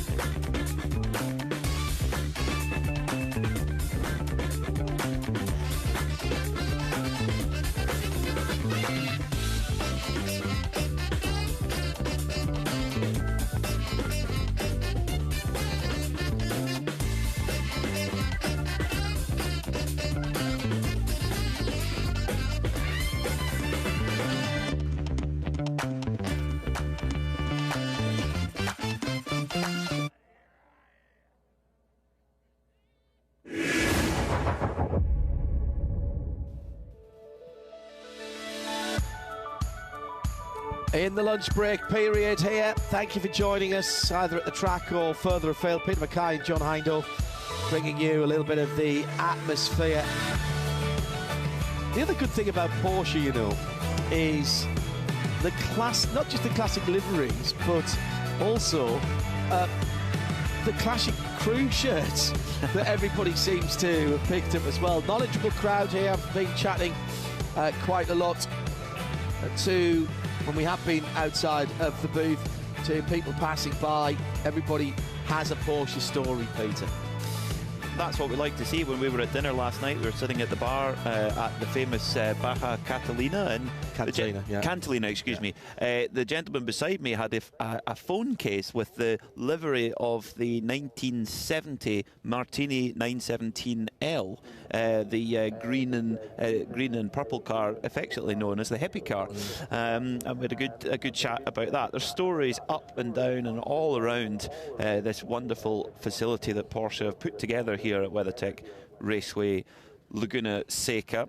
Next up on track is the factory exhibition, where we've seen some of Porsche's prototypes out there, including the 919, which Shay took us through a few moments ago, and the latest 963, the GTP spec car that Porsche Penske Motorsport have developed so painstakingly. And by modern standards, where testing is a little bit limited, I tell you what, the amount of mileage that Porsche and Penske have put together with that 963 is remarkable, and actually done a lot of development which actually Porsche's rivals have benefited from in terms of the development of the chassis. The 963 at the bottom of the shot there, John's nearly fallen off his chair. So yes, the amount of work that Porsche and Penske continue to do to keep developing that 963. But the car in the middle of the shot there, Porsche 91730, certainly the most powerful Porsche racing car ever made. But look at the simplicity and the clarity of purpose about that car. If you knew nothing about cars, if you knew nothing about racing, that just screams, I'm a racing car. The livery, the design, the swoosh that goes up from the front and follows the line of the bodywork and just slightly dips in the middle on those side pods, and then that fantastic Sunoco colourway with the big rear wing. That says, I'm fast. Oh, it's otherworldly, the 91730 and the Sunoco colours. The 91710 from the year before in the white and red L&M colours, that was a great story about it, actually. The development engineer, Helmut Flegel from Porsche, who worked side by side with Mark Donoghue, when he arrived to the first race for the 91710 at Mosport in 1972, he came in and he went completely crazy. He went absolutely bananas because the car had been painted, and Helmut Flegel was worried about the weight of it. Yep. But the paint job, bear in mind, this is 1972, the paint job had cost $3,000. That's a lot of money. Now, Porsche, Penske won the day there. They kept the car in its paint, but when the RS Spider came around 33 years later, they had the same discussion again. Team Penske wanted to paint the car. Porsche said, no, we're going to wrap it because it's lighter. And that time, Porsche won the argument, so it's 1-1. That's Sunoco car. Is that part of the Brumos collection, that car? I don't think so, no. I'm not sure who the Right. owner is. No, Okay. no. The one in the Brumos collection is Hurley's car, the 91710. That was also Porsche plus Audi as well, though. There was a Porsche plus Audi It was car. designed to promote the Porsche and Audi sales division and dealer network at the time. The very first Porsche Can-Am car, that's why it's called the 917 PA, the car that Gunnar Jeanette's driving in the Werks Trophy. Well, it's something right up to date now. The 963 for Porsche Penske Motorsport on track. What a year they've had in this new era of GT prototype racing that IMSA have been working on for some time. DPI 2.0, I suppose you might have called it, and their regulations have been bubbling around for about the last 3 or 4 years. There was obviously a pandemic in the way, but working in lockstep with the ACO, the Automobile Club de l'Ouest, those august organisation that has been behind the sporting regulations of the Le Mans 24 Hours since 1923, they came up with a convergence formula. This is the American style of top-class prototype. It is built on this particular one on a bespoke Multimatic designed and Porsche designed chassis with bodywork that has to, by the regulations, bear some resemblance and some styling cues to the Porsche. The 4 headlamps at the front reflecting the 4 LEDs that you see in most of the road-going cars. And to me, I don't have to squint very much to see Porsche racing cars of the past, particularly in that glass house, the cockpit area. And I do like the clever way along the side of this car, behind the door. That's a 911 shaped rear window, isn't it? As you look at that, it's very clever indeed. there's been plenty of manufacturer interest. They've all worked very closely together. Unusually, it's been a collegiate approach. It's kept costs down. There are some spec parts on this, and Porsche had this car running much earlier than everybody else, so they undertook the development work of the spec hybrid and battery pack, and then passed on all the information and the testing data to their rivals. Bizarre. You wouldn't think that would happen, but Acura and BMW and Cadillac all got the benefit of Porsche being on the circuit earlier, and they are still working together to iron out some of the bits and pieces, and they work as a manufacturer group with IMSA to ensure that everybody is on the same playing field. Now, aside from those parts I've mentioned, go wild, guys. So engine, pick what you want, and we've got 6 and 8 cylinders. We've got normally aspirated, we've got turbocharged, we've got different cubic capacities, and crucially as well, the software systems that control the hybrid and how the hybrid interacts with the internal combustion engine.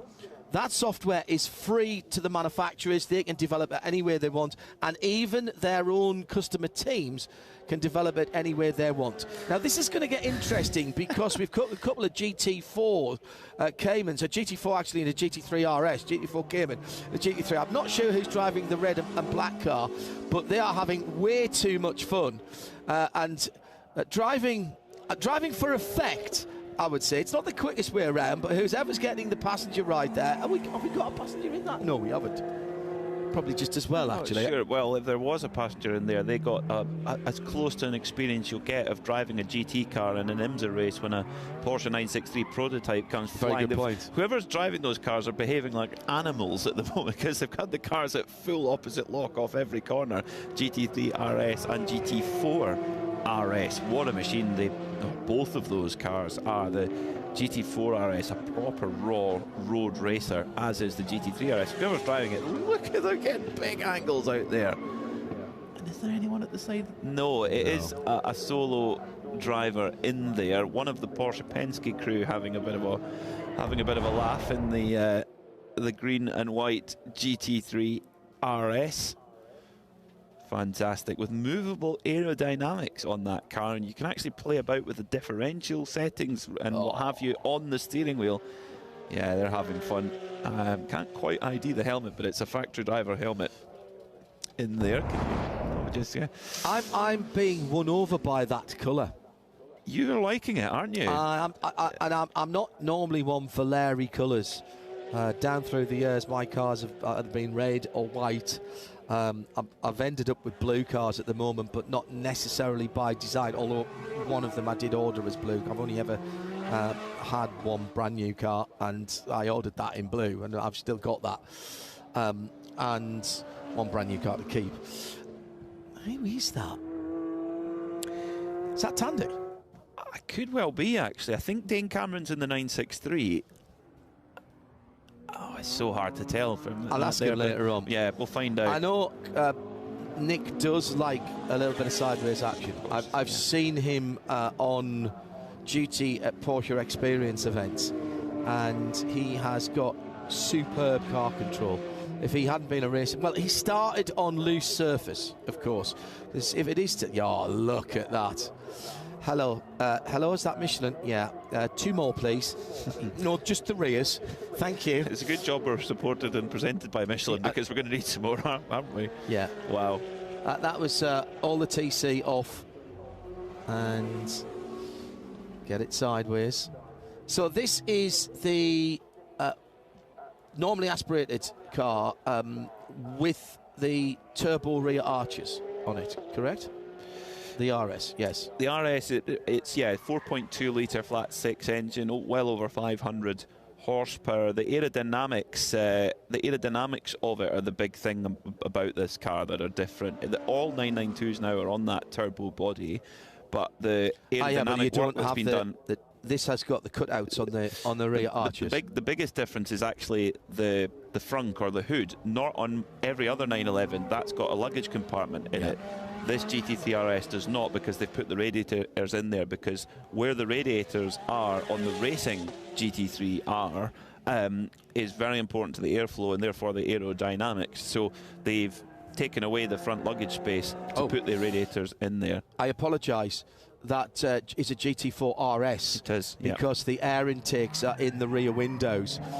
It wasn't thought that you could get the GT3 4-litre in that car. The normal 4-litre GTS in Boxster and Cayman actually isn't the GT3 version. It's a stroked version of the 2.9 without the turbos.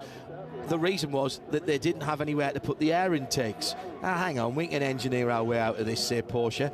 So those little ears that you can see in the second window, the back window, they are the air intakes. It makes a glorious sound. It's not quite as powerful as it's found in the GT3. It's a few horsepower down. It's just under 500 horsepower in the 718 Cayman.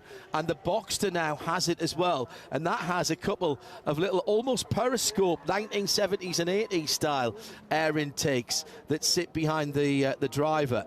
And that is a glorious engine. Not sure for how much longer we'll get that 4-litre or 4.2-litre flat six. It's most recently been used in street cars in the 911 ST, which is a non-aero accoutrement car with the more touring style rear end, six-speed manual gearbox. That one tuned a little bit more than the GT3, actually. It's got a few horsepower more. Oh, that's magnificent car control. These two guys are just playing now, aren't they? I think it's Jaminet, Mathieu Jaminet, who's in the red and black Cayman GT4. Could be wrong. It looks very like his helmet, but getting it out on the paint and getting it slid around there. We should have sent them out this morning when it was a little bit damp. They could have had even more sideways action. Meanwhile, whoever's in the 963 is thinking, oh, how am I going to get my way around these nutcases in these cars? Has anybody been running a watch on the 963? Because this is a time is a good time, isn't I it? will Track guarantee you that's a lovely controlled slide. That is not easy to do in any car. Here comes the 963. Dane Cameron was driving that car yesterday. Did we say it was Dane's helmet in the car? I think it looked awful like it anyway. We saw Felipe Nasr in it yesterday too. Amazing to see that pretty much every Porsche factory driver here at Rennsport to meet the fans and give us a good show. Also, I've noticed the factory showcase cars, they've got a sticker on the side of it that says Porsche e-fuels, and Porsche as a brand that have really put so much investment and time into developing synthetic e-fuels. The way they do it, there's different ways you can make e-fuel or a fuel that uses less resources from what's the word? From carbon, yeah. So you basically take carbon capture, capture existing CO2 and then combine it in the process, and it makes fuel. It has way less amount of CO2 production. It's something that Porsche, they've got a plant in South America which is working hard to develop that technology and produce it in a bigger scale, and these cars looks like they're running on that fuel. The German car manufacturers, we were talking about working together in terms of motor racing. The German manufacturers have got together and managed to successfully lobby the European Union for a stay of execution for the internal combustion engine in road cars, at least in the EU area, and because of the fact that they feel that synthetic fuels, e-fuels, will make such a difference. Now, I'm not going to get into the politics of this at all, but the absolute facts are that around the world, in terms of private cars only, there are 1.2 billion. Let me say that again. 1.2 billion internal combustion engined private cars. They don't disappear in 2030 or 2035 or whatever. And if you want to do something right here, right now for the environment, then making those cars more efficient and making the fuel that they run on and will continue to run on long before any of those arbitrary dates, long after all of those arbitrary dates, get something that makes them less polluting right now, and that's what Porsche and the other German manufacturers as well have poured billions into doing. And it does mean, whilst at the moment it's slightly more expensive than pump fuel at the side of the road, it's getting pretty close to comparable with race fuel. And that's quite extraordinary. The Porsche Super Cup has been running on e-fuels for World Rally Championship second season now. The top classes of IMSA, including the 963 that's going around, are running on e-fuels as well. That comes from their fuel supplier, and the World Endurance Championship. And this is not just one supplier, this is all kinds of people chipping in, and Porsche doing their own research on that. This is the car that was unveiled earlier this week to great success, to be honest. Cooing from seasoned motorsport journalists who seldom get excited about most things. The 911R GT3R Rennsport, different body kit, but underneath that is a GT3R, and it looks absolutely incredible. It was Jörg Bergmeister who did the first laps here on Thursday evening, and it was a bit chilly, but my goodness, he gave it a go. Jörg has driven a lot of Porsche 911s from the 996 generation all the way through to present day around this very circuit. Love to know what he thought of it.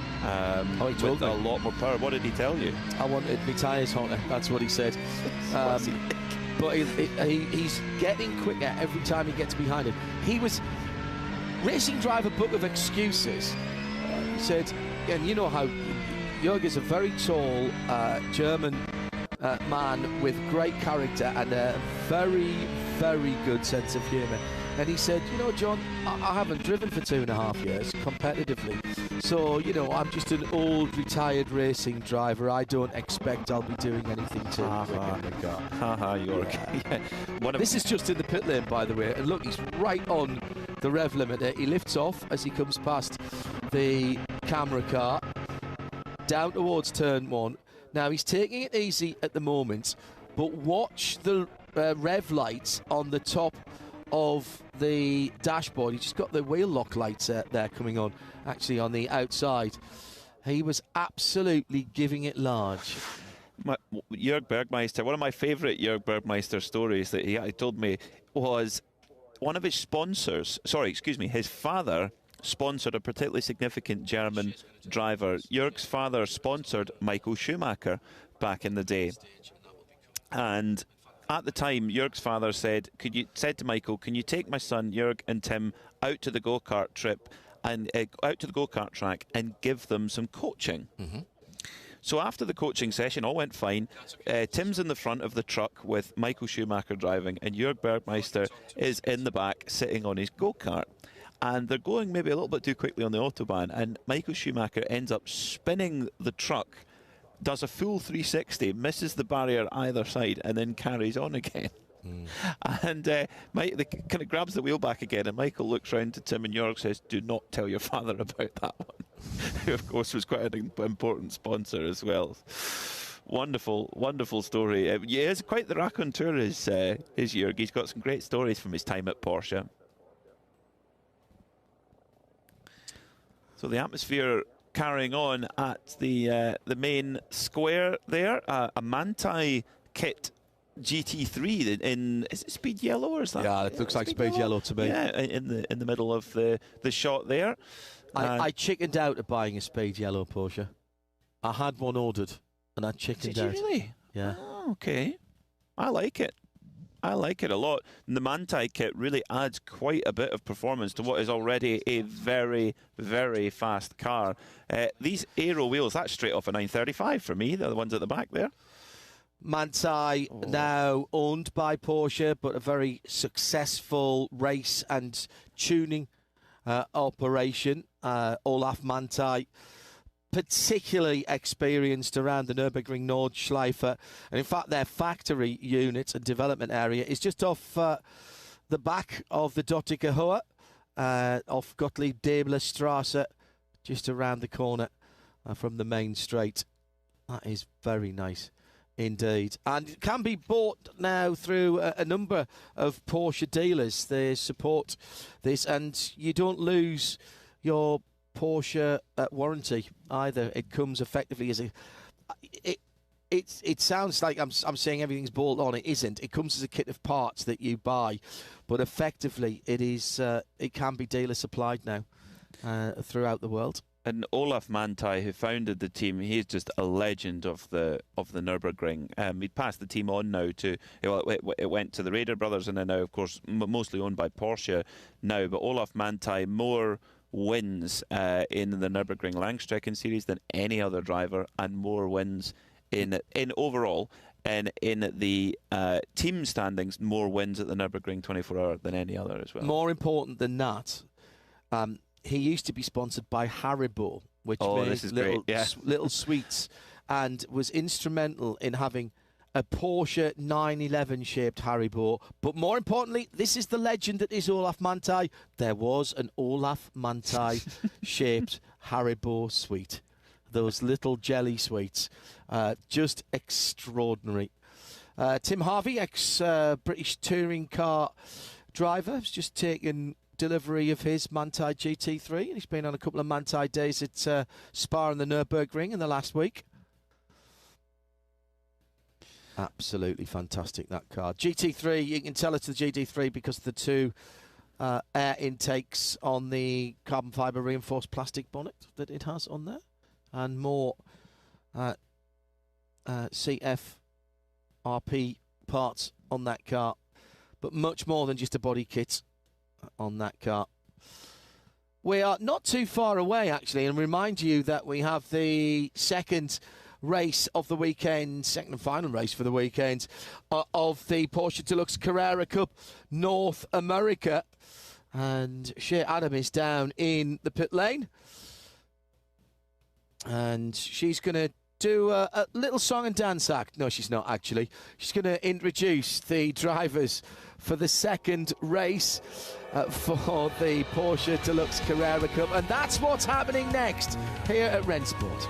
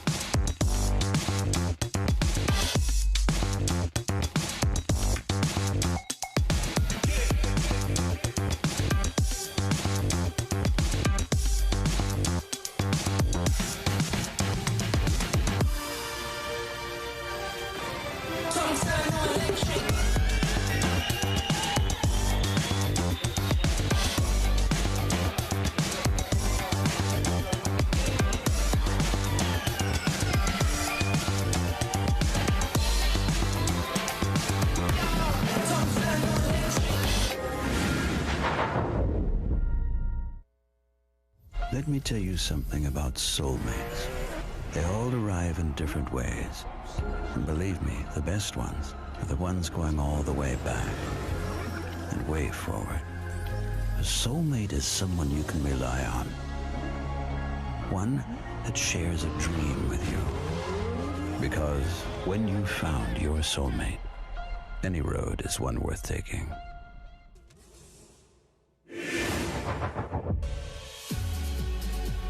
Hello, everybody. It's Peter Mackay and John Hindhaugh. Lunch break, but not for us. We're going to fire on through this at Rennsport Reunion 7. In fairness, we could miss a meal or two between us, Peter, can't we? Yeah, definitely. We're not on the ragged edge of passing out for lack of calories. Let's talk about some of the prototypes where Porsche made their name in the 1970s. The cars from Gunnar Racing down in the pit lane. Porsche Racing in the USA, one of the foremost preparation and renovation specialists. GTP to the left, the 67 car. is the Escort machine. Here's another one of the fat turbo cars as well, Peter. This exact car won Le Mans in 1994 overall. It's called a Dower 962. I was there. You were there. Tell us your memories, John, of it. Well, I remember the controversy it started because the ACO had put together a new set of regulations. If we can just stay on that number 36 for a moment. And it was meant to get rid, in some ways, of the previous set of regs. And they were trying to move on to something else. And they were trying to get people to build road-based cars. If we could just scan to the left, if possible. I'm not sure our cameraman can hear us, actually. But it's... as ever, the unintended consequences law kicked in. And we got Dower, another Porsche preparation house, who basically took a racing car from the previous regs and built a road car out of it. Sort of. It was in the back of the garage. They only had to build one at that time. It wasn't the 25, 50 or 100 homologation. And it was there. And it was sort of a road car. They had special luggage to go in it because it had to have a luggage compartment. And so basically they rolled out a 962 and went and absolutely ran away with the race. With one particular difference, when we had Derek Bell in with us 2 days ago, I've lost track now, but he was telling us about how the big difference was it was a flat floor car. Of course it was. So 962s, as we've talked about all over the weekend, they had huge, big aerodynamic tunnels underneath the car that created what's called a ground effect and sucks the car into the ground, and actually that effect increases the faster you go, which is what made it a fantastic high-speed car. But the Dower 962, the underfloor aerodynamics were not allowed, so it had to have a flat floor. Now, Derek Bell, as he mentioned, he was racing against the Dower. He was. And the car he was in, he said we were really struggling with a porpoising effect, and he went to Norbert Singer and says, Norbert, what, with the flat floor, how do we get it to work? And he said, how thick is your floor? And he says, about 12 mil. He says, you need to be 18 mil. So Norbert Singer was one of the main racing guys of racing with Porsche for so many years, and the fact that he was brought in showed you that it was no independent off the cuff effort, was it? It was a proper Porsche Works effort with Works drivers too. Hurley Haywood, of course, winning his third Le Mans in that car back in 1994. Amazing memories. I absolutely remember it sitting out the back and the ACO having to have a look at it. Some oddities here, and if you ever get to go to the Porsche Museum in Stuttgart, you'll see various weird and wonderful things like a 928 estate car, a four-door 928 as well. This is a 944 dirt car. Now, has had a few changes at the back as well. Now, I own a 968, so I'm very much acquainted with the transaxle machines. I actually think that's not a bad effort to a state car. It is almost a shooting brake, except I don't think the back opens, which kind of makes it slightly less useful. The 944 was a hatchback, a big round hatchback on the back, an oval hatchback on it. And actually, for a while, that was my daily, the 968. And my wife Eve affectionately called it our Porsche estate because with the back seats folded down, it was the most practical car we had at that time. And the first road trip I took in my 968, we went to the Spa Classic 6 hours and straight onto the Nürburgring 24 hours, carrying all the radio equipment, as well as our luggage for a couple of weeks away, and my racing kit, because I was meant to be racing on the Grand Prix circuit at that race meeting. It never happened, actually, because somebody wrote off the car I was meant to be racing. That wasn't a Porsche, I hasten to add. So the 44, the 24s, of course, was the start of that with the four-cylinder engine. They never got any bigger than a four-cylinder engine. They went up to 2.5 litres in the 944 and eventually 3 litres in the 968, which at the time in the early 90s was the biggest four-cylinder passenger car engine in the world, biggest capacity. And that's what my 968 has got. So plenty of interest for the star cars down in the pit lane. And So many great cars on display here. I mean, you got the 963 and this car. My goodness. Oh wow! This car finished first in class and nearly won overall in 1979. Rolf Stommelen, Dick Barber, and none other than Mr. Paul Newman. Steve McQueen, always associated with Le Mans because he made the movie about it. He was not allowed by the motion picture industry at the time to race in Le Mans. He wanted to. He wasn't allowed. Paul Newman did and won his class in this car. And Dick Barber Racing is such a cool story with Porsche Motorsport as well. The cars of Dick Barber Racing were run by a company called Garrettson Enterprises that had so many volunteers who gave up their own time out with their own jobs to run these cars, whether that be at the weekend or rebuilding them at the shop during the week. But this 935 very nearly won Le Mans overall. But Paul Newman actually, I mean, it was a wonderful man, wonderful racer, but he actually found his experience at Le Mans that year just too much. He was so famous that it was almost impossible for the car to get into the pits and then out of the pits. And actually, I don't think he ever went back, actually, John, because it was just a bit overwhelming. Paul Newman was a brilliant driver. There's a great film about him and his racing career and how it didn't come to him straight away, but he never, ever gave up on it, and he got it down after years of practice. It's an art that not everyone is blessed with, motorsport, but great to see that car here. I believe it certainly was owned by Adam Carolla, the comedian, and I'm not sure if it still is, but it was. More eye candy, the 918 Spider, a little bit more up to date. The hybrid hypercar. What a machine that is. And it went toe-to-toe in all the magazine group tests against two cars from two rivals, both on the in the showroom and on the racetrack. Did that Porsche 918, but it used architecture in its V8 engine from the RS Spider, the first of which is in that garage there behind it. That is very lovely. There's, I mean, elements of that. First of all, it's absolutely a Porsche. Look at the design language. You look at the back of that. I can see the 911 GT1 Evo at the back of that car, particularly in the way the lights are tucked in under the back of it. The side profile, I look at a 981 Boxster, and you can still see that there as well. And around the front, it is unmistakably Porsche. And that car moved along the hybrid conversation rather a lot, Peter. It did. It really did. And showed you that hybrid can do two things. One, it can increase the efficiency of a vehicle, but actually two, can really help with the performance. When you turbocharge a car, there inevitably is going to be an ever so slight lag between putting your foot on the gas and the power coming in.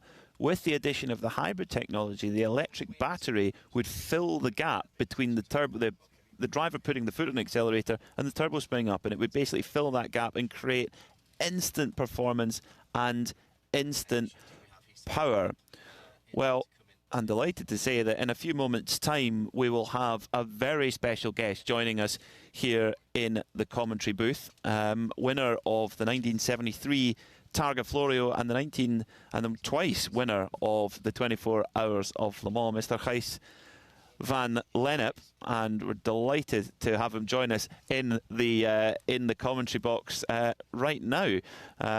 So we will we'll have a good chat with Gijs in just a moment. Amanda Busek is down in the paddock, but we'll get down to her in just a moment. Let's bring Gijs van Lennep in. Gijs, a very warm welcome to our commentary booth here. How are you enjoying your weekend? Thank you very much. Yeah, I love it.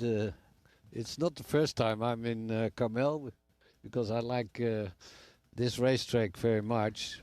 And my friend Ben Pon, who was heading the Bernardus Lodge and the winery, and he was my best friend for 60 years, so I've been a few times here. And of course in the August racing, the Rolex. I drove a Spider and 12 years ago, 917. Great car though. Brilliant. I mean, Ben Pon, tell me about him, Gijs, because he was, from what I've read up about you, he was a big part of your early career with Porsche. Tell us, to those who don't know him, tell us about him and what the impact he had on your career. Yeah, well, he was the son of the importer of Porsche, Volkswagen, and Audi in Holland. Okay. And then he went to Canada, and then he came back in 1962, and then he started racing. Well, he did already a little bit in Canada with a Beetle, with a Porsche engine. I had one as well, a couple. And then he got his father bought him a Porsche Carrera, and then he got a 904. And then he said, Gijs, you have to drive my 904 once. And then he started the race in Holland.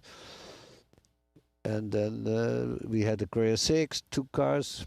And then he was sometimes driver, and sometimes he was team manager. Okay. And here in the Tag Heuer exhibition, there is my Carrera 6 in the orange color.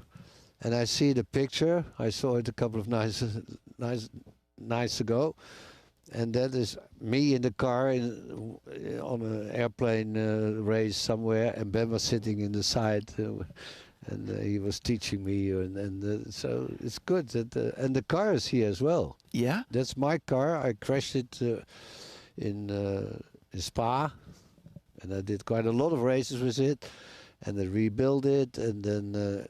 I saw it on the post, you know, that was the whole story, Gijs van Lennep and everything. So it's funny that I see it here in perfect orange colors, the Dutch racing color. So it's good. Oh, it's wonderful to hear these stories, Gijs. I can't wait to get into more of them with you. Down in the paddock, we've got Amanda Busick, who's taking in the atmosphere. Amanda, what have you got?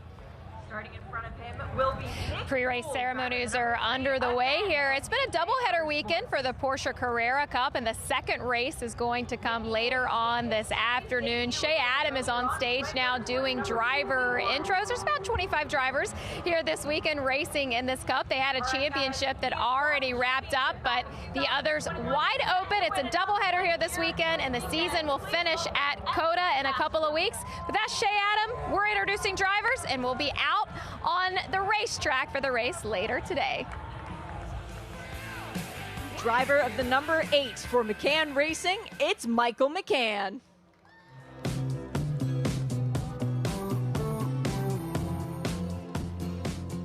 Top Racing doesn't have that many cars in the field, but the ones they do are filled with quality. Here's Ryan Yardley, driver of the number 78.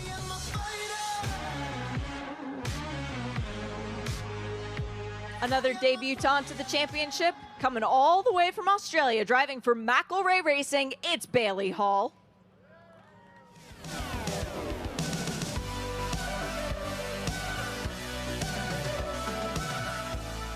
NOLA Sport, well represented in this field, has driver the number 47 Daytona Rolex winner from this year, it's Thomas Merrill. Hit me like a tidal wave.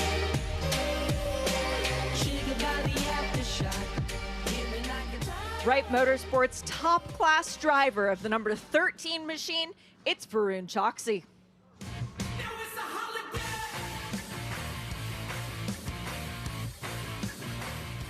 The second of our top racing class cars in the number 77 did well in the race earlier on, Travis Wiley.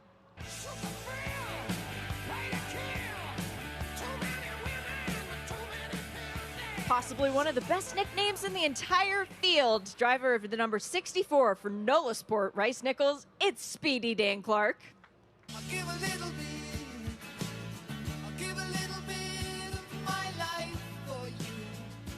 Good song choice there, Speedy Dan. Driver of the number 74, another one for MDK Motorsports, it's Jimmy Libre.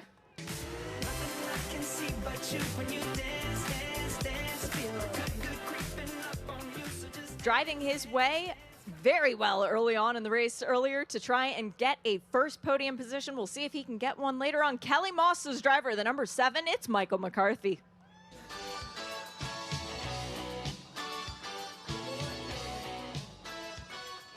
Race winner for MDK Motorsport at Watkins Glen. Talk about formidable tracks. It's Jason Hart, driver the number 20.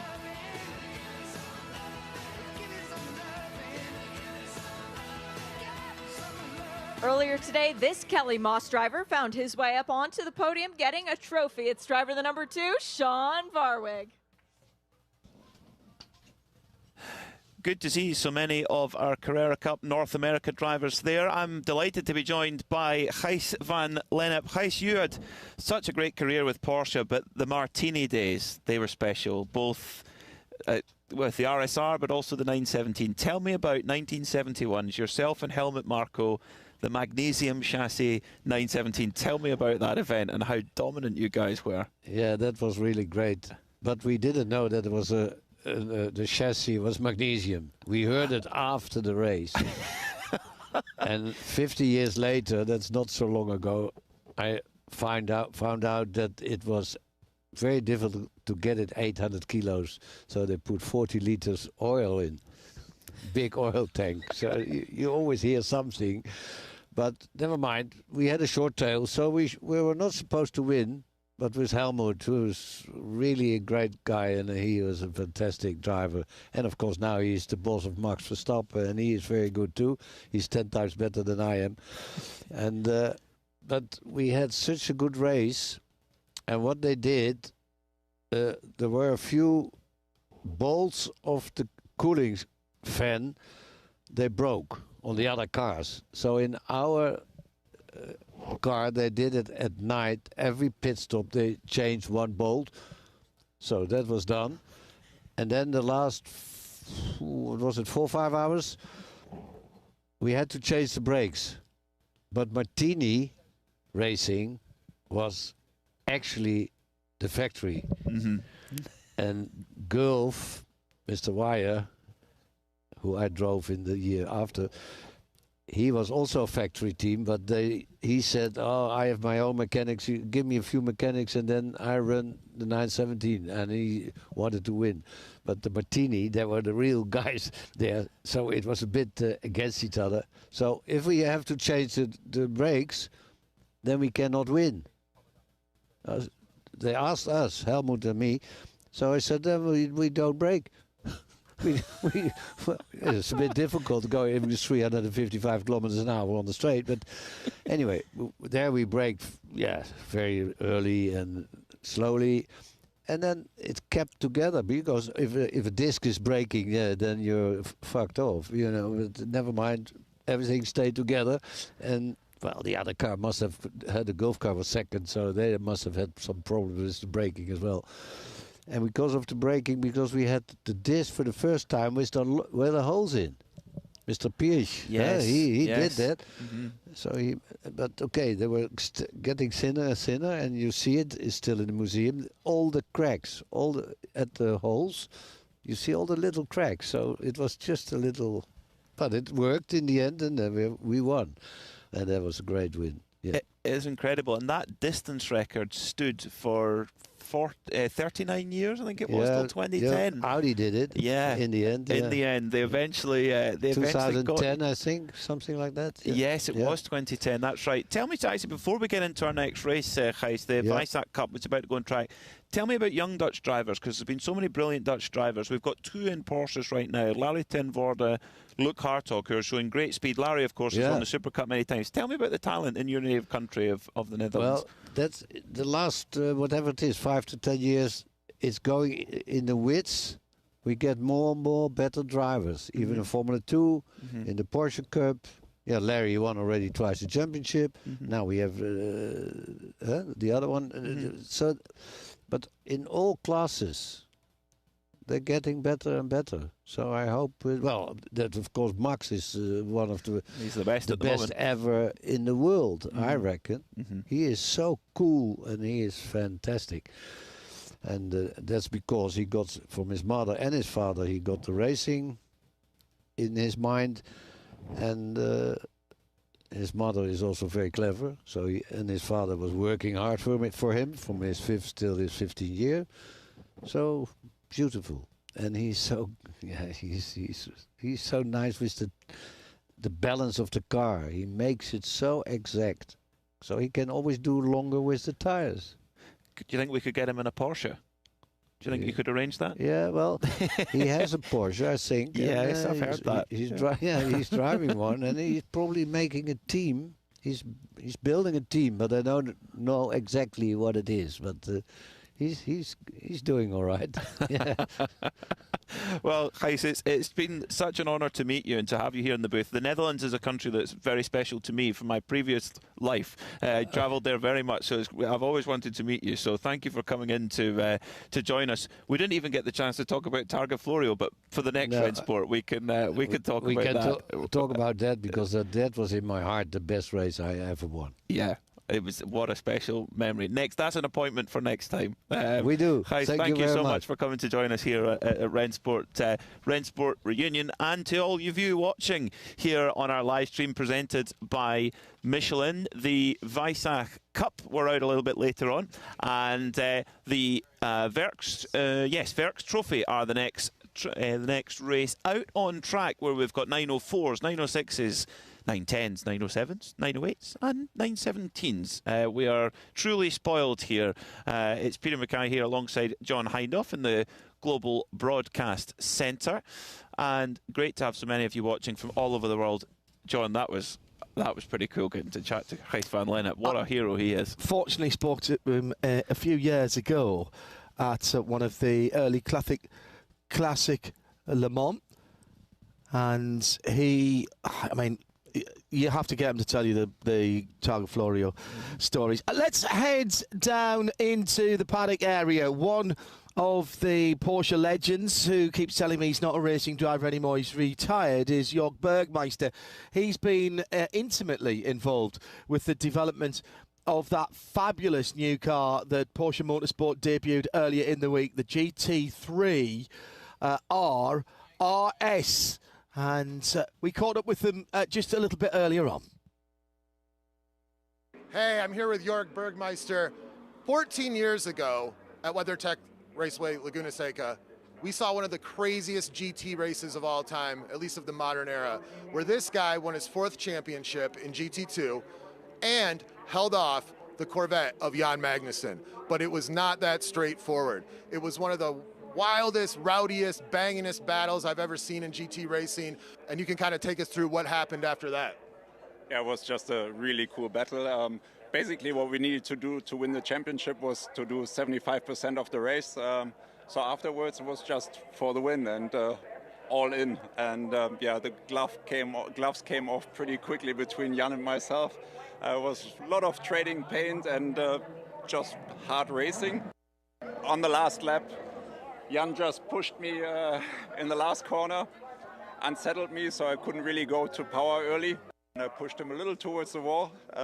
The Corvette actually had quite a bit more power than us at the time, so he was accelerating past me, and as we were leaning on each other, he started turning in. At that point I was thinking, I don't want to damage my car too much, and braked, which really accelerated him towards the opposite wall.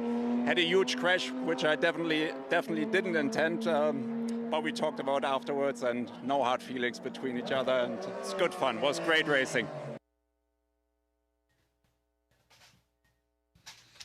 What a memory that is, Jörg Bergmeister, in one of the most dramatic final sequences of an ever in the American Le Mans series back in 2009 for the Flying Lizard crew.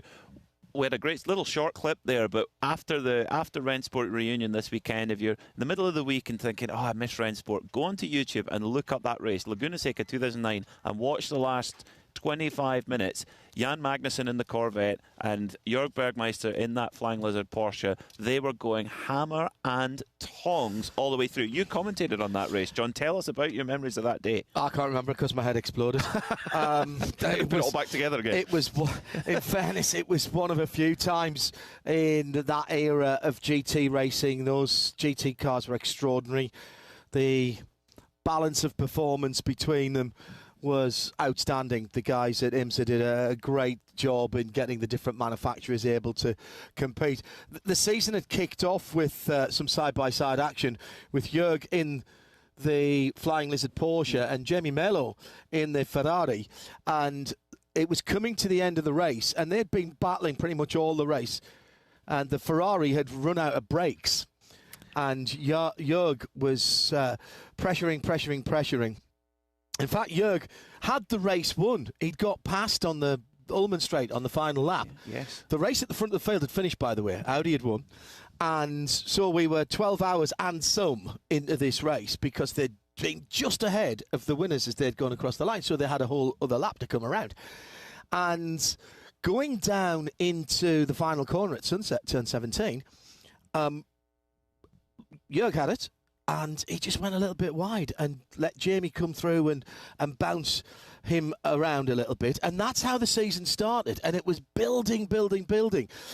And I'm pretty certain that was in Jörg's mind during that incident with Jan Magnussen to say, no, not again. No. I'm not having this. And he did push him over towards the pit wall a little bit. He ushered him gently, but it's the last lap of the race, and you're going for a position. The bit you've also got to remember, and Jörg said it. I remember that post-race interview on I can't remember the channel at the time, but anyway, it's on YouTube, and I remember Jörg just saying, we're into the braking zone, and Jan just drilled me. Yeah, he did. And then Jan, I mean, when I say he got drilled. How Jörg didn't get punted off the road entirely, I'll never know. But probably because he expected it was going to happen, and because he had the race won into the last corner and got nudged out the way. And so I think it was playing for keeps. It really was. I just think it must have triggered those memories of Sebring, and he said, no chance, not again. Not having it. No. Oh, happy days. Great times. Really happy days. Great times. Beautiful weather in California. Salinas, well, just between Salinas and Monterey. We're a couple of 3 miles off the coast at WeatherTech Raceway Laguna Seca. It's Rennsport Reunion, Porsche's big playtime. Live stream on the YouTube channels of Motor Trend, presented by Michelin. John Hindhaugh and Peter Mackay with you, with racing just around the corner. And what's up next? Next up, we have the Werks Trophy, which is an era of Porsche where Dr. Ferdinand Piëch, grandson of Dr. Ferdinand Porsche, came to the fore in the racing department. He wasn't even 30 years old. He was 28 when he became the boss of the racing department, and he brought a new ethos in, which basically was, rather than going for building cars that went for class victories, he wanted to build cars that went for overall, which you think, oh great, why weren't you doing that before? Well, there was a cost involved. It was one of the greatest eras of excess at Porsche, where Ferdinand Piëch really pushed the envelope as far as it would go from a technological point of view, from a spending point of view. But it was such a golden era for Porsche, and the cars that were created, many of them are going to go out in this race, culminating in the 917s. Gijs van Lennep mentioned racing against the Gulf cars, the John Wyer Automotive cars, and he's absolutely correct that the Martini team, they were based at the factory, so they really were the Works team. Still, the crowds staying with us, and if you want to get to the top of the corkscrew, you can walk, or you can have a Macan or a Cayenne take you up to the top of the corkscrew. We're getting ready for racing, and the folderol continues here at Rennsport. Cars on track next. 8 out of 10 electric vehicle manufacturers choose Michelin tires for a reason. They're built EV ready, so you don't have to think about them. You can just enjoy the thrill of being on top, or the excitement of coming down, spending time with someone special, or maybe spending time with someone brand new. Our tires are made without compromise, so you can enjoy every moment of your journey.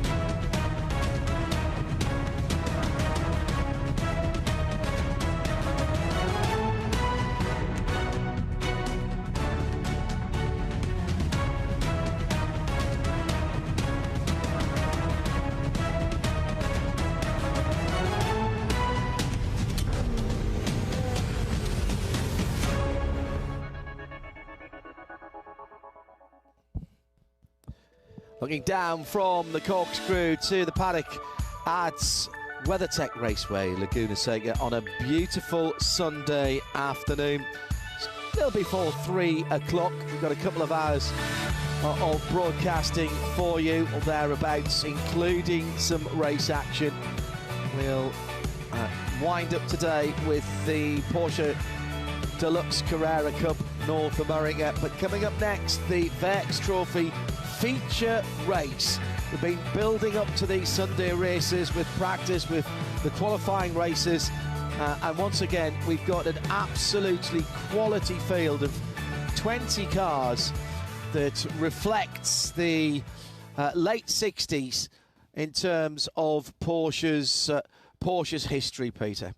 It's wonderful to see so many cars coming together for this particular Works Trophy, because you've got some seriously rare machinery in here, and you know the Carrera 6 was made in a little bit bigger numbers, relatively speaking, for a race car, but 917s, there were so few of them, particularly Gulf 917s. We've got 2 of them that were run by the John Wyer Automotive Engineering team. But actually, a little bit further down the field, we're not going to see it go for overall honours, but keep an eye out for this number 16 car of James Bezzetta, whose father Joe drove the car in period. That exact car number 16, Porsche 904, won the Targa Florio in overall in 1964.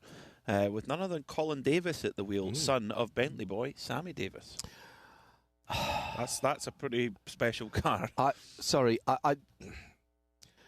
There are times when words fail me, and I said that this morning when we were looking at the mainly 911s that were out there, because that's a favourite period of mine, and those cars are very much of a time. However, is this, if as I was brought up on Derek Bell and Jackie Hicks being hugely successful in the Le Mans 24 Hours, Derek Bell being the Brit that was beating everybody.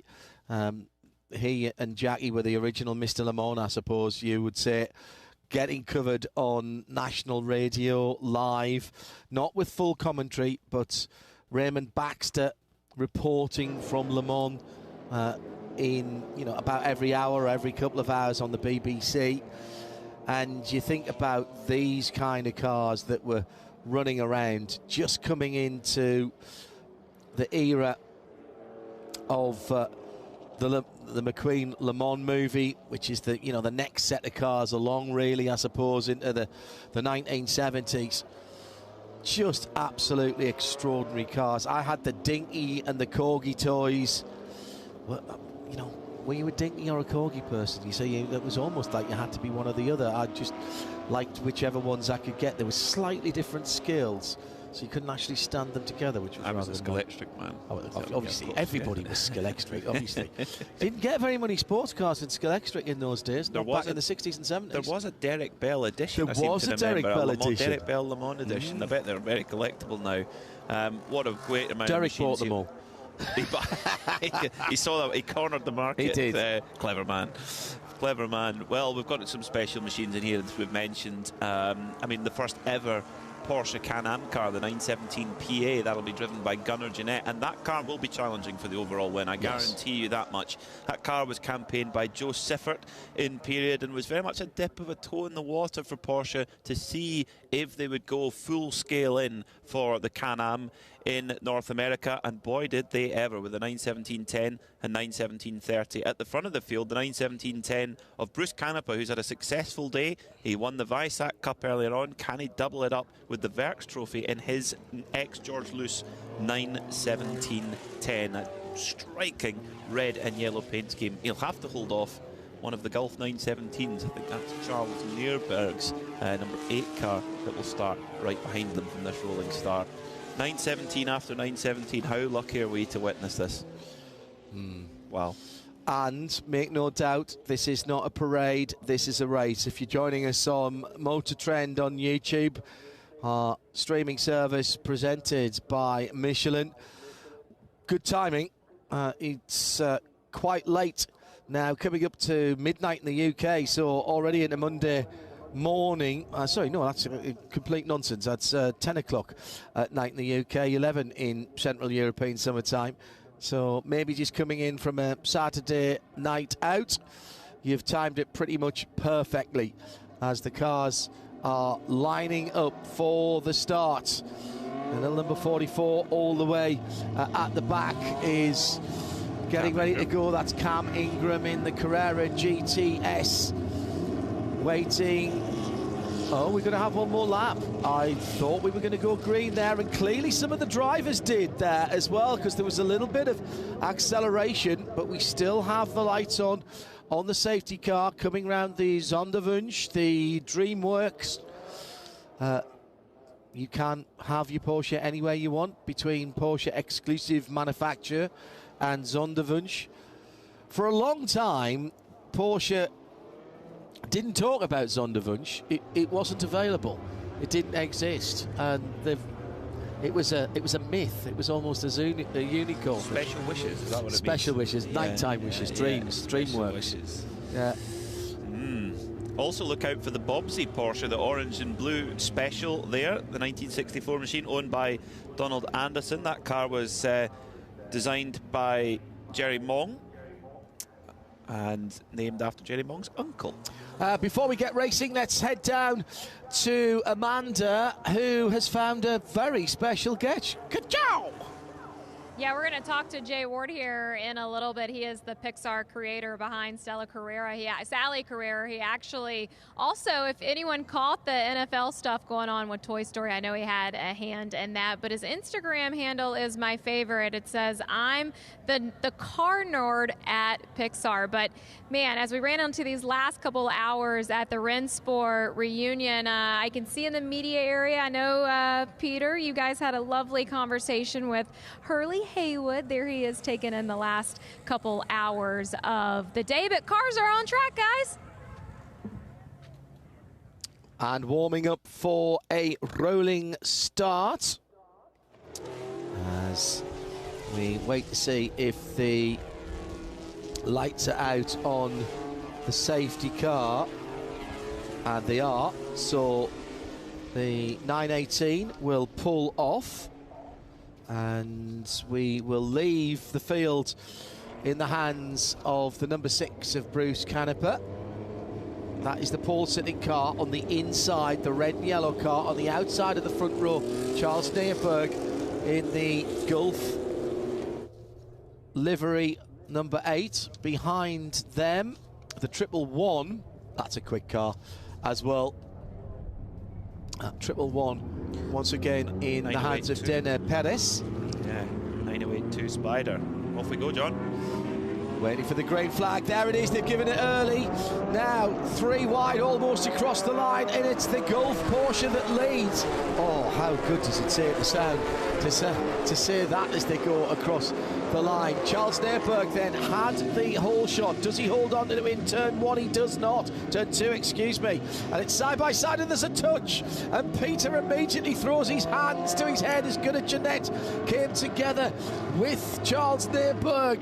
The white 917 PA with the blue V on the front, and coming together and going for the lead straight away. We know this is a quick car, and Gunnar Jeanette is sure he's not messing about this weekend. The nose dives and almost sniffs the tarmac as they go into turn 5, and Gunnar Jeanette is leading the Werks Trophy for Rennsport. But the 91710 has quite a bit more power. The development of the Porsche Can-Am cars. Here comes Gunnar Jeanette, though. Got better corner speed than that little 917 PA. But when the 91710, the red and yellow car there, once that turbo wakes up, it catapults the driver from one end of the straight to the next. But Gunnar Jeanette leads at Laguna Seca in the 917 PA, the ex-Joe Siffert machine.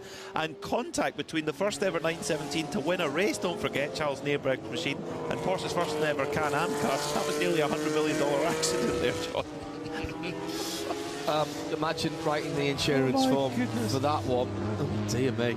Coming round to complete the first racing lap in the sunshine at Laguna Seca, Gunnar Jeanette, who was literally born into a Porsche family with his father Kevin being one of the foremost restorers and race preparation. Decent pedal himself as well, Kevin.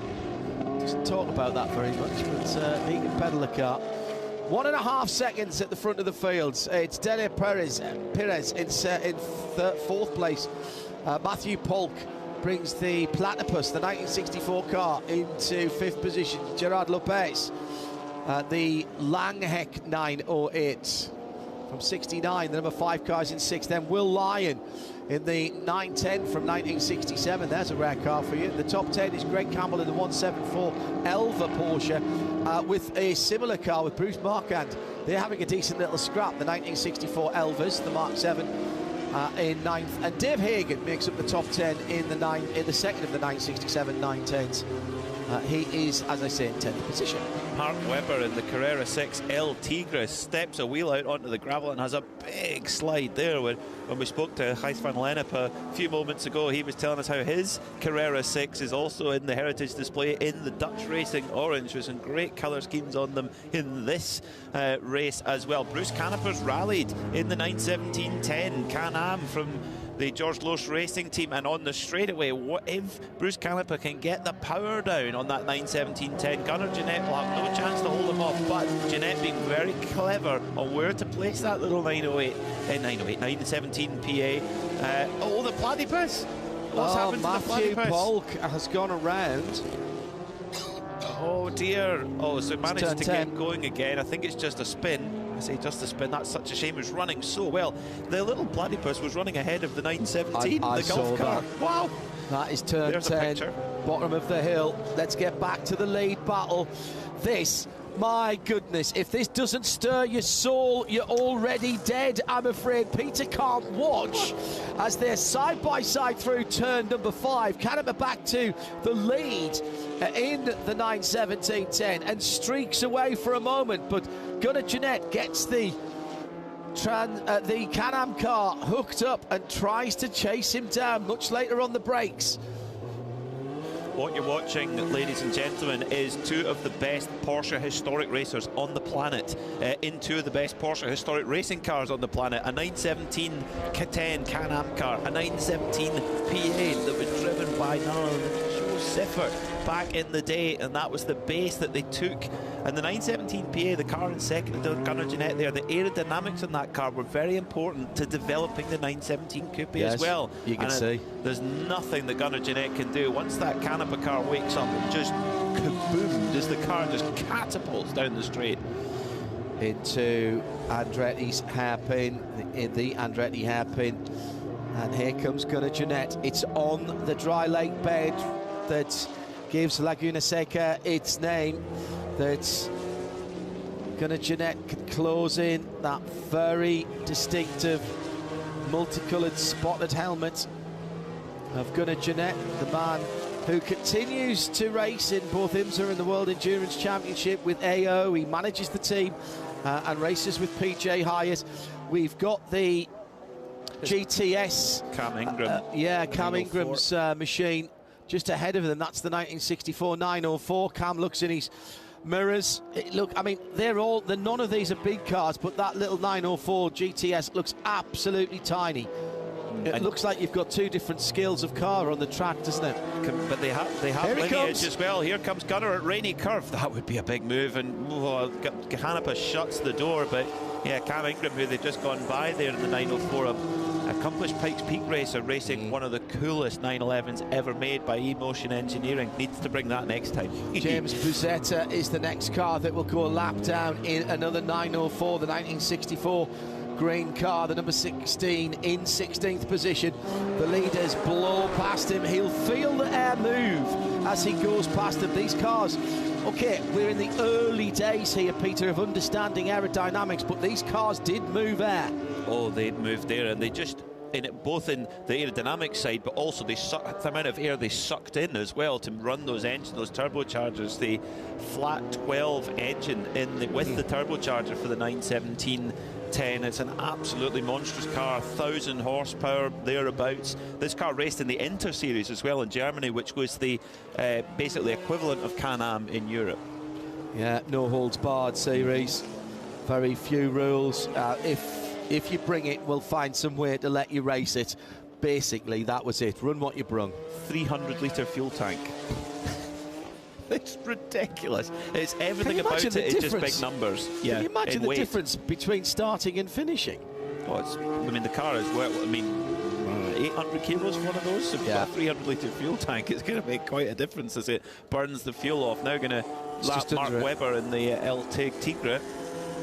Fair play to Mark Webber, by the way. Absolute star name. He's made himself available all weekend. And he hasn't just picked out cars that are going to be at the sharp end of the field. He's been out on the track a couple of times in this El Tigre, the 42 striker car, just coming through onto the main race, on the main straight now. And that El Tigre is owned by the Ingram collection. I think that the late great Bob Ingram would have just been smiling from ear to ear seeing Mark Webber driving his car at Laguna Seca at Rennsport, an event he loved so much. So, laps to go 4. Gap between first and second, 1.7 seconds. Waiting for Nierberg to come through in third. There he is, another 23. Call it 24 seconds further back.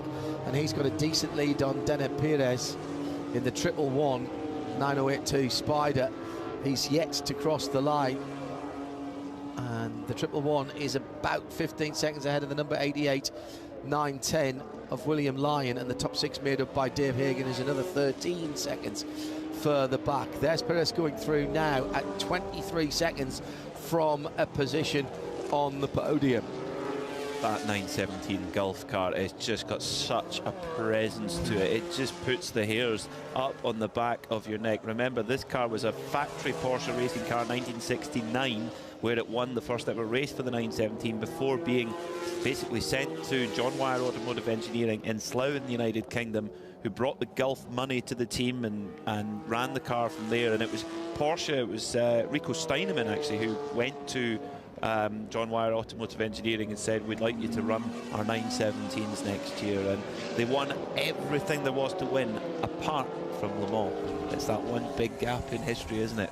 Yeah, it was the Dickie Atwood car that won the 23 in the red and white Salzburg colours that I think is probably one of my, if not my favourite ever Porsche livery. Just shows it off really well, and the curves of that, plus it's red and white. I'm not going to turn my nose up at that, am I?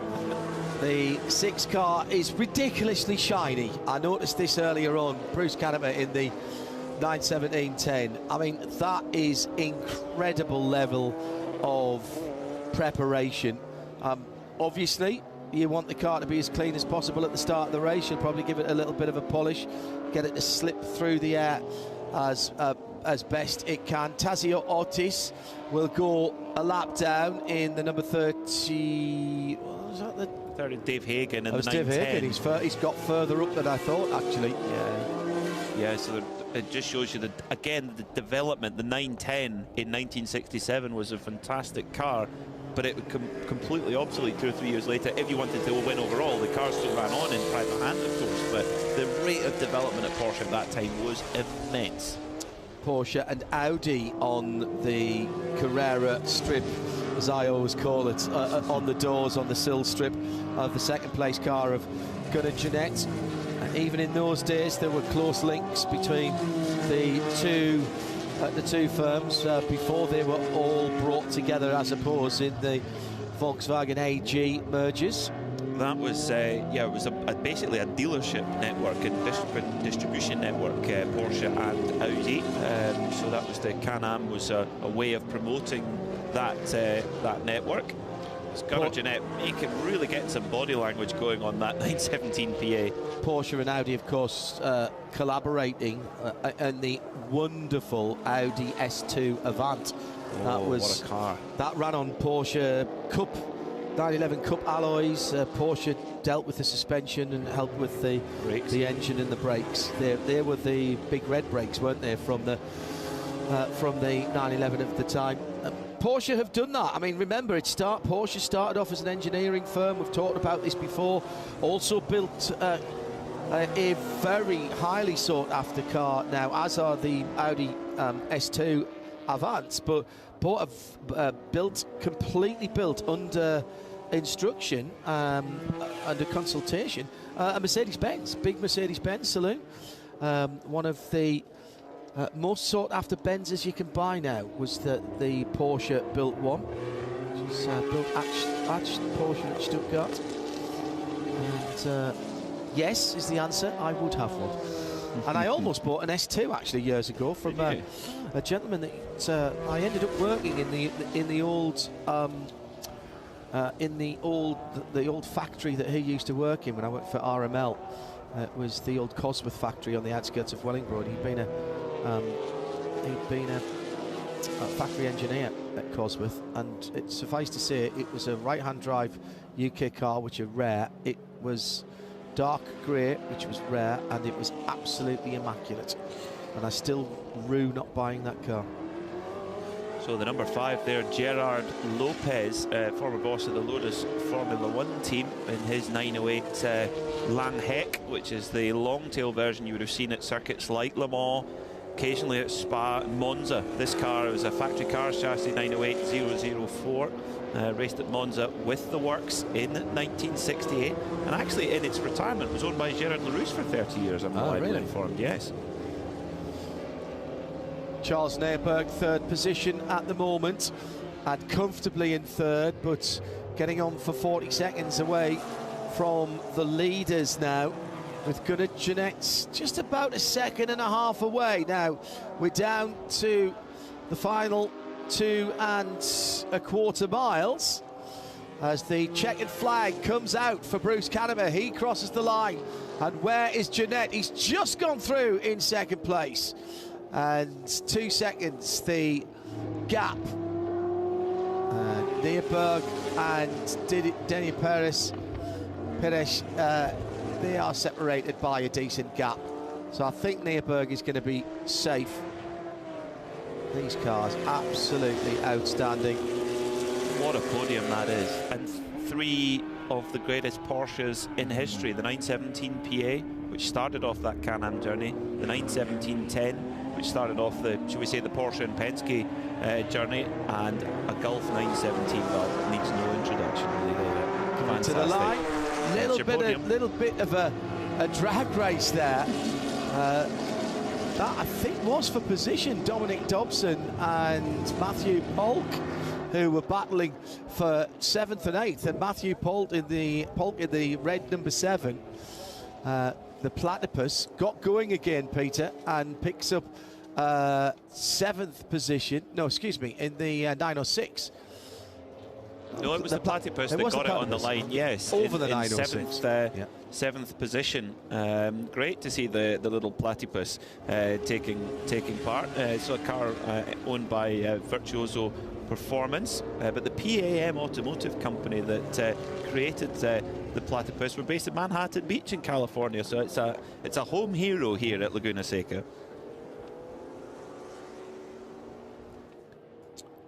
Well, once again, I enjoyed that. Well, this is right up your street, this isn't it?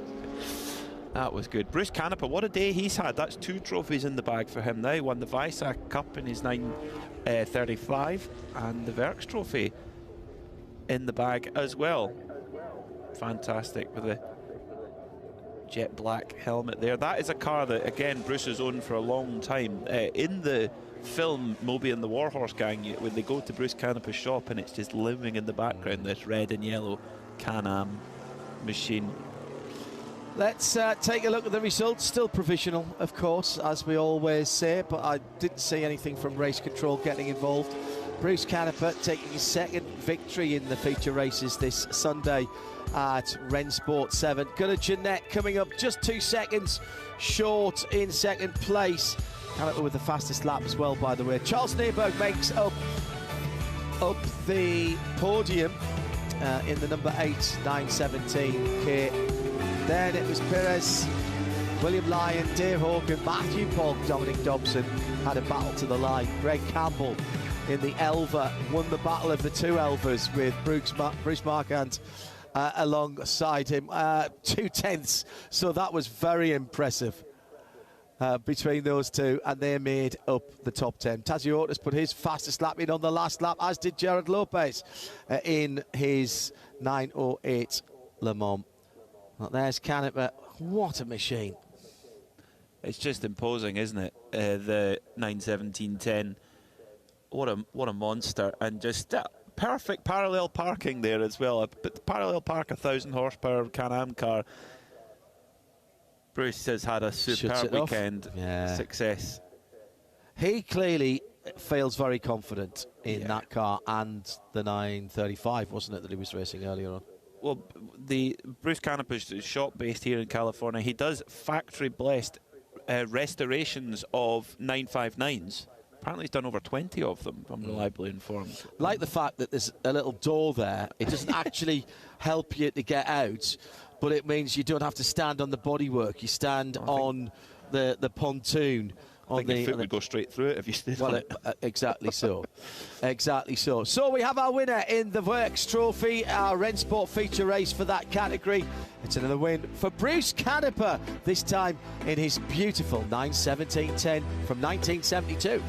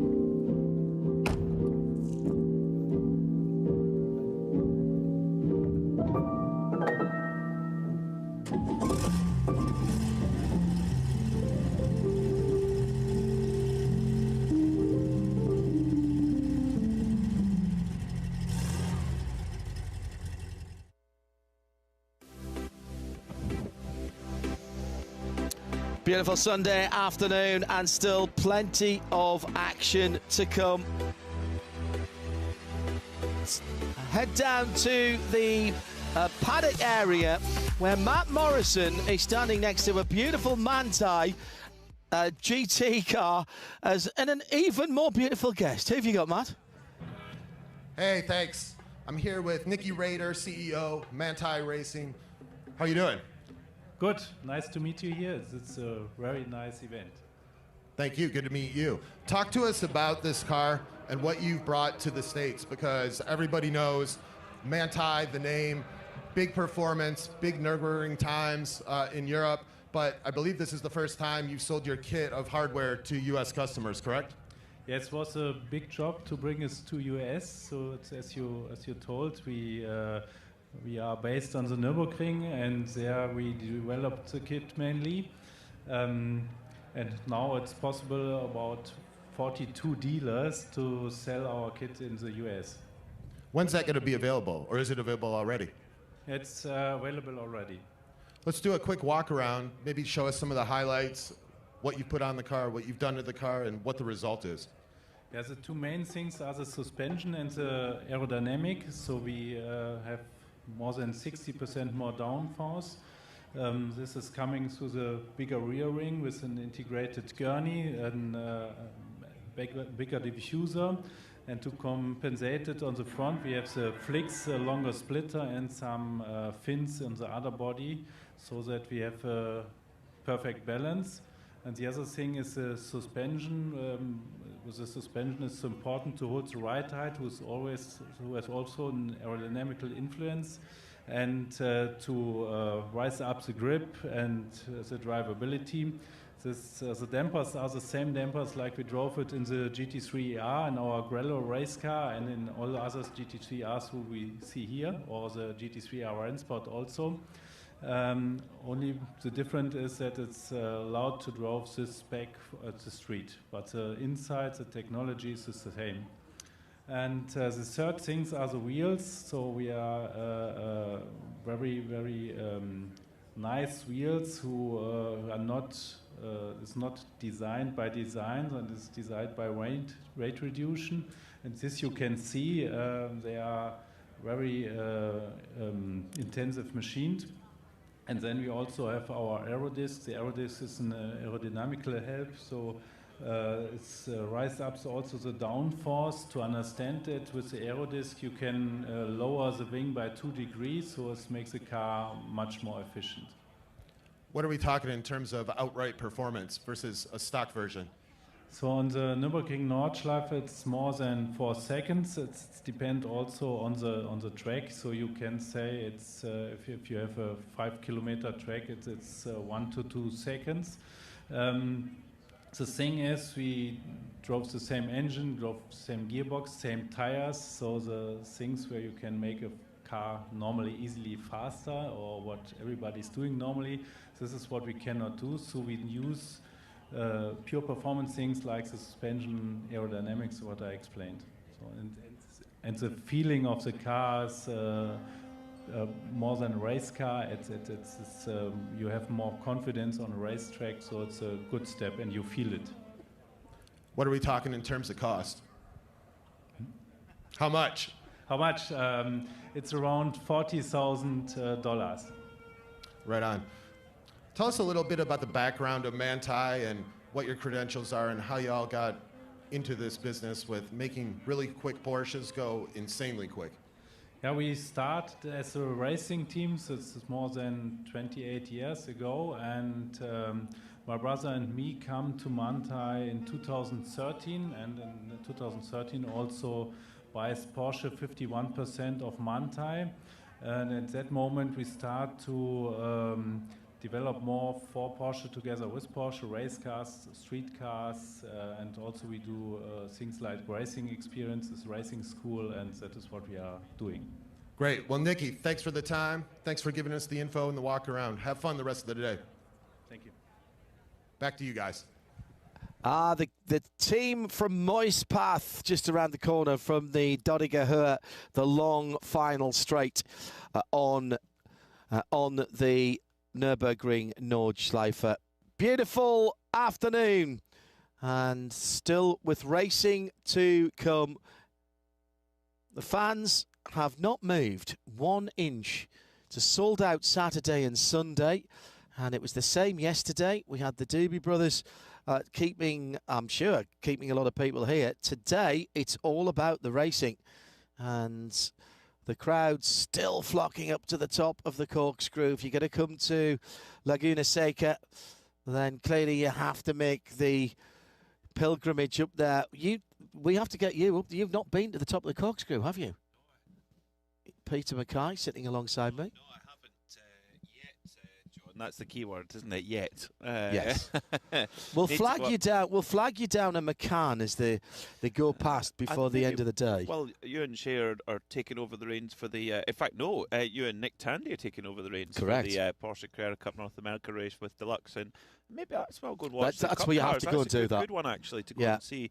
I want selfies. I want photographic evidence. And also, I was too starstruck. I met the Michelin man earlier. Oh, did you? I would really wanted to ask him for us to have a photo together, but I didn't have the nerve. He looks good for over 100, doesn't he? Yeah, it does. There's that green colour again, this time in a... That's a Valiant car. Yeah. It's a Taycan GTS, I think, with violent colours, which... was the world's fastest boiler company, which sponsored mainly the Kramer team in the early 80s, late 70s and early 80s. In fact, my first ever gift I got for my goddaughter was a 934 Valiant liveried little Matchbox car to add to her collection. You're a good godfather. Thank you. Yeah. Very impressive. Very good indeed. Let's head down into the paddock. Right in front of an open-air press room is Sally Porsche with our Amanda Busick. Well, as we teased, we were going to talk to Jay Ward, and one of the things when I was doing a little research on you was your Instagram bio says that you're the resident car nerd at Pixar. So it seems like in your career you've been able to combine a passion on both sides. How did you put that together? Well, I've always been a car guy, always been a Porsche lover, so getting to work on the movie Cars was really everything I loved coming home. Getting to work on making cars come to life on the screen was really just something I already enjoyed, so it was two great passions coming together. So with Sally, there's actually the inspiration from the 911 that you actually own. So I guess you got to go to your garage for the drawing book. Yeah, a little bit. So Bob Polly, the man who actually designed Lightning McQueen and Sally and Mater, he's here with me this weekend. And we drew inspiration from a lot of cars, but Sally is obviously distinctively a 996 Porsche. And yes, I do have a little blue 911 that we call Little Blue. So yes, there's definitely some love and some passion in the garage and on the screen. Well, with Jay here this weekend is his son, Henry, and you've been taking in the event of the Rennsport Reunion. What's it like walking around here with Dad? It is truly amazing. It's just awesome seeing all of these cars here. It is truly the biggest car show in the world. What's something that you saw that caught your eyes? I saw a lot of Porsche Spyders, and I love Porsche Spyders, and they're just super cool cars. Well, it doesn't seem like the apple far from the tree here, but Jay, and then I do want to talk to you because we were watching in the TV truck earlier just the Toy Story combination with the NFL stuff today, being able to have a hand in that, to see it happen live and in color, it had to be a unique experience for you. It's pretty wild to have something like Toy Story and the NFL come together in a meaningful way that kids who maybe weren't football fans could tune in and learn about the game. It's a little bit like when kids watch the movie Cars and all of a sudden they go, you know what, maybe I'd like to have a car, maybe I'd like to be a race car driver. And that's what's beautiful, I think, about Pixar films are the stories that people connect with of all ages, kids and adults. Well, thank you guys for being with us this weekend. Henry and Jay, just a little teaser, what are you working on now? Got a lot of fun things going. If you're in South America, I have an exhibit called Mundo Pixar, World of Pixar. It's in Rio de Janeiro right now. But some more fun things to come for you on both television and on the big screen, so stand by. Thank you, guys. Enjoy the rest of the show. Thank you. For me, the genius thing about Cars was the fact that the eyes were on the windscreen and not on the headlights. That is what gave the characters their character. And I don't know whose idea that was, because the obvious thing is to make the headlights the eyes. And they went away from that with all of the characters. And then the grille was the smile. And yes. You look at a lot of cars, real cars, they have a smile. And that often comes from the grille. I tell you what. Lightning McQueen is an MX-5. Henry, I think, to be by honest. the way, though, Henry Ward, Porsche fan. Extraordinaire. He knows what he's looking at, doesn't he? Fantastic. What's up next, Peter? Flacked Cup. We're winding it a little bit closer to present day now. Cars from the 964 and the 993 all the way through to later 997. These are all GT cars. In fact, we've got a 924 GTR in there as well, just to add a little spice to the mix. Cars from iconic teams like Alex Job Racing, Flying Lizard, the Momo team in there too. And some Pikes Peak cars. We've got Jeff Swartz Turbo Cup and Fred Veach's Twin Turbo 996 as well. This is the Tony Quinn VIP Pet Foods cars in this one as well, isn't it? Yeah. Correct, it is. Okay, there it is. Just coming across the start line now. And an ex-Damien Faulkner Lechner Racing Super Cup car as well. Damien's got that back. That's his car, I believe. Not anymore. It's been raced by its new owner. Oh, really? So he's just sold it? Yes. Because that was in his hands until relatively recently. Well, it was in the hands of a very significant rally collector. And it's now being raced by its new owner, which is fantastic. That's what Rennsport's all about as well, is getting people to experience these cars for the first time. Fantastic. We just had the Manthey Racing feature there, and Robert Dalrymple in the 997 GT3R with the Manthey Racing Grello. That's an ex-Nürburgring 24-hour car. Finished 7th overall and first in class with Mark Lieb, Romain Dumas, Lucas Luhr and Timo Bernhard. What a driving squad that is. That is the green and yellow. They sort of mixed those colours together and used the English words of green and yellow and called it Grello. That is their works colours now, effectively. Yeah. And people talk about that. There's Grello merchandise, T-shirts and hats, etc. By the way, just to let you know, the merchandise here will be staying open after racing concludes. There's not quite sold out of everything yet. But it's been a good go at it. It's been very, very busy. Yeah, very busy indeed. We'll give you the starting grid when they start, when they have formed up properly. They're just getting themselves into position at the moment as they head up Rahal Straight. A beautiful afternoon it's turned into. This is what I was sold. I came in here in the dark this morning, and I've just popped outside when you were talking to his van Lennep, and I walked back outside and it was sunny, and I'd completely forgotten. You kind of get a little bit isolated here. It's actually a very comfortable space here. I really like it. Yeah. I've been in some commentary boxes where it's maybe not quite as comfortable, but here we're very well looked after by our crew here at Motor Trend and Michelin. I thank you very much indeed to Talk Media and to everyone who's been involved in the production, which started a very long time ago, and this is just the back end of it, if you will. So all those hours of planning and meetings, all the hard work rigging by the unsung heroes of the broadcast, and of course our camera operators as well, who've been brilliant all the way through. Catering as well for coffee. Catering for coffee. Well, we've all been looking after each other for that. And the business end is at the other end of the truck. The talent in the truck is what I was always taught. So thanks to Shifty and the rest of the team. Some great reconnecting with some of the faces I haven't seen from a long while, including from all the way back in the early ALMS days. Right, here's how they are lining up as they come around behind the safety car. There'll be one more formation lap to get a bit of heat into the tyres, and you'll start to see them coming together now.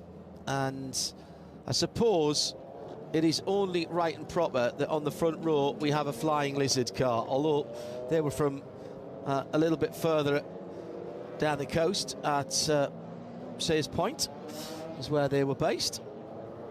Darren Law took it on after Seth Nyman stepped away from racing. There's a number of those silver and red cars in this pack. It's what a story, Flying Lizard. I mean, Seth Nyman, when he founded the team, he said he went to Porsche Motorsport and said, I want to make the best sports car racing team in the world. And he said before, he says, I was well aware of how silly that might have sounded and how often Porsche might have heard that before, but that was what we wanted to achieve. And in their very peak, that was what they achieved. They won Class at Le Mans. They dominated the American Le Mans series. I think they achieved all of their dreams and more. A little bit worried about Ernie Sparda, who is one of the Flying Lizard cars out there at the back, the number 80 car. He's just he's catching back up now. That's fine. Also, just in front, there's a very lovely Ruby Stone RS in there as well. Which is this the 964 Euro Cup? Is that what it is? Yes, it's one of only 2 Ruby Stone Euro Cup cars ever made. It's an Astrala Autosport car. Very, very cool little machine. Ruby Stone is the colour, now called Ruby Star, and still available in the famous Porsche Paint to Sample, PTS. Actually, Ruby Star is available on some versions of the 911. GT3, I think you can get it. I think you might be right. Yeah. We've got actually a couple of different Super Cup cars in this grid. We just mentioned the Ruby Star car, which that's the Extrala car, but also the Finalian car near the back, the yellow and blue one, just coming to the shot there at the back. That's got 2 Super Cup wins in 1994 by Fabien Giraud, who was a DTM driver, ex-champion, so ex-Shay's dad's car. Yeah, I'm sure Bill Adam will have driven that one. Yep. As well. I can see a Peterson White Lightning car in there as well. These can't be historic. I commentated on these in period. I'm not that... Oh, yeah, maybe I am. Stand by for action. The Flagged Cup feature race at Rennsport 7 gets the green flag. And we are racing with the Flying Lizard machine taking the lead, but round the outside, Alexander Meurmarineux tries to make the manoeuvre. That hasn't worked out, has it? The red and white car drops back into second place. Well, Alexander Marmorano was really, really quick yesterday. Dr. Marmorano, we should say, the heart and lung surgeon, and he's got a gorgeous ex-Manthey Racing 997 GT3R, and he's going to be up for this one. As Carlos de Quesada going up the inside at turn 3 in his ex-Peterson White Lightning, another Le Mans winning car. They're all up and down the field here. Where do you look? History at every single part of the circuit. Climbing up the hill for the first time of asking in race trim, and it is the 44 car, the 2005 996 RSR. Do we know if it's Lee or Mark that's driving that car? Lee Hauer entered the car. I'm really not sure who's. We had this yesterday. It's one of the two of them, of course. This is another Le Mans. This has been 2 starts at Le Mans. Change to the lead. Wow. Yellow flags, yellow flags. It's a full course yellow. That pass will have to be given back by Dr. Marmorano.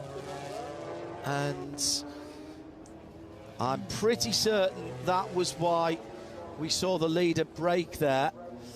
Now, where have we lost? Oh, there's somebody on... no. Let's see. And indeed, the lead has been re-established by the number 44 Flying Lizard car.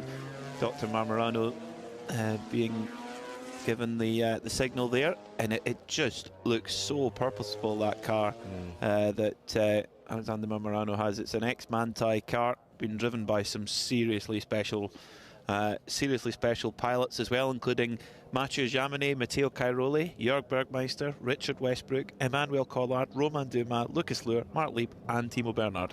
That's quite an honour roll of people who have driven that car. Wow. Oh, my goodness. It was a big shunt down at just after the start line. Looks like it started right about the start line from the witness marks on the road, and it's the Tony Quinn number 70 involved, the VIP Pet Foods car. That's Fred Veach is in the other car. That's the Pikes Peak car. Yeah, the number 11 GT3 RS with the number 70, as we mentioned. That's the Marcus Jewell driven car. Both drivers are out of their cars, and it looks like they got out under their own steam. Actually, I say that, and I think Fred's still in the car. Yeah, probably the safest place for him, actually, until he knows that everything has been cleared on the track. He's got his thumb up and his gloves off. He's moving around in the car. That's good to see. Great work from our marshals on the scene straight away. Nice to see as well that both drivers just hand signals to each other to make sure that everybody was okay. And Marcus Jewell checking on his competitor there before he walked away. What a pity. What a pity there. So, our drivers now held behind the pace car at a slightly more sedate pace than they were before. A little bit of debris there at the corkscrew. I wonder where that came from. It's a little bit of red bodywork. What part of a Porsche do you think that is, That's Peter? a very good trivia question. It's like question of sport with the guess the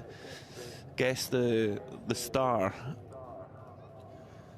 So, again, going back to that incident, that must have happened right at the line, because the witness marks, both the skid marks and the grounding out, there's a lot of scraping on the new tarmac. I mean, the great thing is, because this is new tarmac, anything that's laid down on it, we would have noticed it earlier on. Those dark tyre marks, and more importantly for me, Peter, just before the line, there are scratch marks in the top of the pavement, and that would suggest to me that there was either a puncture or a suspension issue from one of those cars that far back that pitched one of them sideways. But quite clearly there's been heavy contact with the tyre barrier on driver's right just down the track from the Mission Food Bridge. It's such a shame. You know, these teams, drivers, owners put so much effort and preparation into this weekend to be here, and this is the kind of culmination point of that weekend. The Flack Cup, this is the feature race where the award is handed out, and this is the last way you want to see it happen, to see these cars these beautiful machines get rolled onto the truck in that kind of condition. It is one of the risks of motor racing, though, and we wish the teams well with the clean-up from that. And this is a lap race, and rather sensibly, Race Control have brought the safety car and the line of cars that it has under its control into the pit lane. Second driver is out of the car, so that's both drivers now that we have seen out of the car. So Fred Veach and Marcus Jewell both out of their respective machines. They'll be taken for a checkup.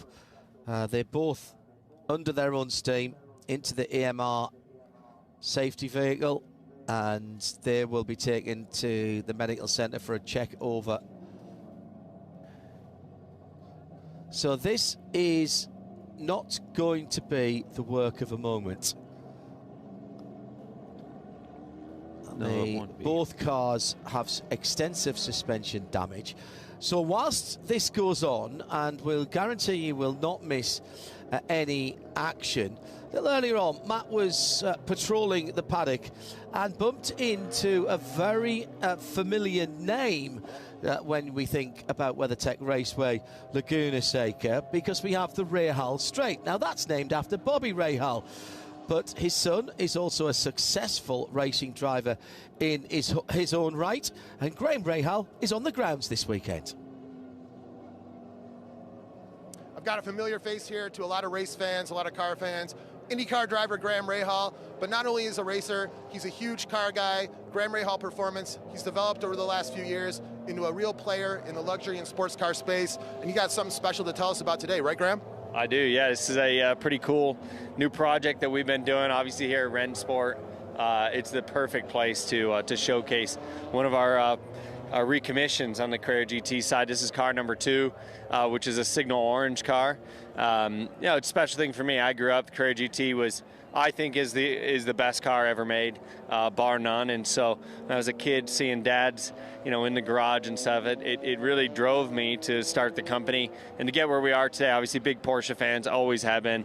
I think Porsche and Rahal, I look at walking through your Rennsport, there's a lot of cars dad's driven, competed in, see the Apple Computer 935 stuff everywhere. It's certainly cool for us to have our car here on display as well. Take us through what inspired this project, and then give us some of the details. We'll take a walk around the car. Well, yeah, obviously, if you think about Carrera GTs, the majority of them are silver. And so as we looked, and we've sold 28 Carrera GTs in the last 18 months through Graham Rahal Performance. So if it's a Carrera GT in this country, we've probably touched it or darn near.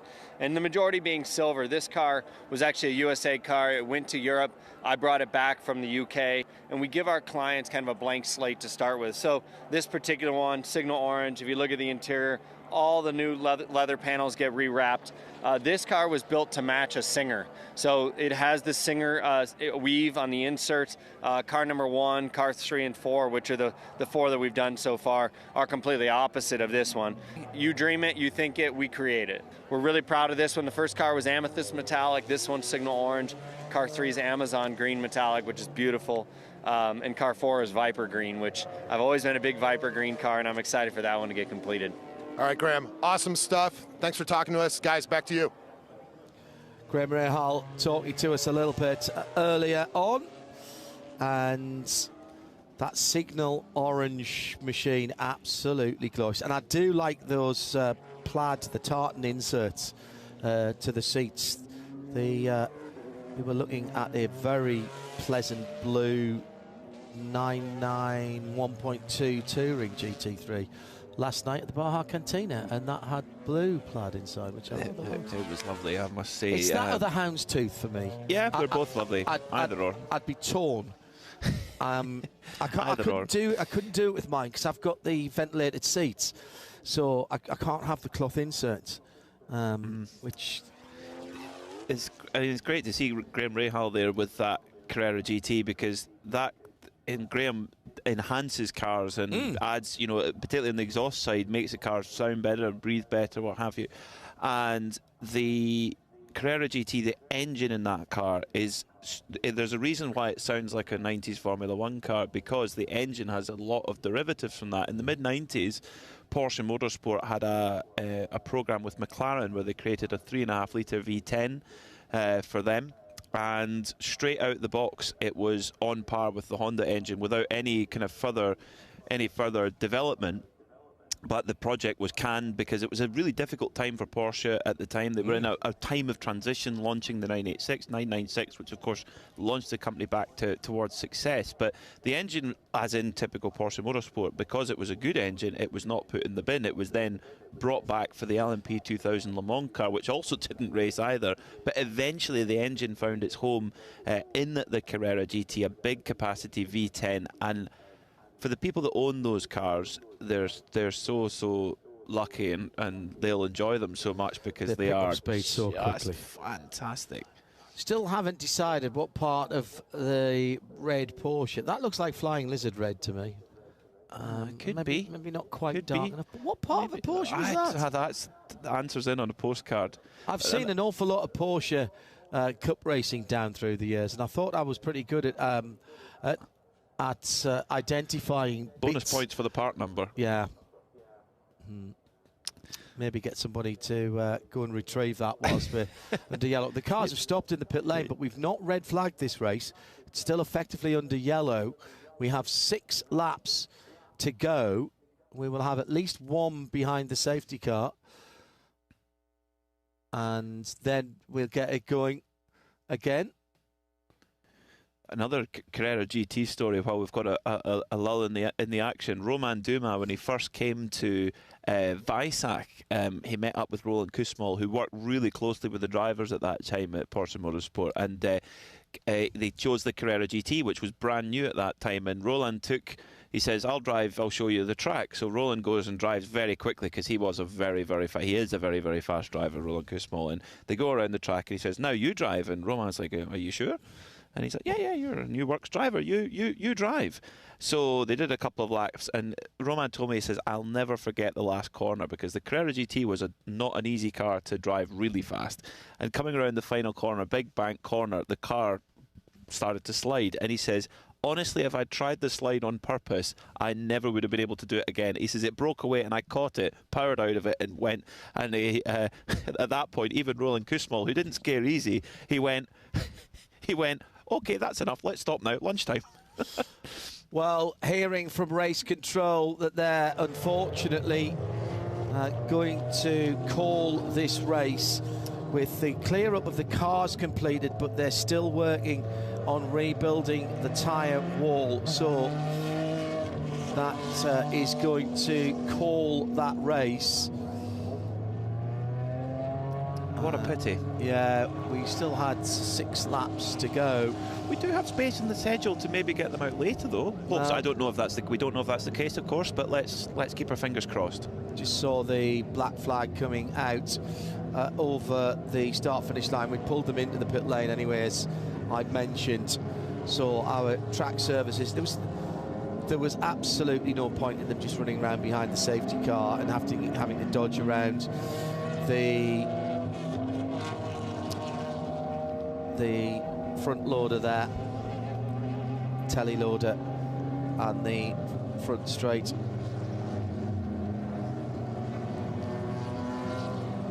So we'll wait to see if those guys come back out again. It was it Max Moritz who was at the lead at the end of that, the 74 car? I don't think it was it? No, I think it was the Lee Hauer Mark Peters car, the number 44996 RSR, the Flying Lizard machine that ran very strongly yesterday.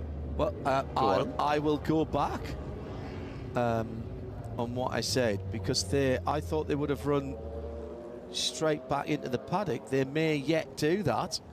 So let's see. I'm looking on the flag stands, and I didn't see a checker, Is it but I me, or did does see there a look a black bit of set. purpose to this parade behind the pace car? We might get this underway. Yeah. We've got the safety car in front of the field. That's reasonable because, of course, it led them in. So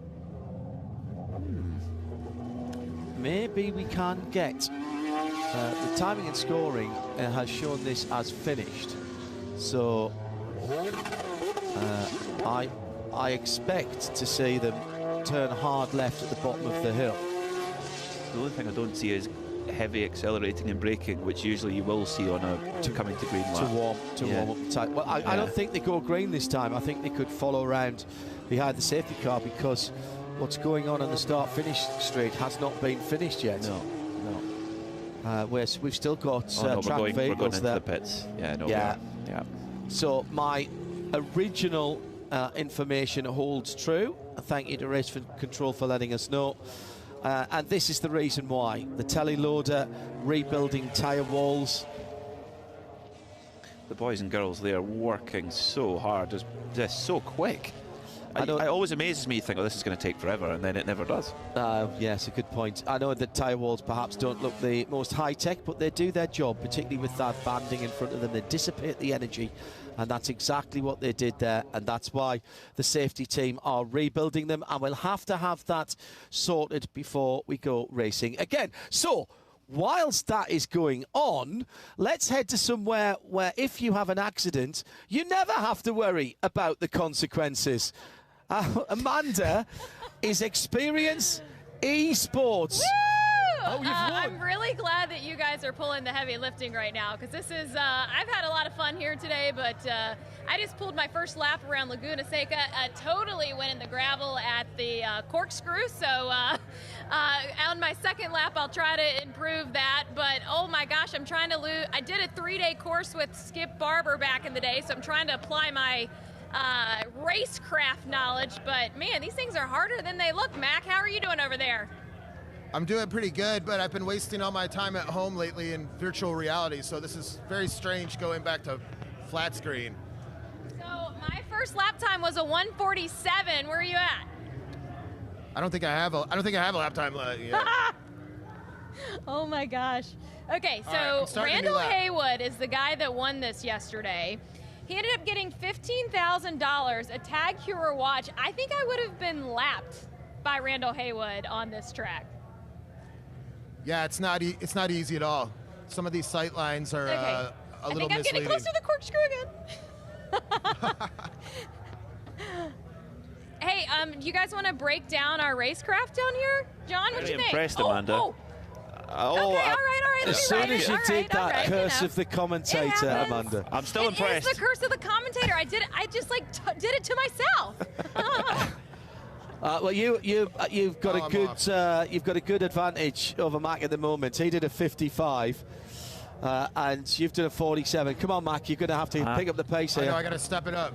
Mac's going for the full Francois Delacour, leaning forward here, hoping to go a bit quicker. Yeah, absolutely right. Another Porsche fan. See where he is. He's climbing up the Rahal straight. Here's Mac, minute on the clock here. 1:55 for his best time. Comes in the braking area for the corkscrew, down through the gearbox. You take a little bit of curb on the left-hand side, a little bit on the right. Lovely. Feed the power back in gently. Now coming down to turn 9, really curved. Chuck on the inside. Wait, patient. Now on the throttle, Mac. Come on, build it up. Across the left-hand side of the road.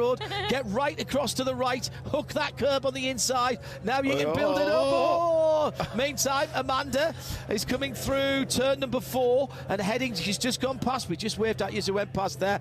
Amanda coming into turn 5, into the braking area. Feed it in. Don't move your hands. Keep them at 10 I'm on a flyer.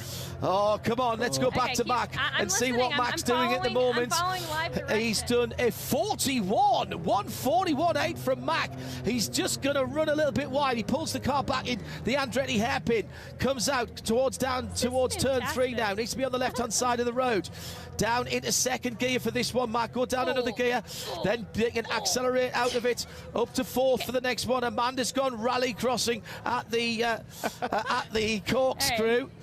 I mean, this is my dream, having you guys commentate me actually racing. So It's time attack from these two. They're not on the circuit together. Let's remind big ourselves. slide from Amanda there. Oh. Beautifully caught. Oh, Mac, you were doing so well. Turn 5 caught him out. I'm still impressed with that 141.8 like though. That's pretty bias. good. Don't take that curb. Stay away from that curb. What That's good. car's being used here? Yeah, that's a good question. What are the that was cars the that's being used? same. Mark, what you I driving? believe it's the This would be the best lap GT3 RS. yet. Oh, nice. Okay. Very good. DRS. So they're in comparison to the Flack Cup. They're maybe a wee bit behind on lap times, but I'm pretty impressed. they're Matt's close. getting the hang of this now. Yep. Yeah, just He's got gently the on and off the Villeneuve lean throttle on now. there a minute. Yeah, that's better. Curving.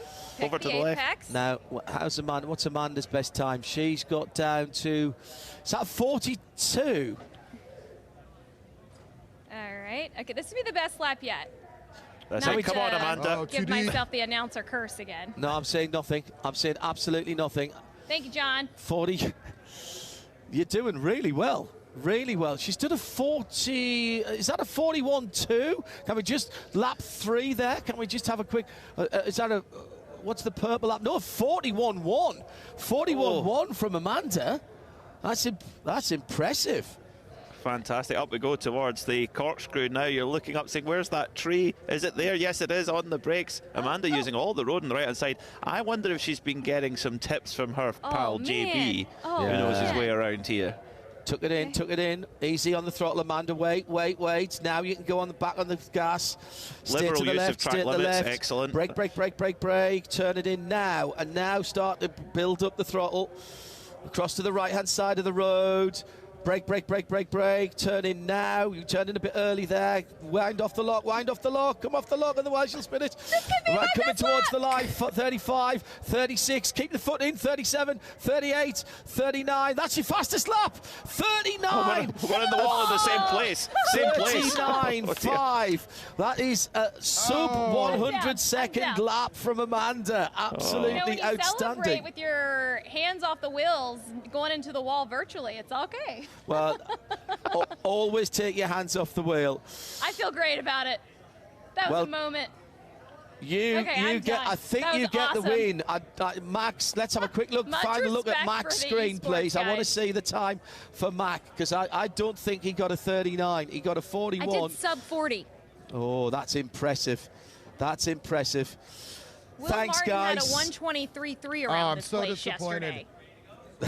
Mac, hang your head in shame, particularly as you've got your own rig at home. That was a lot of fun, and it's Amanda actually went off at exactly the point on the circuit where the cleanup has been going on. Fortunately, she was only in virtual reality, so we don't have to wait for the tyres to be rebuilt there. Our track services team have done a super job, and we are ready to continue with the next race. That was brilliant fun to watch that, actually. I enjoyed that. Amanda, she was giving it, sending the mail there, or hauling the mail, I should say. Hopefully, we'll get back racing soon for you folks. The recovery crew and pace car making their way back round towards the pits. The GT4 RS pace car has been well worked this weekend. Brilliant machine. It's on its second set of Michelin tyres, and it's been through a little bit of racing. We could have had it on cross climates earlier with the rain that we had. True enough. I've got them fitted to our road car at home. Brilliant. Superb. Just clears the water. Just whoosh. WeatherTech Raceway Laguna Seca here in California. Provisionally, that race that we saw ending in the pit lane, we believe that has been called, at least for the time being. Now, whether those cars come back out later on, there were 6 laps to go. We had 3 racing laps. Actually, we'd had 2, really, because the safety car came out pretty early on. We think it was the number 44 Flying Lizards car that was at the front of the field when the safety car intervened. I suspect that it was the 10 of Alexander Michelin in second and James Safronas in third. That is very provisional at the moment. There was Max Morris's car was, I think, in front of them when the safety car picked them up. So whether that was just because that was about, they had some problems and it was about to be lapped, not entirely certain. But 44 from 10 from 14, the Flying Lizards car from the 2010 GT3R and the Cup car, the 997 Cup car from 08, in third position. Very much, as I say, provisional there from that race. Unfortunate that we've had to call that one, for the moment at least, but far better, I think, that the competitors were sitting in the pit lane. If there's a bit of time later on, there's an opportunity maybe to either re-rack that one and give them a restart, or continue where they're left off and do a safety car restart in single file. But otherwise, they would have finished their race by now, Peter, just sitting, cruising at 80 k's behind the safety car. Yeah, and next up is the Stuttgart Cup, and with these types of cars, next up are going to be prototypes, 962s, RS Spiders, etc. But particularly the 962s, if the teams know that there's a time that their race is starting at, they need to get the cars warmed up, they need to get them ready, and you can't push that on the road. I think hopefully we'll get a re-rack of the Flat Cup race later on, but the next up will be the Stuttgart Cup, one car of which our very own Shea Adam, her father Bill, drove in. He sent a picture in earlier, a picture from the time, which is wonderful to see. It's the Sachs car, which we'll see in just a moment. But this is something I've been waiting all weekend for. Timo Bernhard back in an RS Spider, John. I was working with the American Le Mans Series, of course, in that era. I came across for the first Petit Le Mans in 1998, this time of year, of course, as Petit always is. It's not next weekend, but the week after.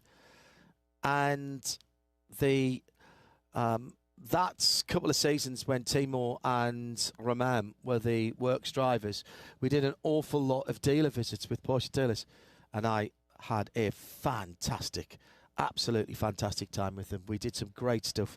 They were brilliant together. They were a great double act, and we had a lot of fun with it, and it was a good season. I mean, that car's got great heritage, doesn't it, the car that's going out? It does. Car number 5. It was a car that was driven originally by Sasha Masson and Ryan Briscoe. The chassis number is 9R6702. It won overall in the hands of Briscoe and Masson at Salt Lake City and at Lime Rock. And then it was brought back into service in 2008 as a third car to help Porsche and Penske defeat Acura in the American Le Mans Series Championship. And the first of those races was Petit Le Mans in 2008, where Helio Castroneves and Ryan Briscoe won the race in the class and then helped to support the Porsche Penske crew at Laguna Seca at the final race, and they eventually managed to vanquish Acura in what is, to me, one of the greatest sports car all-season battles in history. The Porsche RS Spiders versus the HBD Acura, which was an amazing car as well. And to me, that's what really made the RS Spider great. Yes, it beat the Audis overall, which is one part of the greatness, but the other part is beating that Acura. And you ask anyone at Porsche who worked with the car, they said Acura really came out of the blocks in 2008, but the RS Spider still managed to beat them. And in that combined prototype class, of course, there was a balance of performance element, and the P1 cars had been backed down considerably from their original performance, so that the LMP2 battles that you're talking about actually is a very fair comparison, because they were absolutely the top cars of their times.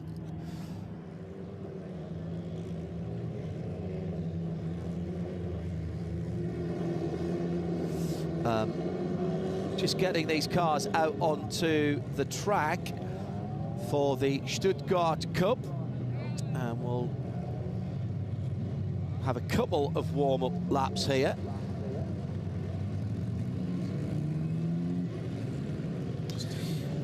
So the cars out onto their warm-up laps. Gerard Lopez is going to start from the front of the field. Gerard Lopez and Lars-Erik Nielsen were the only two cars that finished the race yesterday in changeable conditions, and they gave a superb battle between just the two of them. They put it back and forth all the way through, but it was Gerard Lopez in the ex-Alfa Racing car that came out on top ahead of Lars-Erik Nielsen's machines, with several special cars chasing behind for this race from all different eras, 962s, Daytona prototypes, and I didn't see the RS Spider come out yet, but I'm sure it is in there. Don't tell me. No, that would be don't do a it disaster. to me. Don't do it to me.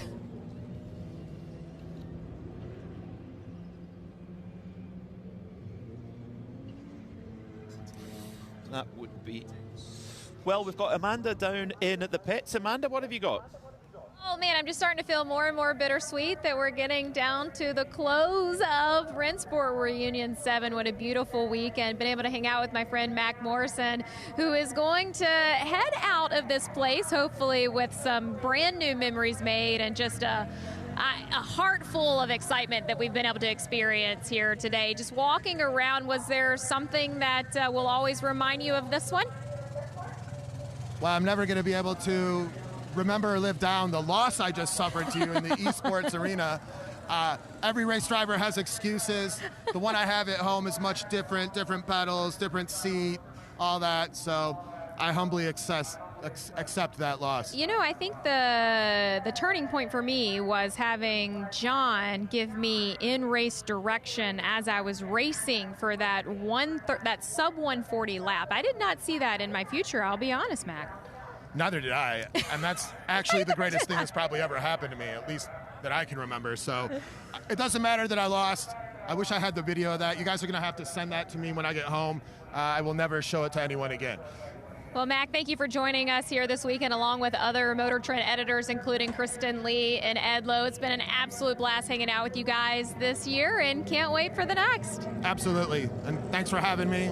Really been a great time. We'll see you again. There can only be one winner, and that was Amanda there. Sorry, Mac. We had to end the last race a little bit early with an incident between two of the competitors just beyond the start-finish line. And with thanks to Tracy Foreman, we can unpack what happened here. Absolutely quality footage as the cars were coming across the line, and Tracy has sent us some awesome footage, and we'll be able to unpack that for you in just a moment or two's time. We've got one more formation lap for the feature race, the Rennsport feature race for the Stuttgart Cup. This is where we really wind up the wick. Some of the fastest cars you'll see at Rennsport Reunion on track right now. The dominant Porsche 962, which is well known as one of the greatest Porsches ever built, and therefore one of the greatest racing cars ever built. And several significant cars from that model's history out there as well. We were expecting to see the 2007 RS Spider. I don't see it in the lineup, but we can't be too greedy, because joining me in the commentary booth right now is a true icon, a true legend of Porsche and of motorsport, Mr. Brian Redman. Brian, welcome to our commentary booth here. How are you enjoying your weekend? I am. It's fantastic, and I mean, considering, you know, that we promoted what became the first Rennsport, there was the Watkins Glen 50-50 in 1998. And Porsche's sole contribution was to send the 5 Stuttgart museum cars from Laguna Seca to Watkins Glen. And then 3 years later, well, just before that, Bob Carlson, head of public relations for Porsche, said, let's do another one, and we'll call it Rennsport 1 in 2001 at Lime Rock Park. And that's how it started. And how much has it changed now when you come here to Rennsport 7? What were your first impressions when you came in here and saw what's been put on for this event? It is absolutely stunning. I can't think of words to express, you know, how big it is and how good it is. And when you think Rennsport won at Lime Rock in 2001, Porsche just brought in, you know, half a dozen journalists and 2 or 3 drivers, and they had a dinner that they paid for, and that was about it.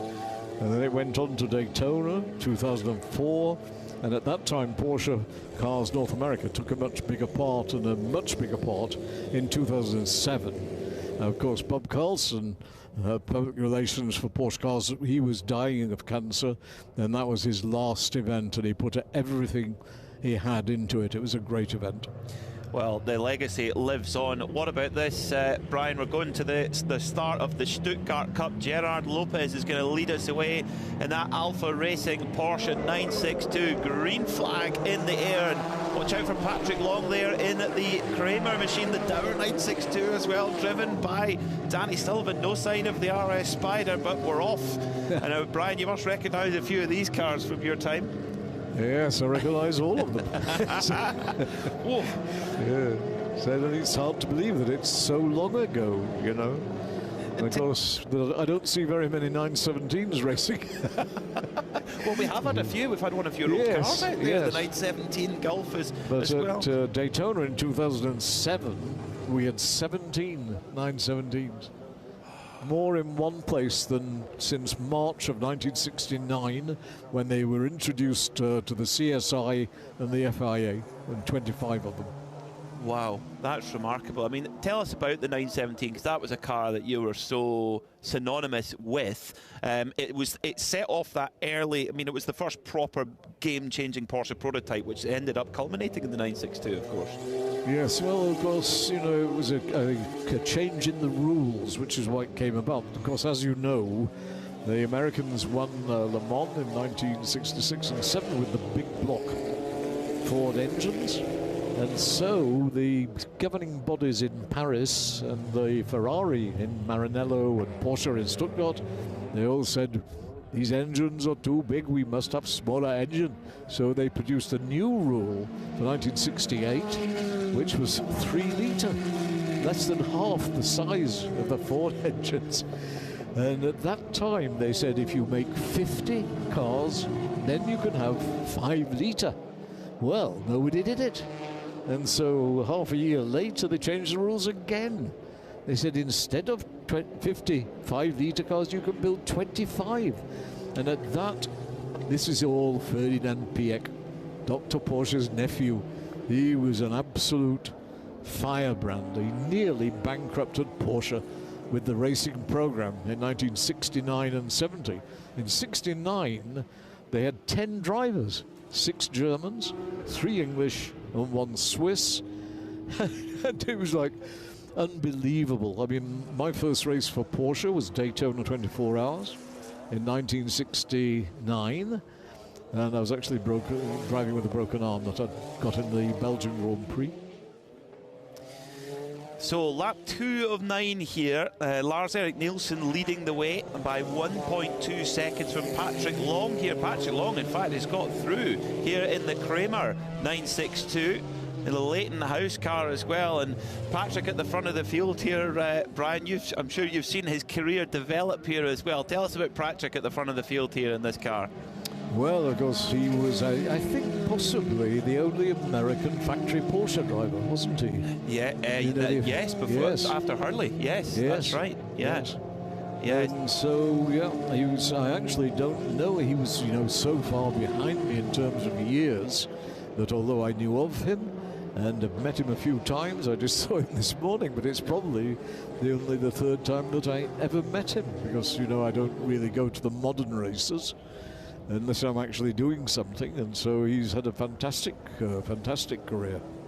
And you know, up until quite recently, Brian, you've been involved in these kinds of races as well. Tell me, how hard are these drivers going out here? Because these are seriously valuable pieces. Oh, we've got one off at the turn 3, the Ruby Tuesday car. I think he's going to get it out of there, isn't he? I hope so. Yep, that was okay. He's got it out there. But how hard are they going in these races? Because it looks like they're on the limit. Well, it's hard to tell, isn't it? But I'm sure they are. You know, historic racing, which these cars are all eligible for now, has taken off in the last about 15 years, and partially through so many great events around the world. The Goodwood Revival, the Goodwood Festival of Speed, the Nürburgring, Old Timer, the Monaco historic races, the Paul Ricard all over the world. And now historic racing is hugely popular. It is, and isn't it amazing to see all these cars that were so well run in period? I mean, you drove these cars in period, Brian. There was always times where reliability was an issue. How impressive is this to see these cars out here running seemingly like clockwork? Well, I think by the time the 962s came along, reliability wasn't so much of a problem. They were very reliable and really typical of all the Porsche racing cars, which once they've been developed a bit, they're extremely comfortable in every way. So the seating is comfortable, the controls are all easy to use. The one problem we had with the 917 in the early days was that the synchromesh gearbox isn't a racing gearbox. And so you had to be very careful changing gear. When we were leading Le Mans in 1970 by 4 laps, that is 32 miles, my great co-driver Joe Siffert missed a gear right in front of the pits and blew it up. So easy to do. It is. Brian, I won't take any more of your time. I hope you've enjoyed the weekend here as much as we have. Thank you so much for coming to join us, and I'll let you enjoy the rest of this race. Thank you so much. Thank you very much. It's a great pleasure to be here.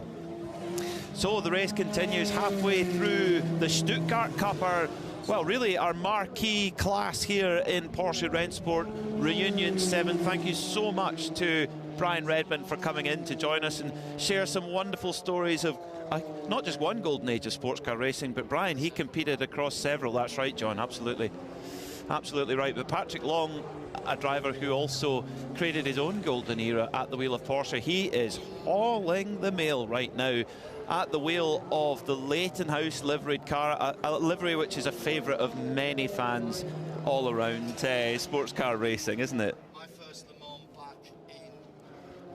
My first Le Mans back in 1989.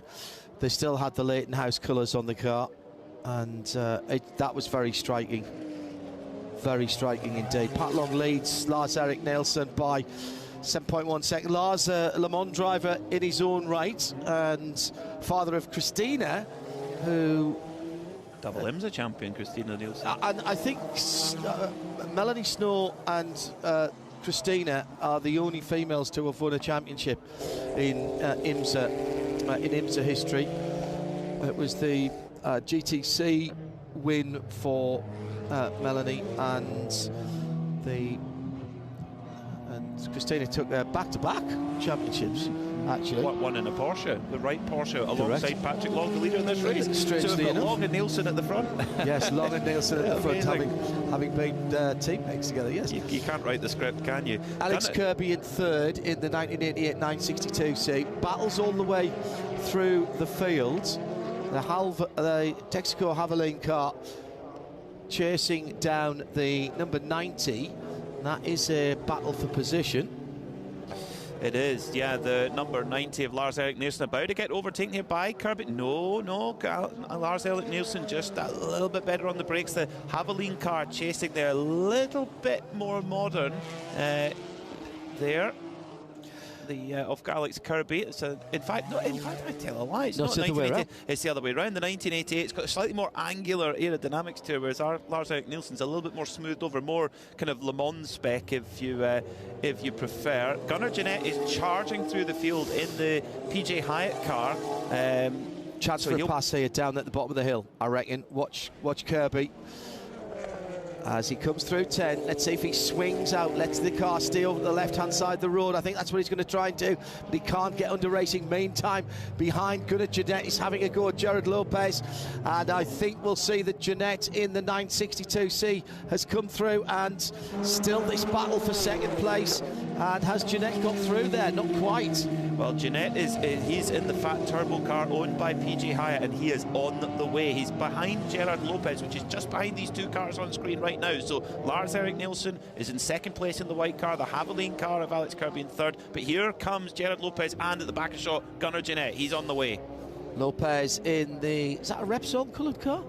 No, it's the Alpha car, isn't it? Of course it is. And then the fact that Tiffany Dell and ex-Anthony Reid. Oh, really? Best car he ever drove, apparently. Yeah, that's what he told me every time.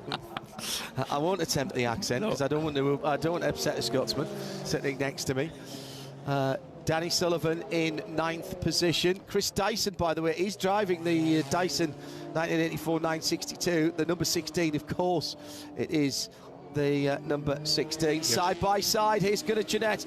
He's got the inside line here into the corkscrew in the fat turbo car. He'll go through, and that is, oh, there's a little touch.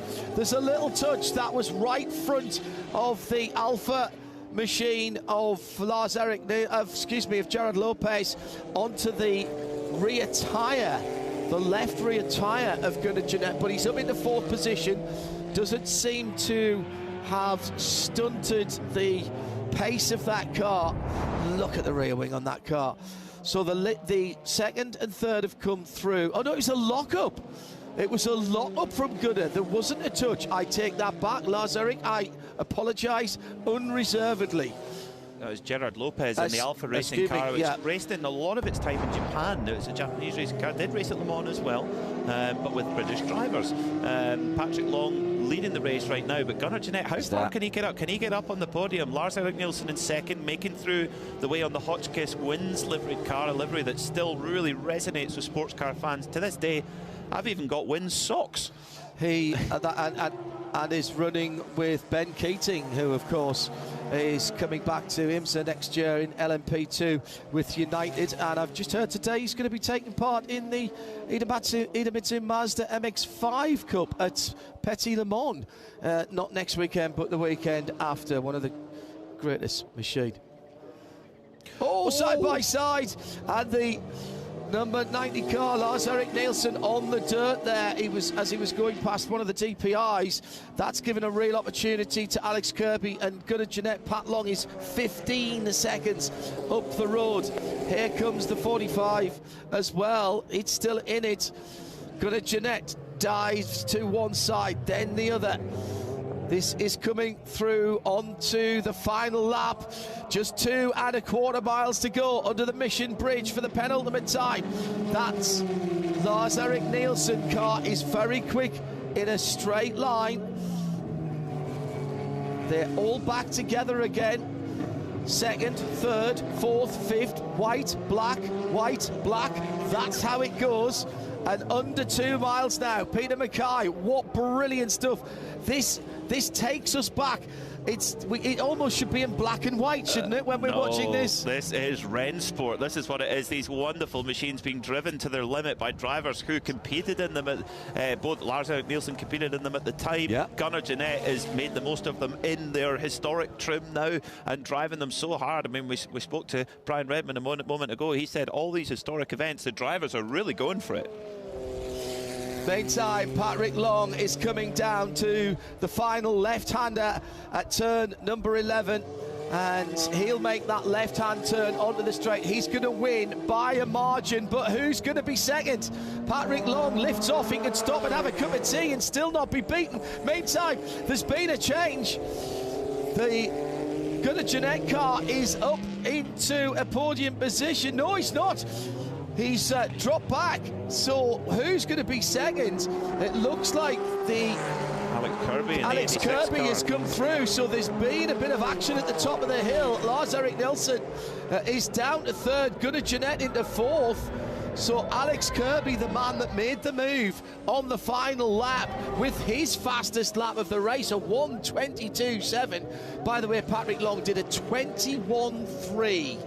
That is 81 seconds. And Peter pulls that kind of face that says, oh my goodness, that's not hanging around. That is not hanging around. I'm sure Thomas Malloy, the owner of that wonderful Leighton House Kramer car, will have been grinning from ear to ear watching Patrick put on a masterclass of race driving at the front of the field. He raced that car at the Long Beach historic race earlier in the year, and here at Laguna Seca, in his home state as well, of course, is at Long Beach. Patrick at home at the wheel of that 962 Kramer machine. Gunnar Jeanette from deep in the pack again came through, but didn't quite get it on the podium. No sign of the RS Spider. What a pity. But I got you Brian Redmond instead. That was fair trade. Yes, fair trade. Okay with that? Good. Yeah, I was fine. Yeah, I was absolutely fine. Yeah. Pat Long, to say the least, touring back in the Leighton House 962, and will take the Rennsport feature race for the Stuttgart Cup ahead of Alex Kirby in second. On the last lap, I reckon that was either at the corkscrew or coming down through turn 9, because they'd already, the position had already changed by the time we saw them at turn 10. Yeah, it was a fantastic battle there between, I mean, the podium could have gone any way there. Alex Kirby in the Javelin car put together his best lap on the last lap, 122.7, to get the second place. Lars-Erik Nielsen hanging on under real pressure. If you've got Gunnar Jeanette in a fat turbo 962C filling your mirrors, you've really got to be good under pressure. But ever the cool Dane, Lars-Erik Nielsen kept it on the podium. Also notable mention to Danny Sullivan, a driver who drove the Dower 962 in period at Le Mans in 1994. He came home in 9th. And also Malcolm Ross in the 1986 Le Mans winning Rothmans Porsche with a 129.3 on the last lap to finish in 10th.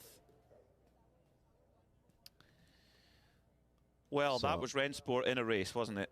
It was, where else do you see that? If you saw nothing else this weekend, actually, that alone, right there, or the Visac Cup with the 935s. Well, in fact, actually, do you know what? Any one of the races that we've seen today in the nice conditions, for the older cars, you know, we saw just how quickly the highly turbocharged cars can hook up and disappear. And, you know, that race that we had at the front of the field between the 935s and the 934.5, what we've just seen there between the 962s, I've got to tell you, it looks absolutely brilliant, and this circuit suits it very well, I have to say. It really does. The uphill, downdale nature of Laguna Seca, it's such a challenge, particularly for those heavily turbocharged cars like the 935s, because you're really having to anticipate the throttle, you're really having to be technical, be precise, and big mention to Bruce Canepa, who won, not one, but 2 of our races, one in a 935, one in a 917.10. Congratulations to him and the Canepa Motorsport team. And, of course, Thomas Malloy, the owner of the Leighton House Porsche 962C, driven by Porsche factory superstar, Porsche legend, Patrick Long. What a fantastic sight that was. And a 121.302. That's fast in any language you want to speak here. Fantastic. Well, let's just recap then what we've seen and the results of the feature race for the Stuttgart Cup, the 7th group of race cars at the Rennsport Reunion for 2023. Patrick Long winning with a best lap of 81.5 seconds. Let's just let that sink in for a moment. Won by 18 seconds over Alex Kirby, who captured the second position in his 1988 car in second position. Lars-Erik Nielsen, second for a long time in that white and orange number 90, will still finish on the podium. Driver of the day, maybe that was Gunnar Jeanette. He fought his way through the field in the number 58 962C, ahead of Gerard Lopez, who kept them all honest ahead of him in the number 45. Stock Dredick in 6th, and the top 10 made up by the 17. These are all 962s, by the way. Tom Hacker, Joe Robillard in the 962, and the Dower 962 for Danny Sullivan in 9th, with Malcolm Ross, putting his fast lap in on the last lap, and he broke 90 seconds in the 962 as well. The first of the prototypes was down in the 14th position for Ernie Spader for the Dyson Porsche Daytona prototype Mark 11. Now, earlier on, we had to stop one of the races. Look under the Mission Bridge now. It was just a little clip between the two cars. Probably broke the steering on the VIP pet food car. Thank you to Tracy Foreman, who shot that from the spectator area. All of the safety features on the cars and the side of the circuit doing their bit, and both drivers walked away from that one. The camber of the front wheels, just a brush past there as they were going 4 wide, and that's what caused the incident. Tracy, you might have a future in television. Thank you for that. For the moment, we'll take a breath, and it is only going to be a breath here in the Global Broadcast Centre. We'll go down to to Amanda and to Justin out in the sunshine. John, thank you for bringing it to us. I know you guys got one more race on the Porsche Carrera Cup after this, but we must give a proper goodbye to the Rennsport Reunion number 7 here at Laguna Seca Raceway. It's hard to believe that 72 hours later, we're standing right here. I have that feeling of, you know, when you have a really good party and suddenly you know you're going to have to clean up all the bottles and your friends have left. That's how I feel, because it's been the most incredible experience being here. This sense of collaboration and passion, and everybody gathered here for the same reason. Your voice and my voice, we've started to lose it. Up on the main stage, you saw me out there doing my thing. I've talked to literally my heroes, my people I grew up with, and I had the chance to sit there and talk with them and entertain the crowd. And you've been running around. What's been your highlight? Oh gosh, so many. Well, I did just get to sit in the both Esports arena. Okay. And we were doing time trials, me and Mac Morrison. And I don't want to spoil it for you, but I had a sub 140 lap to Mac's 141, so he's probably pretty disappointed in that. They are still rocking behind us, so they're not finished with the festivities just yet, but I do see the Porsche Carrera Car Cups making their way down to pit lane. So it is, you know, in German, Rennsport translate as race sport. So when you look at this festival that has been built around not only just racing, but the car culture around it, it's almost the perfect celebration of what Porsche has represented for 75 years. You remember when this started, it really was. I mean, just look at these cars going out. This, Amanda, is genuine racing. This is the Carrera Cup is a very serious race series, and you know, we got our friends like Carl Washington, everyone in it. So he had a podium, which was great in the first race. For me, remember, we have all the entertainment in the paddock. We have this extraordinary branding from Porsche. The color palettes. I hope you've seen it on the broadcast. And as you see, suddenly Amanda's in front of yellow and blue and pink. And I mean, the way they've tied in the richness of Porsche's heritage with the current day. And it's that little time travel. Did you feel that sometimes? 1 minute you're like, oh, I'm here with a modern car, and then I'm with part of the history. I think one of the stories that Porsche always likes to encapsulate is that this is what dreams are made of. And it's like when we started in front of the Dream Wall earlier to kick off this event. That's kind of what this, I feel like this whole weekend has represented. And you think of the drivers living the dream, the team owners living the dream, the artists here living the dream, the fans coming, living a dream. You said this is your 4th or 5th? 4th or 5th, yeah. I mean, which shows my age. But I mean, it was 5 years since the last one, everybody. Who knows whether we'll wait that long this time. 75 was a nice little way to celebrate the anniversary. But really, for me, thank you so much for watching. Thank you for really letting us have the true honor. Step back and think, we hosted Porsche Rennsport Reunion 7. That is something that I will never forget. Working with you is obviously a treat, and John and everyone. But for me, seeing my heroes, seeing them while they're still here, and I mean, in 5 years, the clock's going to be ticking. Who knows how that many will still be left. I think for everybody, Porsche put on something that was a memory for a lifetime. And if you were here, you can say, I did Rennsport Reunion 7. Absolutely incredible. We got to see every inch of this place. I must give a thank you to our team from Motor Trend. We had Ed Lowe on site with us here this weekend. Kristen Lee giving her first shot at this at Rennsport Reunion. Then we had Mac Morrison as well. And I know, guys in the booth, you're going to take it back from us on the back side of this. And Shea Adam covering pit lane with us and giving us behind the scenes in with the drivers and around the track. For my guy, Justin Bell, I'm Amanda Busick. It's been an absolute blast hanging out with you guys for the 7th iteration of the Rennsport Reunion. See ya.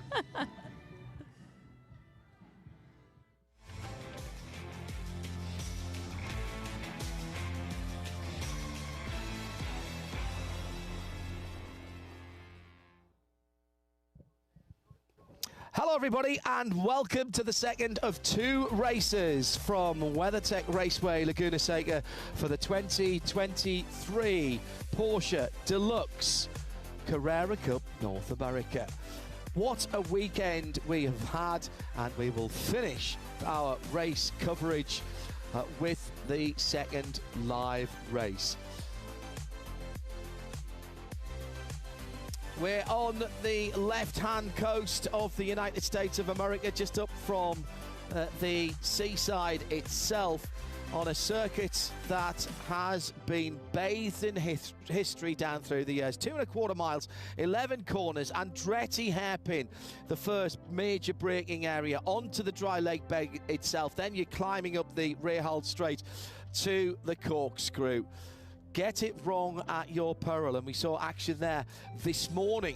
We'll tell you a little bit more about that in a moment. Then it's all the way downhill to the finish. Turn 11 is a good overtaking spot to be able to make up some positions on the inside. So we'll see a bit of defensive driving there as well when we get to the business end of the race. The cars are in the pit lane, and I'm delighted to say that joining me, John Hindorf, in the booth is Nick Tandy. Nick, welcome to the broadcast. Hello, John, and hello, everyone. Good to have your company. Have you had a good weekend, first of all? Fantastic weekend. Yeah, the sun has come out for us on Sunday, just in time for Carrera Cup racings, which is fantastic. So, yeah, I've been able to drive around in some special machinery. We managed to overpower, let's say, the 919 hybrid, which I was running yesterday for some demonstration laps, and unfortunately it's not running today, which kind of cancels out my fun for today, but I get to join you and hopefully watch another cracking Carrera Cup race that we saw this morning. Just before we look at the highlights from this morning, when was the last time you drove a Carrera Cup car in anger? About 3 weeks ago, testing at Donington Park in the UK. That's handy. So, yes. Maybe I can grab some insight during the broadcast. Right, well, I'll be leaning on you quite heavily, as the last time I drove a Carrera Cup car was back in the 996 days, and I only did it once, at Brands Hatch. As we've been mentioning, it is the second race of the weekend. We had, well, a little bit of controversy at the start of the race early this morning. Let's see how it all played out here at Rennsport 7 at WeatherTech Raceway Laguna Seca. Top of the race, pretty decent start by Will at the front of the field, but it all went wrong at the top of the hill and the corkscrew, as there was a coming together between our champion-elect and the pole sitter. Will Martin dropping down through the field. Alex Sedgwick having a great battle through the race with Michael McCarthy in the Kelly Moss racing car. No quarter asked or given between those two. And then they went side by side into turn 4. Sedgwick pulled out of the gravel, unfortunately not for the other car. Brand new winner. Congratulations to Tom Sargent, the 4th winner this season, and the first for him and McElrea Racing. Brilliant stuff earlier on. Riley Dickinson, part of that incident, Nick, at the top of the corkscrew. One of the few, in fact, that might be the first mistake I've seen him make this year. Uncharacteristic contact there through him. Clearly, we're not saying that it was deliberate, but the sort of thing that you can get caught up in on cold tyres at the start of a race? Well, especially this morning, and there was a single dry line at the start of the race. It cleared up a bit towards the end. But yeah, it was tough for all the guys, I think, to pick the braking point on cold tyres up at the corkscrew, and the two cars went side by side. Both came out with broken steering, which is, you know, a shame. But yeah, I mean, what a great season from Riley this year. Actually, John, the one thing I noticed, the starting grid has changed since qualifying. So. That's because you can reset the grid on your fastest lap in the race, and the race conditions this morning were way better than when we qualified yesterday. Shay Adam is standing by in the pit lane as we're coming round to start the clock, at least for this second race of the weekend. Good afternoon, Shay. Good afternoon, John, and welcome to the booth. Nick, happy to give up my seat for you for this race. A couple of things I noticed when the cars were stage ready to go out for their lap. There's a lot of scratches on the front, particularly of the two lead cars, Will Martin and Alex Sedgwick, battle wounds from this morning's racing. But there was a lot of discussion in between the green flag this morning and the green flag this afternoon, because even though the green flag is going to start now, the car is still one more lap behind the safety car. There was a lot of driving that wasn't up to our normal standards, and the drivers have taken that task. So a lot of the drivers are effectively on a warning probation at this point, where if they drive cleanly for race number 2, no further action. But if there's incident, we might see some penalties coming up for the final round of the championship and start Shay Adam down in the pit lane. The cars have come through, and we have actually started the race. And we'll go through the grid for you. Will Martin on pole position from Alex Sedgwick in second. So the two JDX Racing twins on the front row. Riley Dickinson starts from third again with Tom Sargent, this morning's winner, alongside him on row 2. Sean Varwig for Kelly Moss and Jason Hart are on row 3, with Michael McCarthy and Jimmy Libre on row 4. Dan Clark and Travis Wiley are on row 5, and they make up the top 10 all pros. If we look to the Pro-Am and the Am classes, Efren Castro, champion-elect provisionally, in 17th position for Kelly Moss in the blue and red number 65. PJ Hyatt in second, a couple of 3 places behind. And in Am, Mark Varmy on pole position again. So that's 2 points for him. He extends his lead in the championship back to 15 points. So it's going backwards and forwards. Scott Noble won this morning. He'll start from second in the Am position. Were there any penalties thrown? It'll be at the bottom of the qualifying results. I don't think there were any penalties thrown this morning. It was just, oh, there we are. Fastest lap causing a red flag. They were lost all times. Okay, they were done. That was before. That's fine. So what we do get then is the guys who started at the back earlier on today, because they had their times disallowed. Of course, they have had times in the race itself. I reckon we've got 35 cars on the grid. James McCann and Grady Willingham right at the back, with Michael Merritt in 33rd. Tom Balamis in that multicoloured striped car is in 32nd for Kelly Moss. John Getz, good run for John this morning, is in 31st. These are all Am runners. And Bob Mueller will start for the Octavo Tequila Racing Machine in 30th position.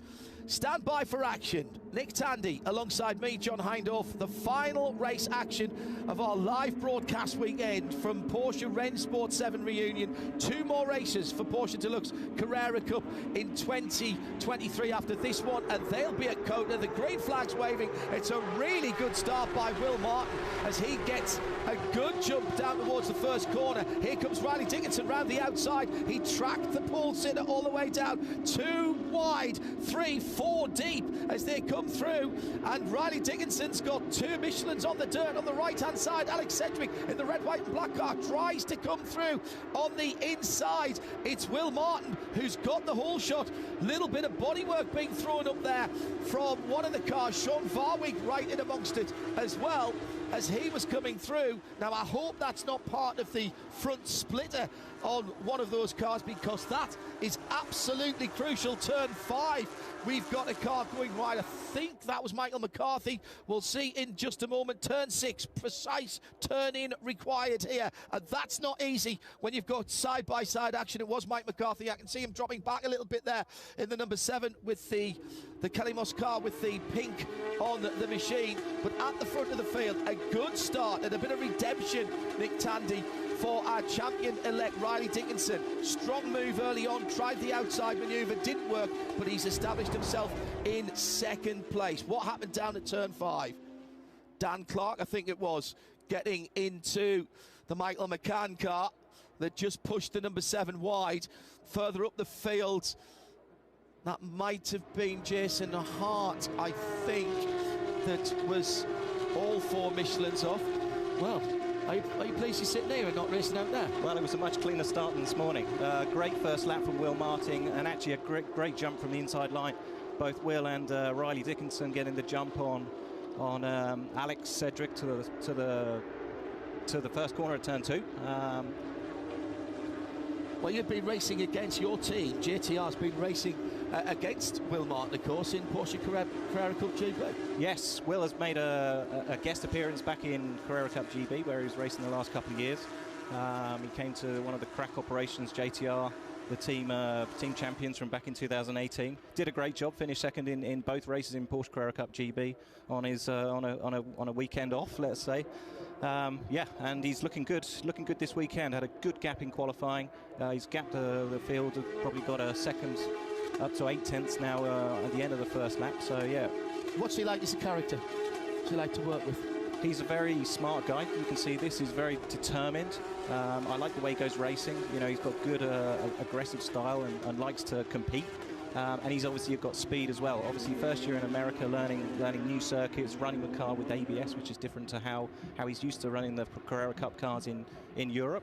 But yeah, it's been a good season. I presume it's easier to go from not having ABS to ABS rather than the other way around? I would imagine so, yes, because the ABS it's a great feature. Obviously, it gives you more stopping capability for the cars. It gives you a safety net. When you're running without ABS, it's sometimes a lot easier to make mistakes. It makes passing possibly a little bit easier when the cars don't have all the same kind of braking potential. But it does mean that there's less chance for mistakes and hopefully more cars on track with the ABS systems. And the reason Porsche Motorsport North America, by the way, ticked that box on the options list for the Carrera Cup, the 992 cars, was that their thinking is that the career drivers who are coming up through this series will move on to GT4 or GT3, which of course GT3 will be at Le Mans next year, and that does have a sophisticated ABS system. Efren Castro, by the way, in the 65, up to 17th position for Kelly Mawson, leading Pro-Am. He's got Nick Boole and Jake Pedersen, 2 pro cars between himself and the GMG racing machine of Kyle Washington. That's the blue and yellow car.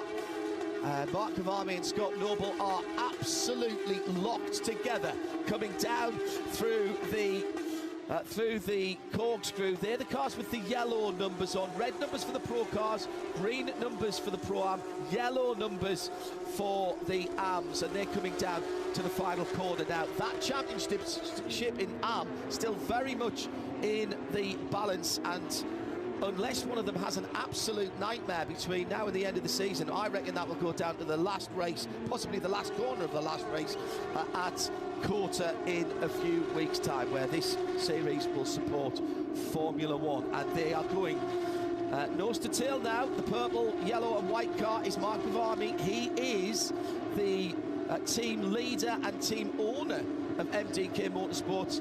Scott in the blue and white car is the next car back.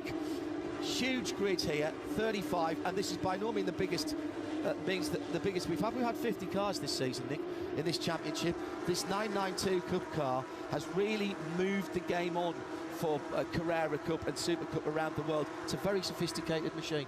It's a fantastic race car, and one-make racing, it's always close racing. You can see the action on track. It's really good that when the driver makes the difference.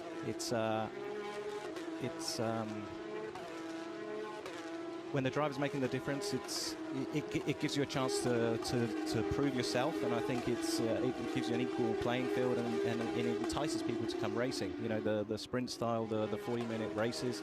It's a good duration on track, lots of track time, and lots of action.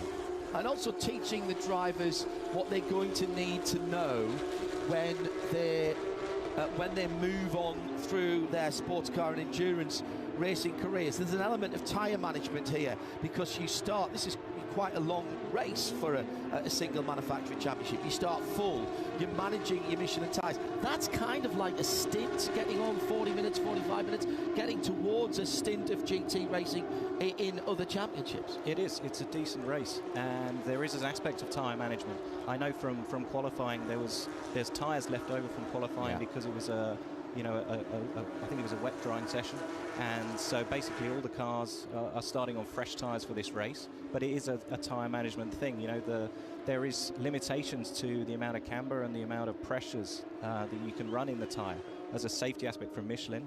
And once the tyre pressure comes up to over an optimal level, which will happen probably as early as halfway through this race, there is a lot of tyre degradation, and the guys will know this. You'll want to be protecting the car, protecting the tyre from the beginning to hopefully hang on to something towards the end. Shea Adam is in her more natural habitat for the longer races, normally sits where Nick is at the moment. She's down in the pit lane. Meatball flag is out and being displayed. That's the mechanical black flag for car number 28, Bob Mueller. His driver's side door has popped open. That's got to be unpleasant, Nick.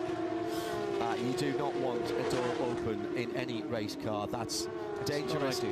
It's suboptimal, Nick, is it? It's distracting as well, more than anything else, because the natural thing you want to do is to lean forward and try and drag it close. Yes, well, I imagine there's been contact at some point, because for sure, you know, you wouldn't have started the race with the door open. They have carbon fiber doors, and obviously, you know, if there's damage to it could have bent the catch and the handle, and yeah, there's obviously a problem going on there. Still half an hour to go. We'll have a quick look at Bob Mueller's car as he heads into the lake bed. Now, Will Martin with a 2.5 seconds on Riley Dickinson. Alex Eggswick has just dropped back a little bit. So that's 2 Brits in the top 3. Alex coming back to motor racing after a little while away in that JDX car. He's working with PT Autosports to bring new people into motorsports, both behind the wheel and behind the scenes. Really interesting concept from the guys at PT, and Alex is running very well here this weekend. Tom Sargent in 4th. He's about 5 seconds away from the leader at the moment. Yeah, I'm just seeing, John, I think we saw some debris on the start of the first lap out of turn 3, and it looks like it's come from the car of Alex Sedgwick. It looks like he's missing his front splitter, which is obviously holding back his pace and creating this logjam behind, letting the front 2 to disappear. It's a rubber lip almost that is an interference fit with 2 screws on the edge of the front splitter itself. But that is absolutely essential to manage air at the front of the car, and he'll be absolutely rooting the front tyres. Yes, you can see his mid-corner pace here. Tom Sargent right behind, looking for the inside line. He's struggling to get the car rotated mid-corner, and yeah, Tom's all over and looking for a way past. Sargent, great run this morning, picked up the pieces when those around failed down into turn 5. Waves left, waves right, but that red, white and black car is the cork in the bottle at the moment. So behind Sedgwick, we've got Sargent in the blue and white car, Sean Varwig, Speedy Dan Clark, yes, the man who used to run IndyCar, that's the yellow and green car, Jimmy Libra, and Mike McCarthy is recovering as well. There's the 28 car that we mentioned earlier on. Driver's door was a problem. They've sorted it out, and the cork in the bottle has popped at the corkscrew. How appropriate. Yeah, Sedgwick, I mean, with the front splitter gone, he's going to be struggling under braking. It looks like he kind of outbrakes himself at the top of the hill there. And Tom Sargent, our race 1 winner from this morning, is through. Sargent up from Australia with McElrea Racing, also from that part of the world, looking to make a name for themselves in this championship. So just a simple outbraking issue then, and couldn't get the car turned. Exactly that, yeah. Loss of downforce on the front axle, lack of braking, lack of turn, and nearly some more contact down the hill between the 2 cars following. I think that was Sean Varwig trying the off-track line. We saw that a few years ago in IndyCar. Meantime, now Tom Sargent in 3rd position. Sedgwick's holding on to 4th. That's Dan Clark, I think, that's nipped through into 5th. Yes, it has. He took advantage of the skirmish at the corkscrew last time around. Will Martin leads by 2.3 seconds from Riley Dickinson in 2nd. That's JDX number 9, the black and gold car.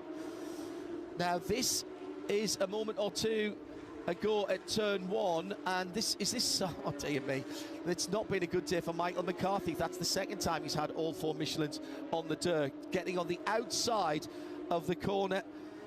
There are rules about leaving people room, Nick, but ultimately if you're on the outside, you always got to be wary that you're going to get gently ushered off the side of the circuit. You've really got to be fully alongside, you know, unless the car in front, obviously, then, you know, you've got to take the racing line, and sometimes the track runs out of room. Will Martin leading by a comfortable 2.2 seconds with 26 minutes still to go. Nick Tandy and John Hindorf at the Porsche Deluxe Carrera Cup North America 2nd and final round of the Rennsport Reunion 7 weekend. We're at WeatherTech Raceway Laguna Seca. New pavement here, which has changed the character of this racetrack a little bit. It's a lot smoother than it used to be, and the lap times, well, we've annihilated the lap record. We've taken over a second out of it. It used to belong to Trenton Estep, and I suspect that it will go down even further this weekend as well in this race.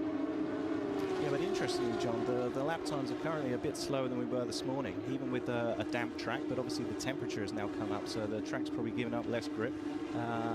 We've got Will Martin out front at the moment with a 23.9 best lap, which is just half a tenth shy of the lap record set this morning, so the pace is strong. It'll be interesting to see now. Tom Sargent up in 3rd place after getting past Alex Sedgwick, what sort of pace he can have. He's just put in his best lap of the race. See if he can close down on the leading pair. Obviously, JTR have been super successful down through the years in this category back in the UK. What is the key? You've got to spin it down at turn 5 and feeding in the... Oh, OK, that is... there's somebody off the circuit as well. So that is the multicoloured car that had the problem this morning for Tom Balamis. And that's... I've got a feeling, is that the 63? I think it's Mike Merritt of McCann Racing. Yes, it is. He goes right. That's the one with the tangerine on it. And then Tom Balamis. Now, did he spin in sympathy? And in fact, I think we also got James McCann going off in the 83, the GT Silver car. Am I right in saying that GT Silver is still the colour that they are originally supplied in these cars, Nick? Yes, every Porsche Cup GT3 that comes from the factory comes in the same colour, and that is silver. Any colour you like, as long. Exactly. Will Martin at the head of the field. I was going to ask you, what can you do as a team? This is spec racing. Nothing you can do with the car right now. There's no tools inside the car other than... is there a brake bias on this car? Other than that, the driver has got what he's got. But what can you change as a team? Where can you help your driver in terms of setup? Yeah, so this is one of the keys of a driver in this series. It's not just about driving, it's also about working with a team. And there are certain limitations to what you're allowed to change on the cars. Things like springs and dampers are fixed. So this takes away the development costs, this sort of thing, and teams having to carry around multiple dampers and springs to circuits. You can change your basic geometries, so your turns, your cambers, your ride heights, things like this. Your rear wing is adjustable, so you can move your aero balance.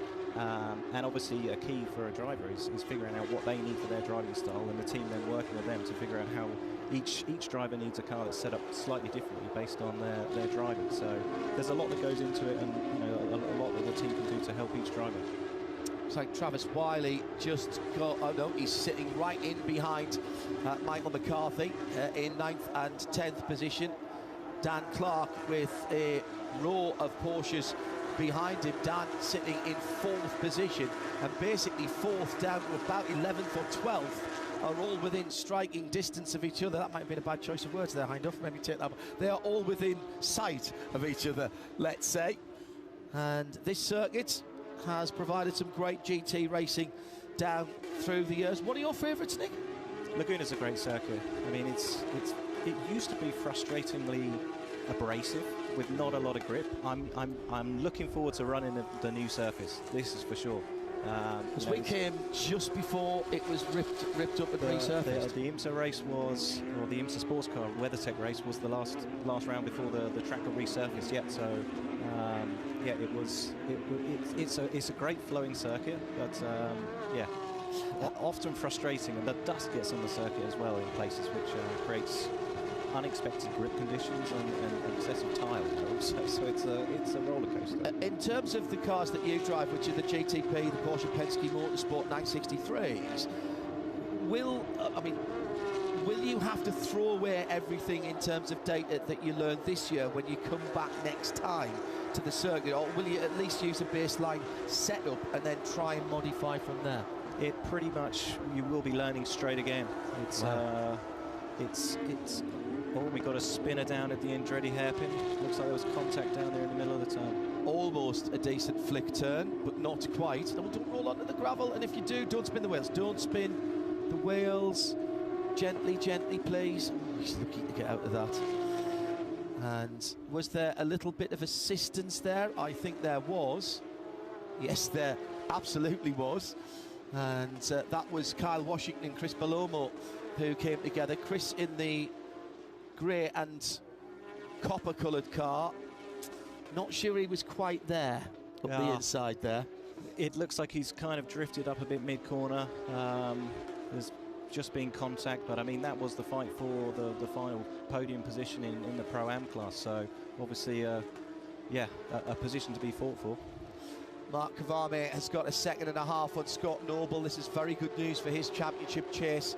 They're in 24th and 25th overall, but still this line of cars from just outside the podium positions all the way down to just outside the top 10.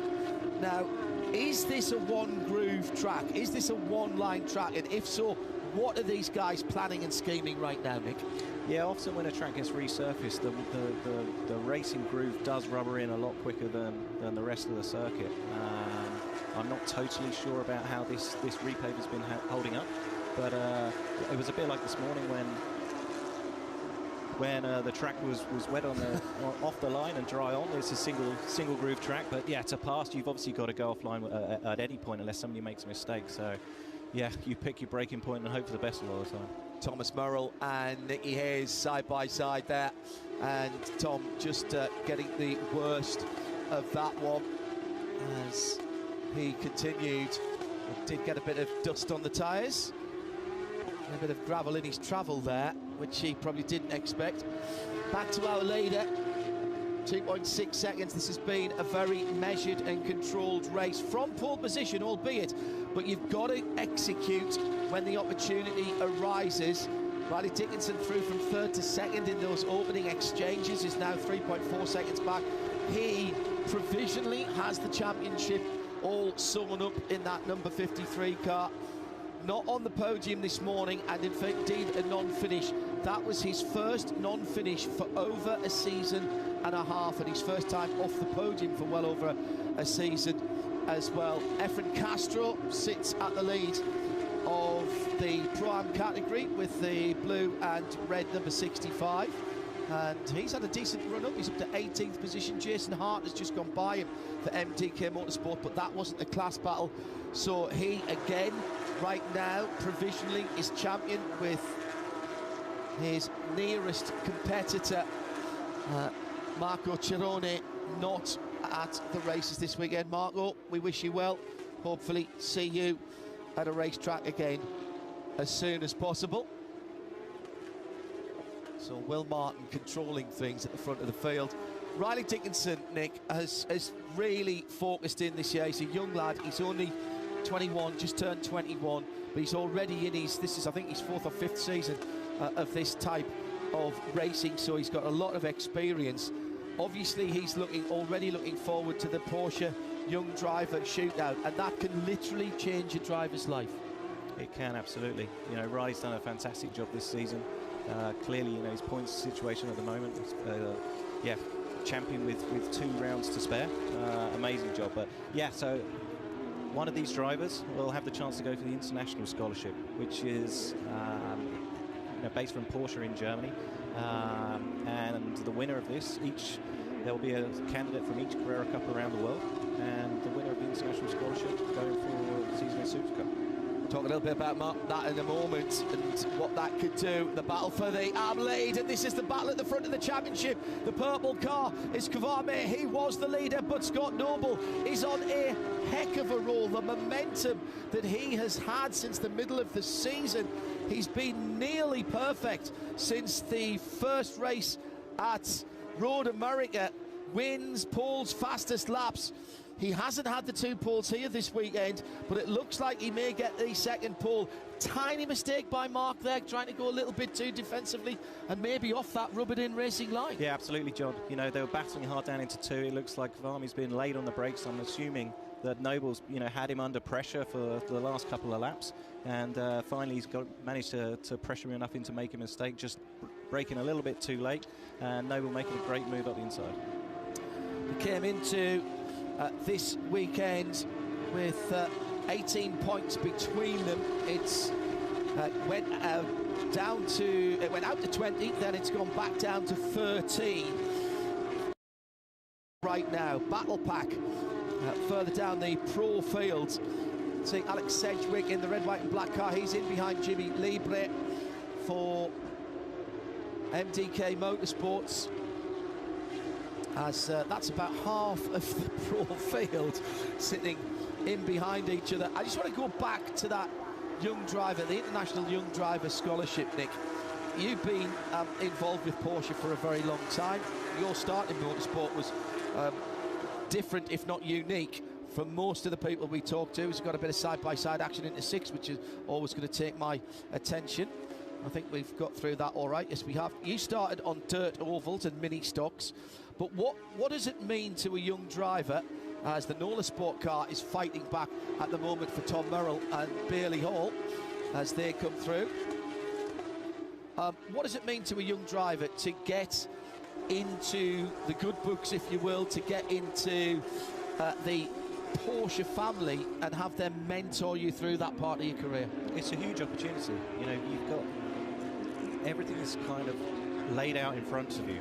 The hard bit about it is then being the guy that gets the chance to do this, you know, and it's tough. You know, there is lots of people, obviously lots of drivers, lots of Carrera Cups around the world going for these junior places from an international point of view, and the Porsche Super Cup obviously being the international Carrera Cup, let's say, with these exact same cars. But if you do a good job, you know, you win races and you win championships, then you know, there is people watching and people like Porsche that need drivers and are going to potentially ask you to go and race their cars in the future. Is it a good time to be a sports car endurance racing driver?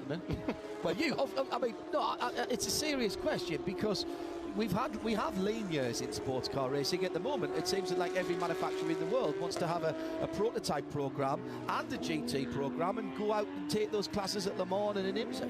Yeah, you're absolutely right. I think we're in a boom, you know, it's period for the sport, hopefully so, with so many new manufacturers in LMDH and LMH, and also with GT3 kind of combining regulations across the world. It's a great place for the sport and drivers, teams. You know, it really is a great place to race. 13 minutes to go. It's Nick Tandy with me, John Hindhaugh, in the booth. Shea Adam is down in the pit lane with an update.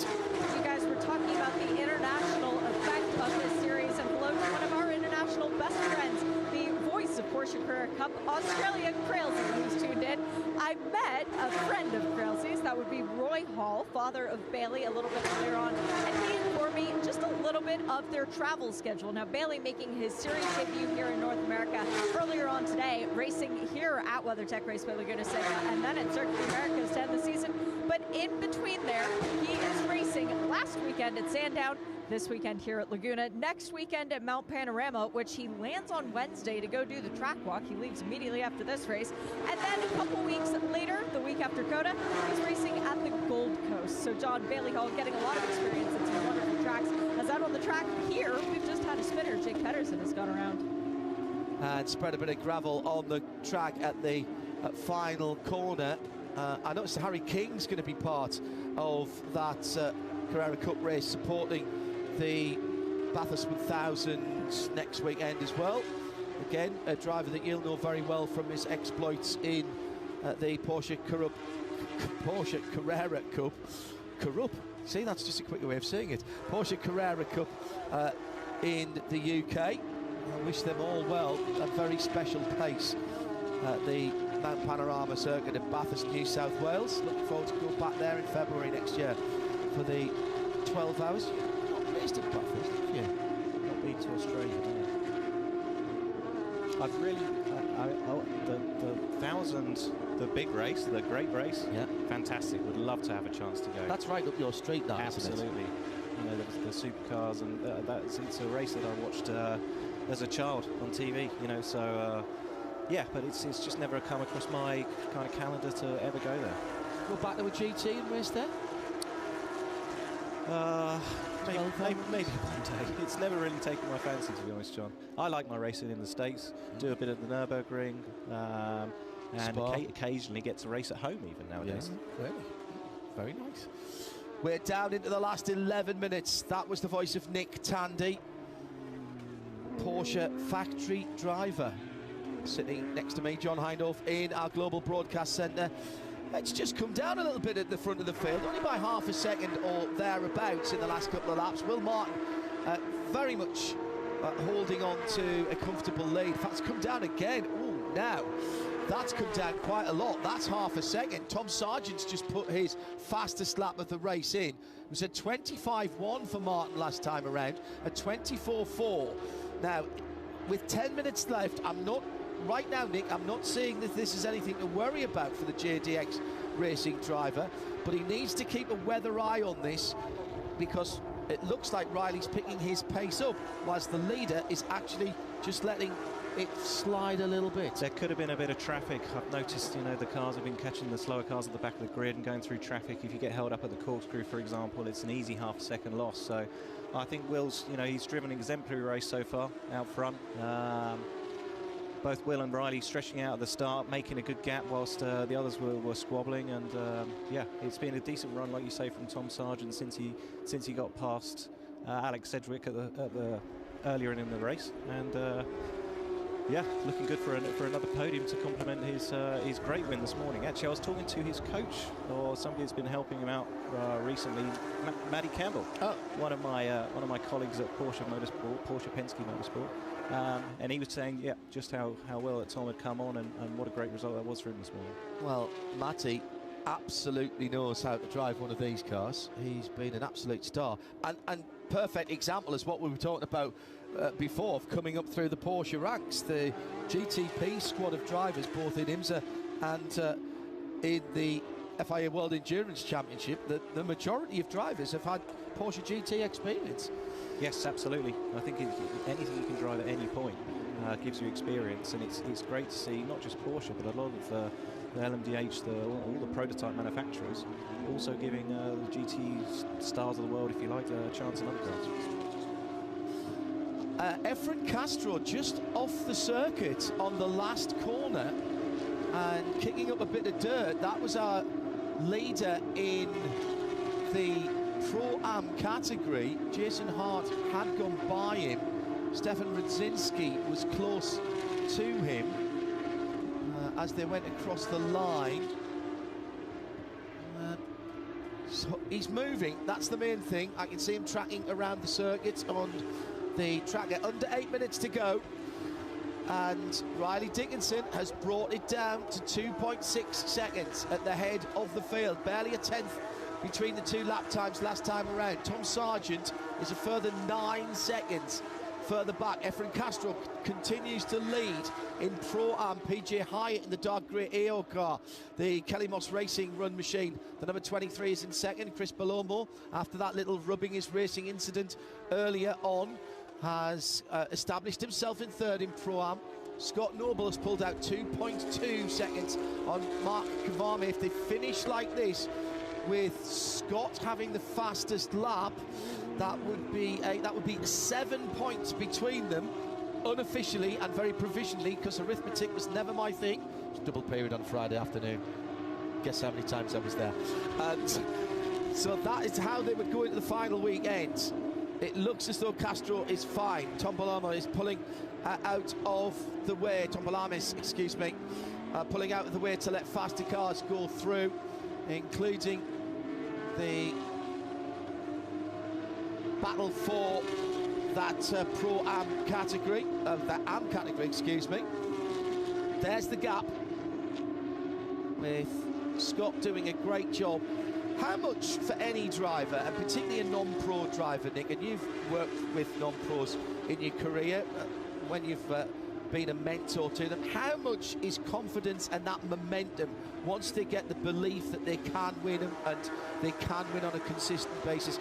How important is that, particularly when you're mounting a championship charge? I think it's massive. It's confidence, and it's giving, it's learning that, you know, I've always said, if you expect to win, you probably, well, you might do. If you expect to lose, you will lose.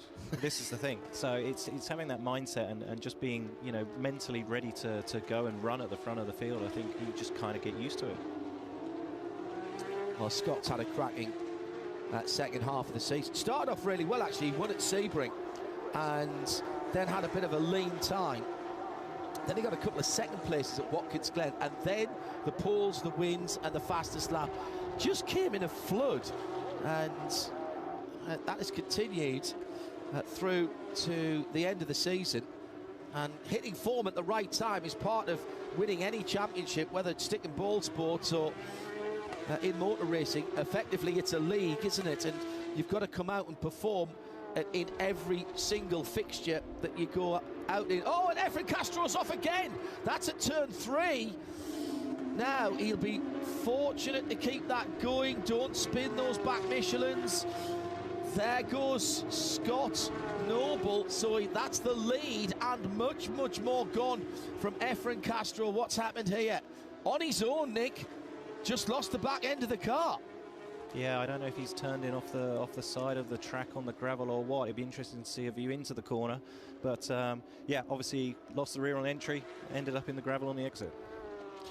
So that means, I reckon now, that PJ Hyatt in the Kelly Moss dark green car, just gone through the corkscrew with the white AO branding on the side. I reckon he's our new leader in Pro-Am. Chris Palomo will be second. Moise Uretsky will have come through into third position, perhaps. If not, he's going to be very close. Now, let's see where... There is the AO Kelly Moss racing car, just coming to the Mission Foods bridge now. Is that black or is it dark green? Hard to tell. It's dark green, isn't it? Fantastic colour in the afternoon sunshine. So PJ, he's been driving some of his classic cars, and he's got some great cars to bring out here. You had a go in any of the older cars this weekend? I have not, John, unfortunately. But you would have, if asked. Asked to drive a 962 great racing car or a 956. Probably have had a go. Yeah. Probably. Or it'd be better today though in the sunshine than yesterday in the cold and the wet. That was very Laguna Seca, like I would have said. You've got to have a word with Pat Long. He hogs the best drives for himself. Don't blame him. You could do that when you're Grand Marshal, I suppose. What Porsches have you not driven that you would like to drive?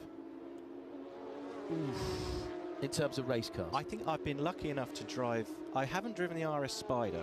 Have you not? I don't... Sorry, have you not? I haven't. Never had the opportunity. So I've been lucky enough to drive pretty much all of them. I would say the GT1, the 90, let's say the 98, 99. 98, yeah. That was probably the most amazing car. It was incredible to think that it was, you know, a 20-year-old car, and when I drove it, it felt like it was an absolute brand new machine. You can see why the thing won at Le Mans. You also drove the ultimate iteration of the 919 as well, didn't you? I did indeed, the Evo. It was a fantastic car. But I mean, interestingly, John, with 2 minutes to go, it looks like Will Martin is going to catch a clump of back markers at the back. Riley Dickinson's just fallen off the pace a little bit, back to almost 3 seconds at the moment. But whether this will close up with two minutes to go. Yeah, he's catching a wee clump of cars. It's where he catches them now. He's on the straight at the moment, and as he comes across the line, Riley Dickinson will see this and be cursing his luck that he's not a little bit closer to the back of the leaders. It won't happen for the leader down into the Andretti hairpin, and all of a sudden you almost see the body language of Riley's car pick up now. He braked really late into the Andretti hairpin. One down for our leader. Next up will be the number 32. That was John Getz, who's a very savvy AM driver. Kyle Washington, GMG Racing, is the next car ahead in the multicoloured machine. It's the number 32. And he's 6th in Pro-Am at the moment. Then Jake Pedersen, who had that spin earlier on for Raiden Racing. He might have slightly less than happy Michelin tyres after he was on the dirt. Now this is Riley Dickinson's opportunity. He's got to get past that car in front of him. Meantime, coming down to the final corner, it'll be white flag next time around, I reckon. Porsche Carrera Cup, Porsche Deluxe Carrera Cup, North America, second race at Laguna Seca. Will Martin by 3 seconds. Efren Castro, he goes across the line with Moise Uretsky not got past him, so Efren in 3rd position. He will not be happy with that. And there is one car. Is there a car there that you can get by Efren? No, there's no Pro-Am cars within striking distance, so I don't think he'll be any better than 3rd. PJ Hyatt and Chris Palomo look nailed on for the top 2 steps of the box in Pro-Am. This has been a very measured drive, Nick Tandy, by Will Martin. He's qualified on pole position, so did the job in the qualifying session, and has turned that into a victory. Fantastic weekend, yeah, really dominant, like you say, qualifying on pole with a decent margin, pole position for both races.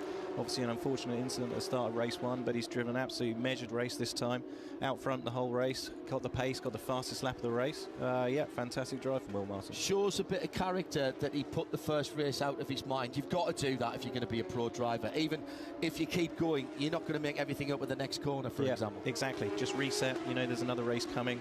You're always unsure if, you know, there's new parts go on the car, if everything's going to be exactly as it was before. So the team have done a great job to repair it, and yeah, he's on his way to the flag. Well, we don't know what Will's plans are for next year, but if he's coming back, you've got to think of him as a championship contender. And it will be the 5th different winner of the 2023 season. JDX have the big trophy, and so does Will Martin. That was actually nice driving there as well, because he didn't try and overtake the 2 cars ahead of them who are fighting for position. He's allowing them to have another lap, so they'll continue their battle as they're having their own little personal scrap. Riley Dickinson, a bit of redemption for Riley this morning. His unblemished record not being held through the season, but another podium finish for him ahead of this morning's winner, Tom Sargent, in 3rd. Dan Clark, another top 5 finish for the Brit and the Nola Sport Riser Nicholas team, from Ryan Yardley making up the top 5. Jimmy Libra, again, a good top 10 finish from Jimmy, quietly making his way through to 6th. And the rest of the top 10, Sean Varwig, Wiley, Travis Wiley, Mike Cooper and Alex Sedgwick. He'll be disappointed.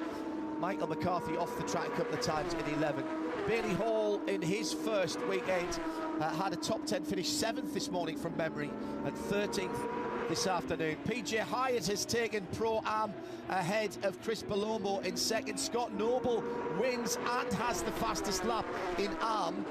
That is going to cut that 13-point lead down to 7 points. I did it on my fingers just to check, and Nick is giggling alongside me because I actually did, just to check. Unofficially down to 7 points then as we go into the final 2 races, supporting the FIA Formula 1 Grand Prix at the Circuit of the Americas. That's a great circuit for this track. Think what you want about Formula 1 racing there, but these cars run very well indeed. Nick, thank you very much for being with us. Thank you very much for having me. I enjoyed that very much. Well done to all the winners. So right at the end of the race, action at turn number 11. That's one of the Nola Sport cars that got turned around. Is that Tom Merrill in the distance in the 17 car? Yes, it was Tom Merrill in the 47 car. Yes, right car. I said the wrong number, but it was indeed Thomas Merrill. Can't take anything away either from our Pro-Am leader, PJ Hyatt, in the very dark forest green AO machine. Benefited from Efren Castro spinning out. Chris Palomo in between those two will be on the 2nd step of the podium. And in Am, it's another victory.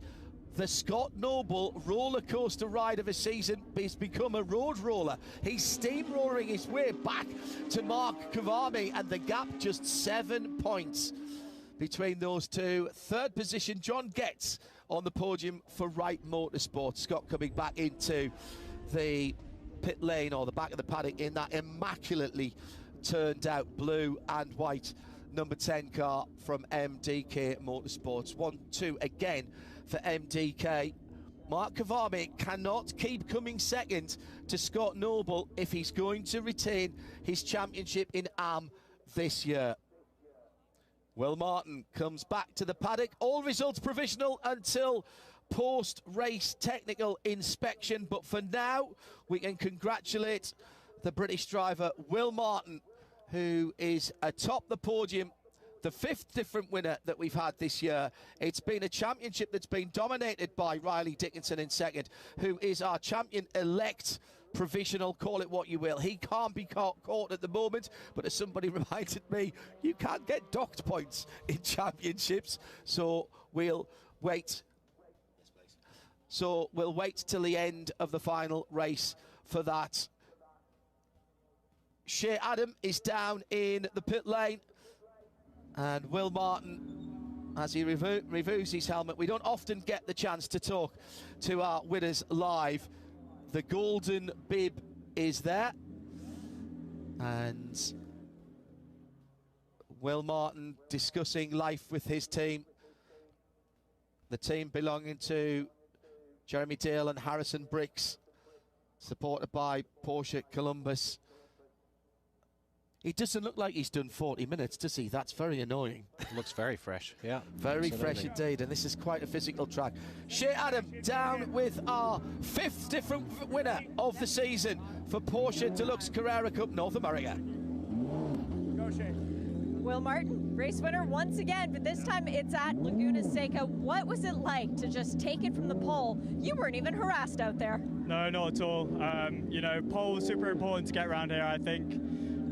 You know, the first race didn't go as planned, but, you know, things happen. But, yeah, we came back and redeemed ourselves for this race, so I'm super pleased with how it went. The team have just consistently done a great job all year round, so massive thank you to them. And what is it about second races that you seem to just come to the front? And I mean, it was the second race at Laguna. Second race, yeah, Laguna, second race Watkins, second race Long Beach. It's just these second races. Yeah, I know. Lucky second, I guess. I don't know. But hopefully we'll carry this on to Kota. Good luck in Circuit of the Americas. Thank you. I might be able to count the championship points, but I can't. I might be able to count the championship points, but I can't count the race victories for Will. He has had a race wins this season, so we still have only had 4 race winners. Working too hard on the championship points in and there. Thank you to Nick Tandy, who has been our guest in the Global Broadcast Centre here for the second race of the weekend. 2 more races to go. We'll have them live for you on IMSA Radio and IMSA TV as they support the FIA Formula One World Championship in the Circuit of the Americas. What a weekend at Rennsport. What a weekend. Laguna Seca with 911s of every vintage from its 60 years, and we've had a few slightly different Porsches as well. Justin Bell didn't get the result he wanted. We've had a Porsche party par excellence to celebrate the 60th birthday of 911 and the 75th birthday of Porsche Motorcars. On behalf of Nick and Shea and all of our production team, I'm John Hindorf. Thanks for being with us. We've enjoyed your company. Bye-bye.